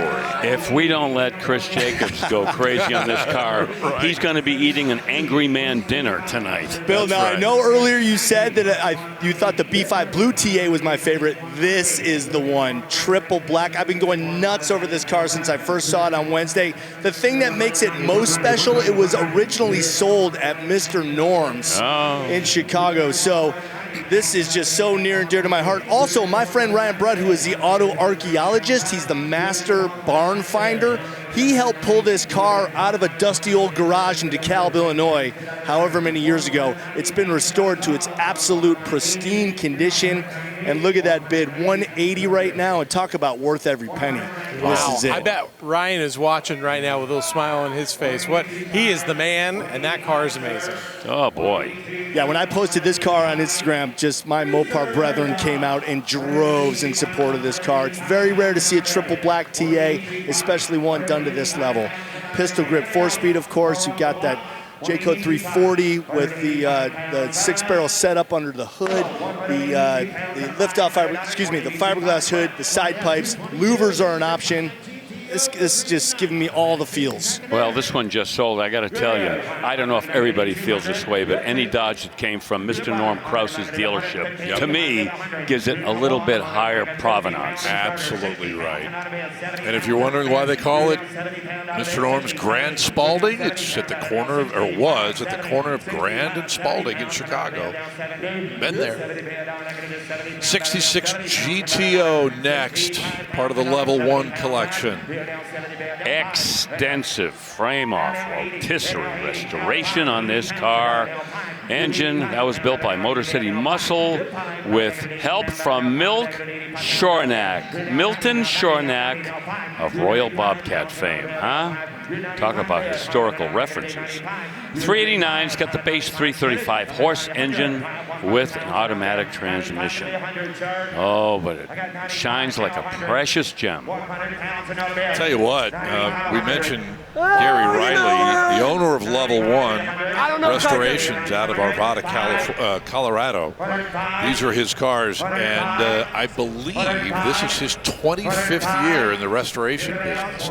But there are very few that are at his level. He is so good. No question, absolutely. His trophy room is certainly proof that the cars that he's responsible for are well appreciated. 105,000 just bought that 66 GTO. And we are not finished yet with these cars. A 1969 Z28 is up on the block. Matching numbers drivetrain, that's the motor and transmission this car was born with. That means the 302, 290 horse, with the M22 Rock Crusher. Not the 4-speed that you would get in all of your 69 Z28s, M20, maybe M21. Power brakes with the original brake booster and the Hugger Orange with white stripes, white final top, and white deluxe houndstooth interior. Is that enough eyeball for you?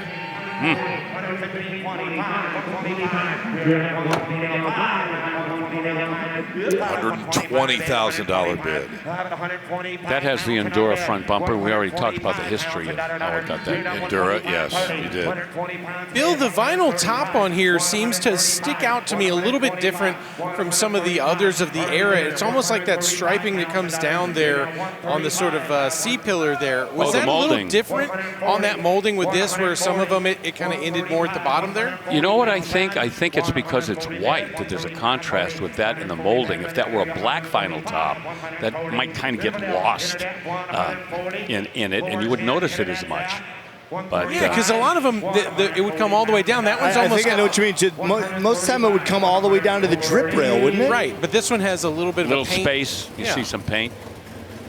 Oddly, almost looks more like a Pontiac top to me in a weird way on the Camaro, but may just be how this one comes together. Yeah, I think so.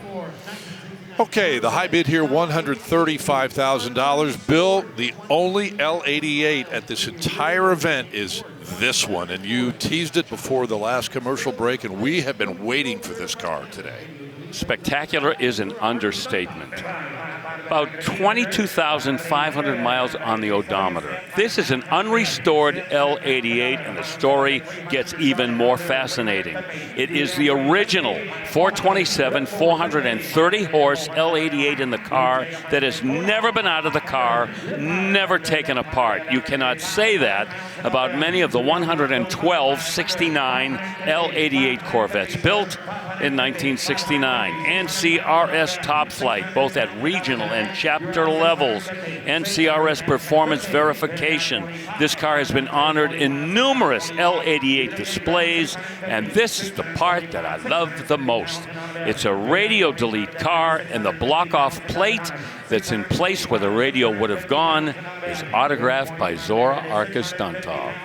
What else do you need? Man, what a story this is. Man, oh man. I want to point out the respect that the original black plate California license plates get. You know, we usually just see the Mecum plates on the front of these cars, but because that is the original California black plate, they left it on the front. I love that.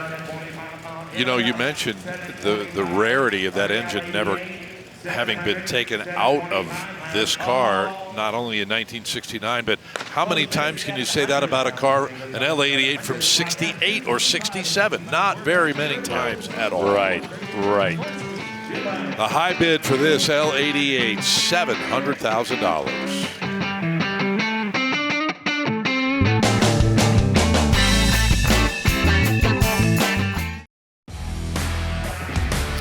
Welcome back to Indianapolis. It's time for our State Farm moment of the day as we lead off our final half hour with you today. And it's a good one, too, let me tell you. Yes, that 1972 Lamborghini Supercar, the Mura P400 SV in blue, Tahiti, and gold with white interior. My goodness. Sporting that 3.9 liter, 385 horsepower V12. It sold for $4.25 million. And that gentleman right there with a fist bump and a handshake with Frank Mecum. We'll take that one home. Our State Farm moment of the day. State Farm has coverage that meets your needs for a price that fits your budget. And $4.25 million, Bill, might be a record for our State Farm moment. I think you might be right. Okay. We are going to catch our breath here and focus our attention on what is on the auction block right now. This is a 2010 Lamborghini Murcielago LP674 SV, one of the rarest and most collectible Lamborghinis ever built, Bill. Yeah, one of 275 Murcielago SVs that were built, Scott. This one in highly original condition.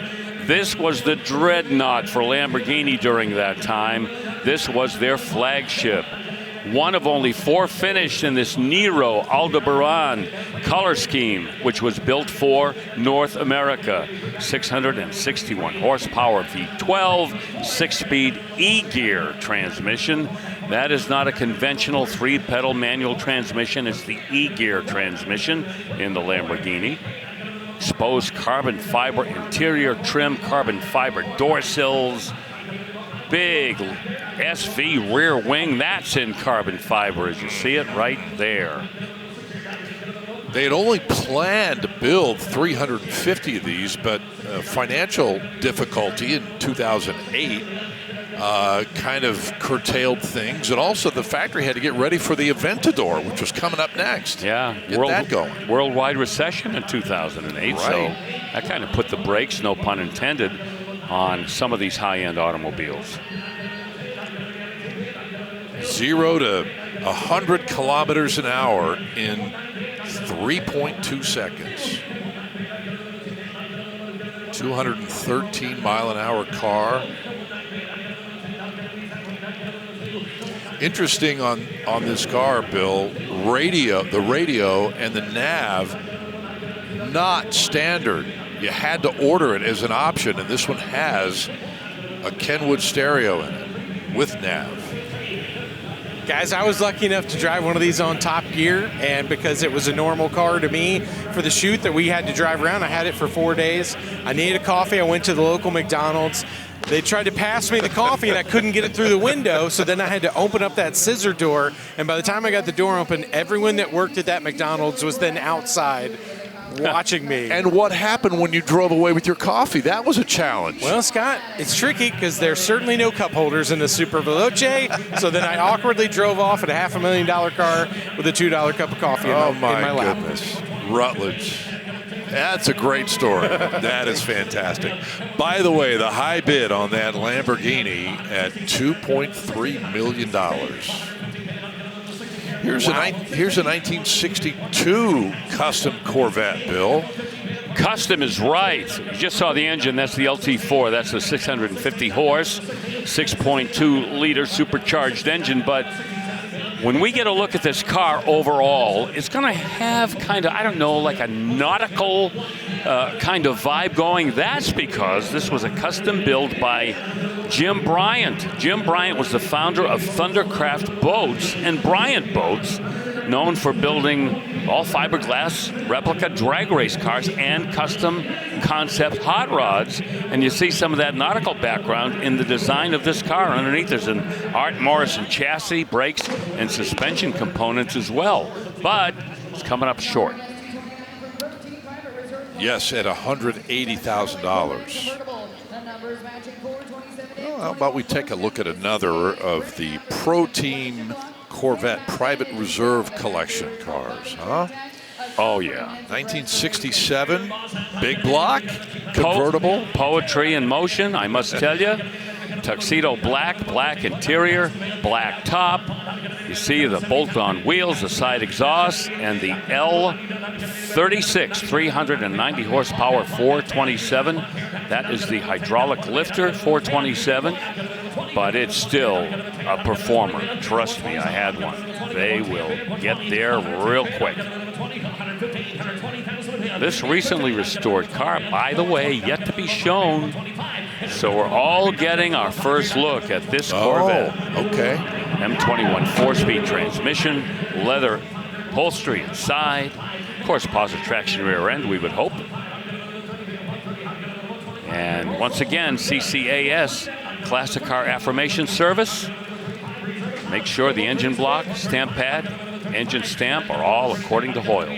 Your at least one of your 66s had that L36 in it, right? Yeah, my first one. Okay. Yeah. May I take a moment to correct an error that I had earlier on my Stable Performance Tip car? Yes. 1966 was the second year of the big block, but the first year of the 427. Correctamundo. Very good. Thank you. This one just sold for $130,000. And we'll take a look at a 1954 Buick Roadmaster now. 3,305 Roadmaster convertibles produced for the 1954 model year, the Nailhead V8. We all know about that motor. Buick hung with that motor for a long time, all the way up to 1967. 322 cubic inches, has the Dynaflow automatic transmission, Matador red exterior, tan and cream interior. And once again, this was the follow-up to the 1953 Motorama Buick. That, of course, would have been the Skylark. Kelsey Hayes reel, wire wheels, wide white wall tires.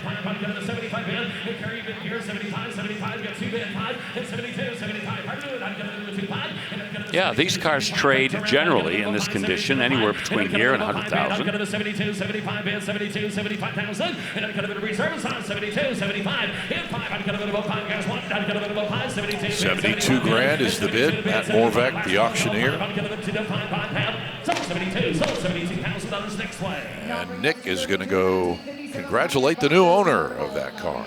72 grand. 1957 Bonneville. I know you're a former Bonneville owner too. Yes. Yeah, that was one of my first cars. Cool. Yep. Boy, this was a landmark year for Pontiac. Old Bunky Knudsen is in control, and the first thing on his plate was, hey, let's build up the image of the Pontiac. It's a little too soft around the middle. So what did he do? He said, all right, boys, let's give these cars some real power under the hood. And the first thing they did was they fuel injected that 347 cubic inch V8, giving it 315 horsepower.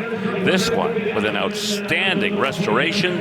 I tell you, this is a show winner. This has won a gold award at the POCI show in 2012. It's been displayed at the McCacken show. And one of only 630 Bonneville convertibles produced for 57. And that's all you could get in 57 was the convertible. $30,000 the bid goes on. Now bring us to 33 in 2021. Well, 130,000. And the bid goes on here on that Bonnie. 5-liter V8, 6-speed, no reserve. Not going to worry about the bid goes on the next car because it's selling at no reserve. It's a Shelby Super Snake from 2021. Yeah, as I said earlier this week, you put super in front of snake, and you know you've got a supercharged Shelby on the way. This one, 825 horsepower out of the 5-liter Coyote. 6-speed manual transmission, one of only 98 Super Snake coupes. Total 196 total Super Snakes built in 2021. This is pretty much an exclusive car. Shelby supercharger package, performance tune, upgraded fuel system. Has the Borla variable exhaust with Shelby branding. And the dual intake ram air hood, 20-inch forged wheels. Riding on low profile, high performance, radial rubber. Rapid red metallic with a black interior. Now 105, got it. Oh, nothing to squawk about there. $105,000, Scott. I'll tell you who's doing the squawking. The guy that just picked it up, going to take it home and say, look what I got in Indy. Yeah, right. Okay, 1970 Roadrunner. A custom Roadrunner here. Yeah, and Chris is sneaking up on it here. It looks like he doesn't want to get too close here. Well, I just want to point out something on this fender tag because it's quite hilarious.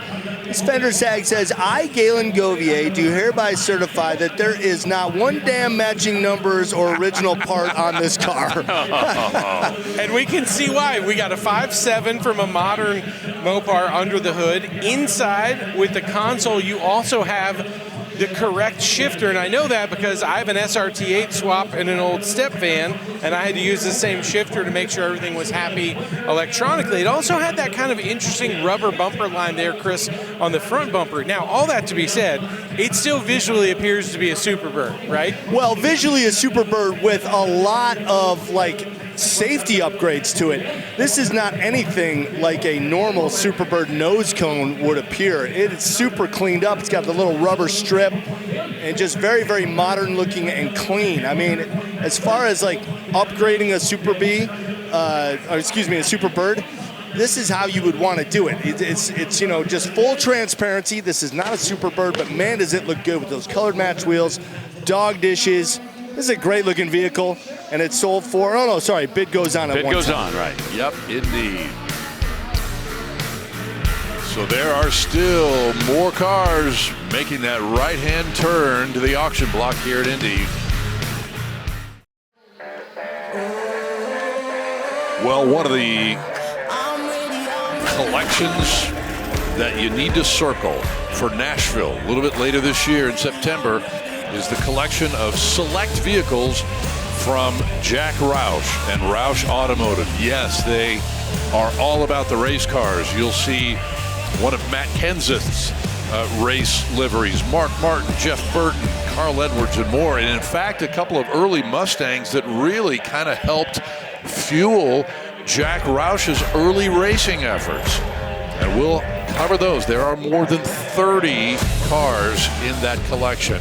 And we will see it in Nashville in September. Nobody's fool. The real deal, and a Boss 429 with a Roush-built engine, serial number 429. All of it coming to Nashville, Bill. They'll be selling like hotcakes. Oh, they will. I love when you look at me like that. Does it happen that often? Too often. Oh, I'm sorry. Okay. No, I like it. 1960 Impala, as we bring you back to the live coverage here at the Spring Classic. $135,000 on this beautiful convertible. How about this old Jeff Steinmetz out there in Lancaster, Ohio, who is an expert at Concours restorations on this era of Chevrolet. He did the work on this. This has a 348 in it, 280 horsepower, the tri-power engine, several different versions of the 348 available in 1960. This was kind of like the, I guess you could call it the tweener. Rochester carburetors, which are correct for the car, and look at that, $140,000. Yes, sir. Z28 time now, 1969, and I believe that is Cortez Silver. It is indeed, and this is a numbers car too, Bill. Yep, original matching numbers, DZ suffix 302, 290 horse, 4 speed, and they've even checked the number on that transmission to make sure that it matches everything else, which it does. 410 gears in the 12-bolt posit traction. Houndstooth interior, nice. Cowl induction hood, got your rear spoiler. And there you see the rally wheels. That's the way they ought to look. It's funny how we do not see many, if any, 69 Z28s that have been modified or played with, or diddled with, or whatever. Most of them are by the book. Yep. Very true.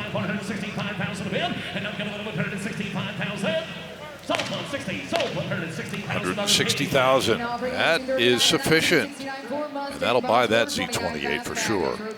Well, speaking of Boss 429, how about this one now in Wimbledon white? Yeah, this one has a story. This one was drag raced early in its life, called the Puerto Rican Boss.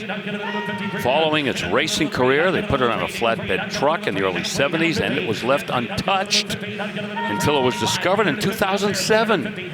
Then, rotisserie restored at Kevin's Classic Cars.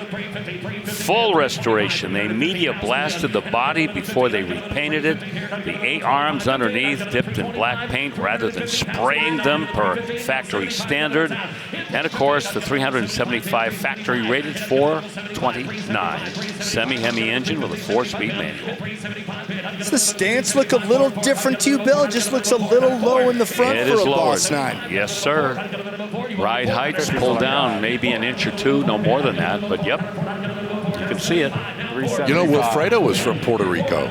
Yes, I know. Still is. Great auctioneer. And he's one of our longest lasting crew members here. Yes, he is. We have really enjoyed working with him for years. I point that out because this is the Puerto Rican Boss. I picked up the connection. Very perceptive of you.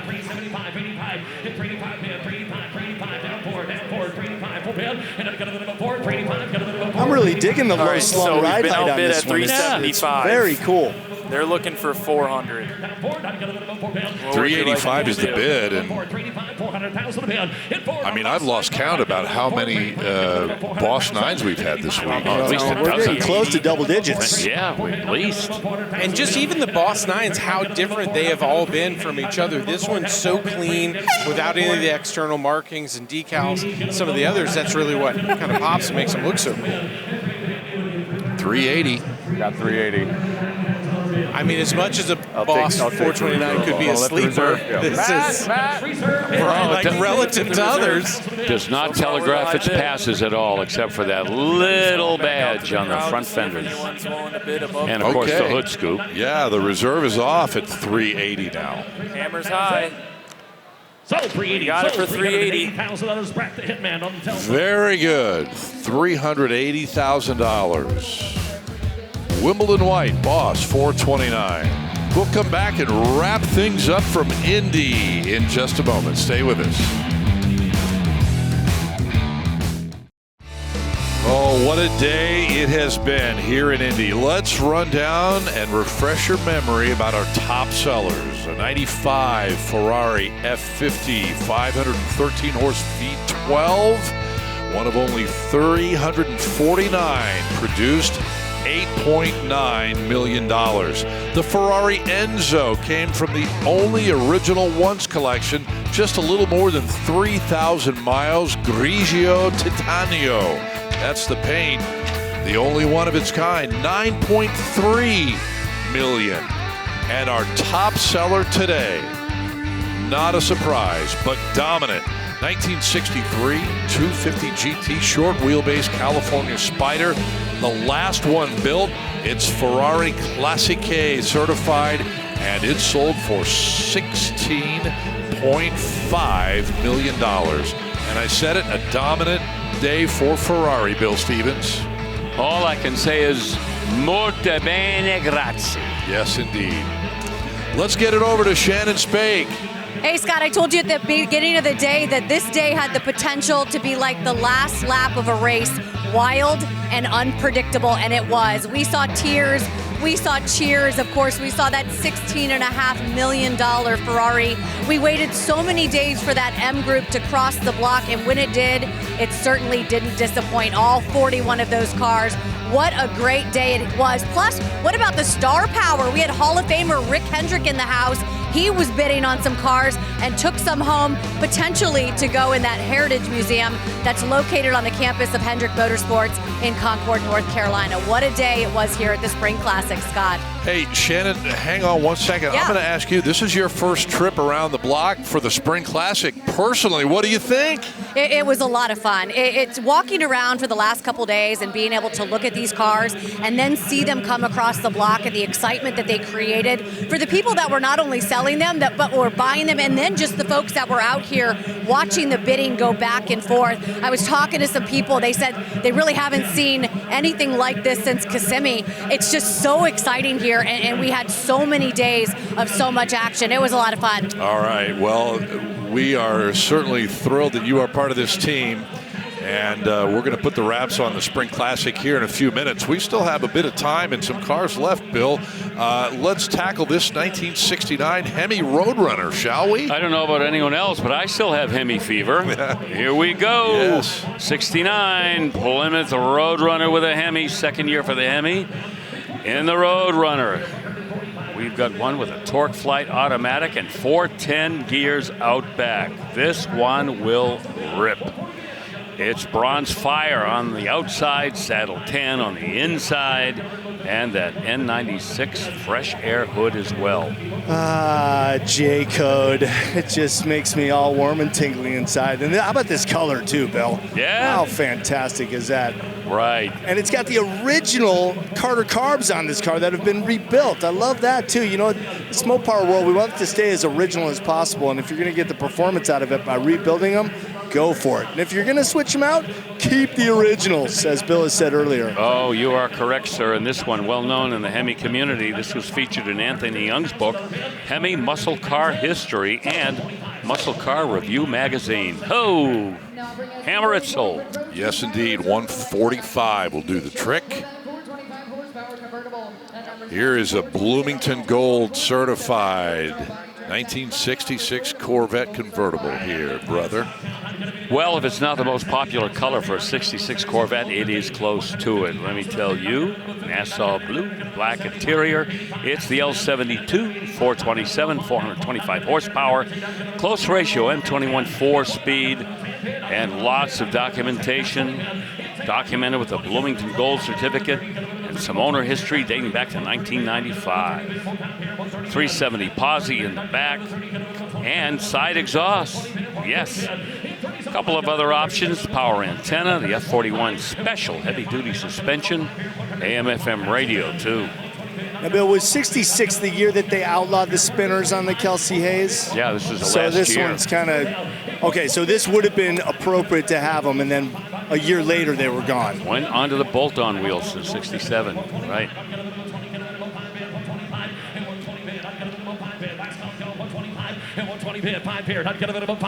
Another question for you. If you were to order the knockoffs, did you get the hammer from the dealer, or do you have to buy that aftermarket?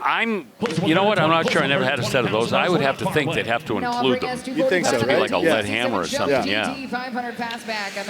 Well, the high bid here on this 66 Corvette, $120,000. Bill, how would you like to talk about a 1967 GT500? I will never get tired of talking about 67 GT500s. It's got one of my favorite engines in it, the 428, the Police Interceptor 428 with those dual Holley carburetors, the only Shelby Mustang to be factory delivered with dual quads. 355 horse with a 4-speed manual, dark moss green, black interior, beautifully detailed car. It's got the interior decor group as an extra. The Shelby wood steering wheel, fold down rear seat, has that roll bar, the extra cooling package, and those beautiful Magnum 500 wheels or Magstar wheels, and power front disc brakes too. Good selection of standard and optional equipment on this Shelby. $250,000 is the current bid. Matt Morek says gonna need more than that. So that GT500 will head toward bid goes on. And we will check out this next car, 1970 Buick Grand Sport convertible. With an LS swap, how about that? Don't see that very often. The LS3, the 430 horse, 6.2-liter engine with an automatic transmission. They've upgraded the brakes, Willwood 4-wheel disc brakes, Hotchkiss suspension. Boy, that thing will handle. Redline tires. And great presentation with that silver paint, black interior. Yeah, 80. Go ahead. No, I was just going to say, if we get into the low six figures, I think we're going to sell this Buick. Well, we might. 90,000 is the bid, and I know what you're thinking at home. It's 5 o'clock. Shouldn't we be finished by now? Technically, maybe. However, just think of this as a soccer match. The referee has said, let's do some extra time. And that is great because we have some fantastic cars that we want to show you folks. Okay, so we're going to hopefully have you indulge us going past 5 o'clock. We don't want to leave. 105,000, the current bid.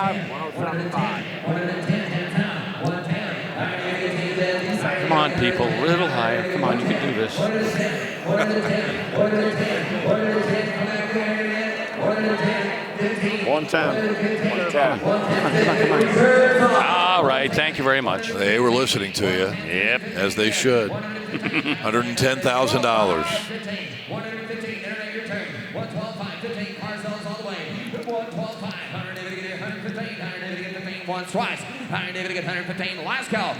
20, 120, 120, 150. I know you're going to be super glad. We all are, but you particularly, Bill, to see the next car since we are in extra time. I know what you're saying. I've been sneaking a peek. 120,000 though on this Grand Sport. 130, 130, 130, 125, 30, 125, 130. Late inning lightning here. The reserve came off at what was it? 112,000, something like that. I believe so. Yeah. 125, 130,000. 125,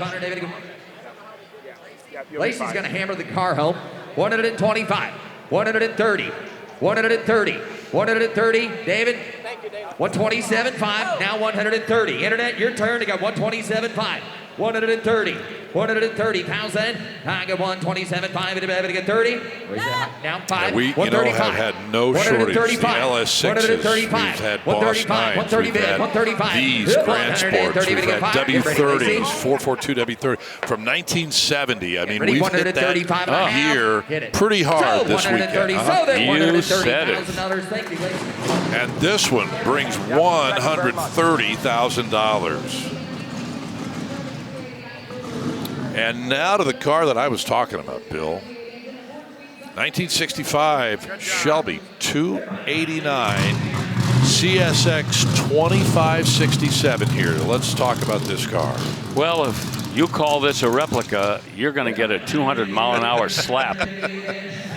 This is a real small block Cobra. You mentioned the chassis number, 2567. 453 original street specification Shelby Cobras were produced. This is a late production example, as we can see by the chassis number.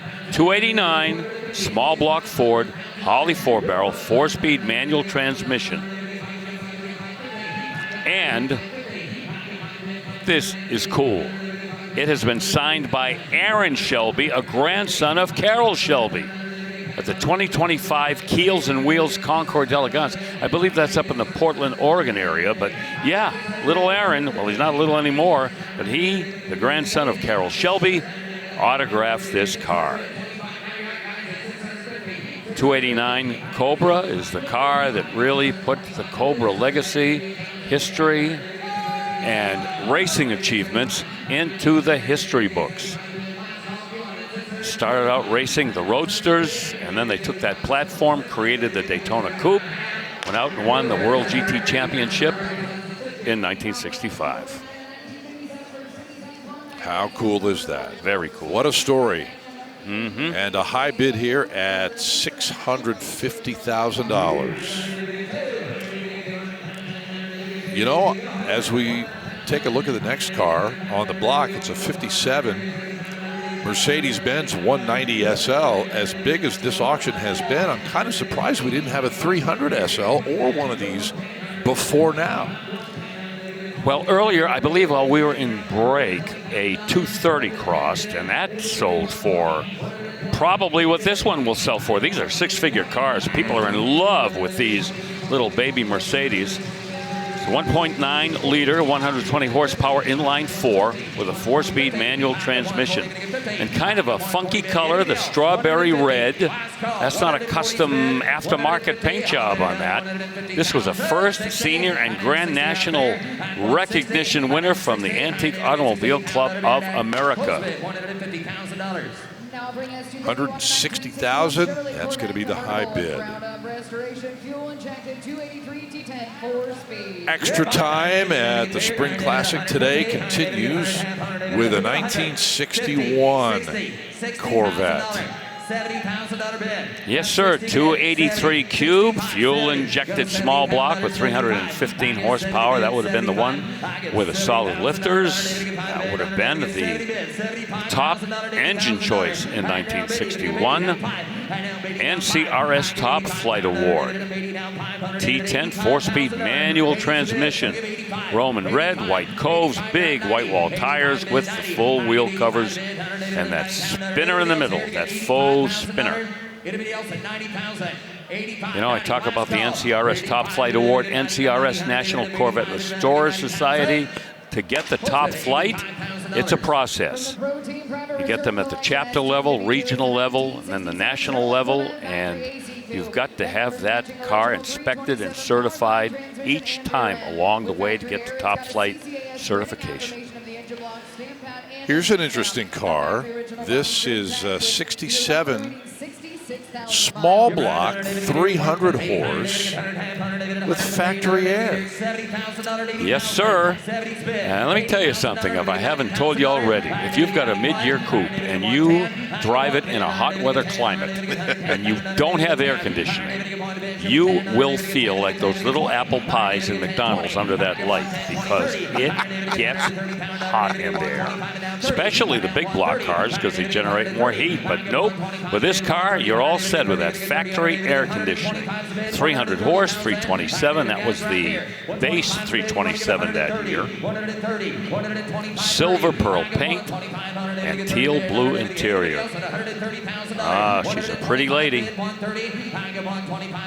We don't see many with this in this configuration from 1967. I mean, of course, everybody wants the big block, right?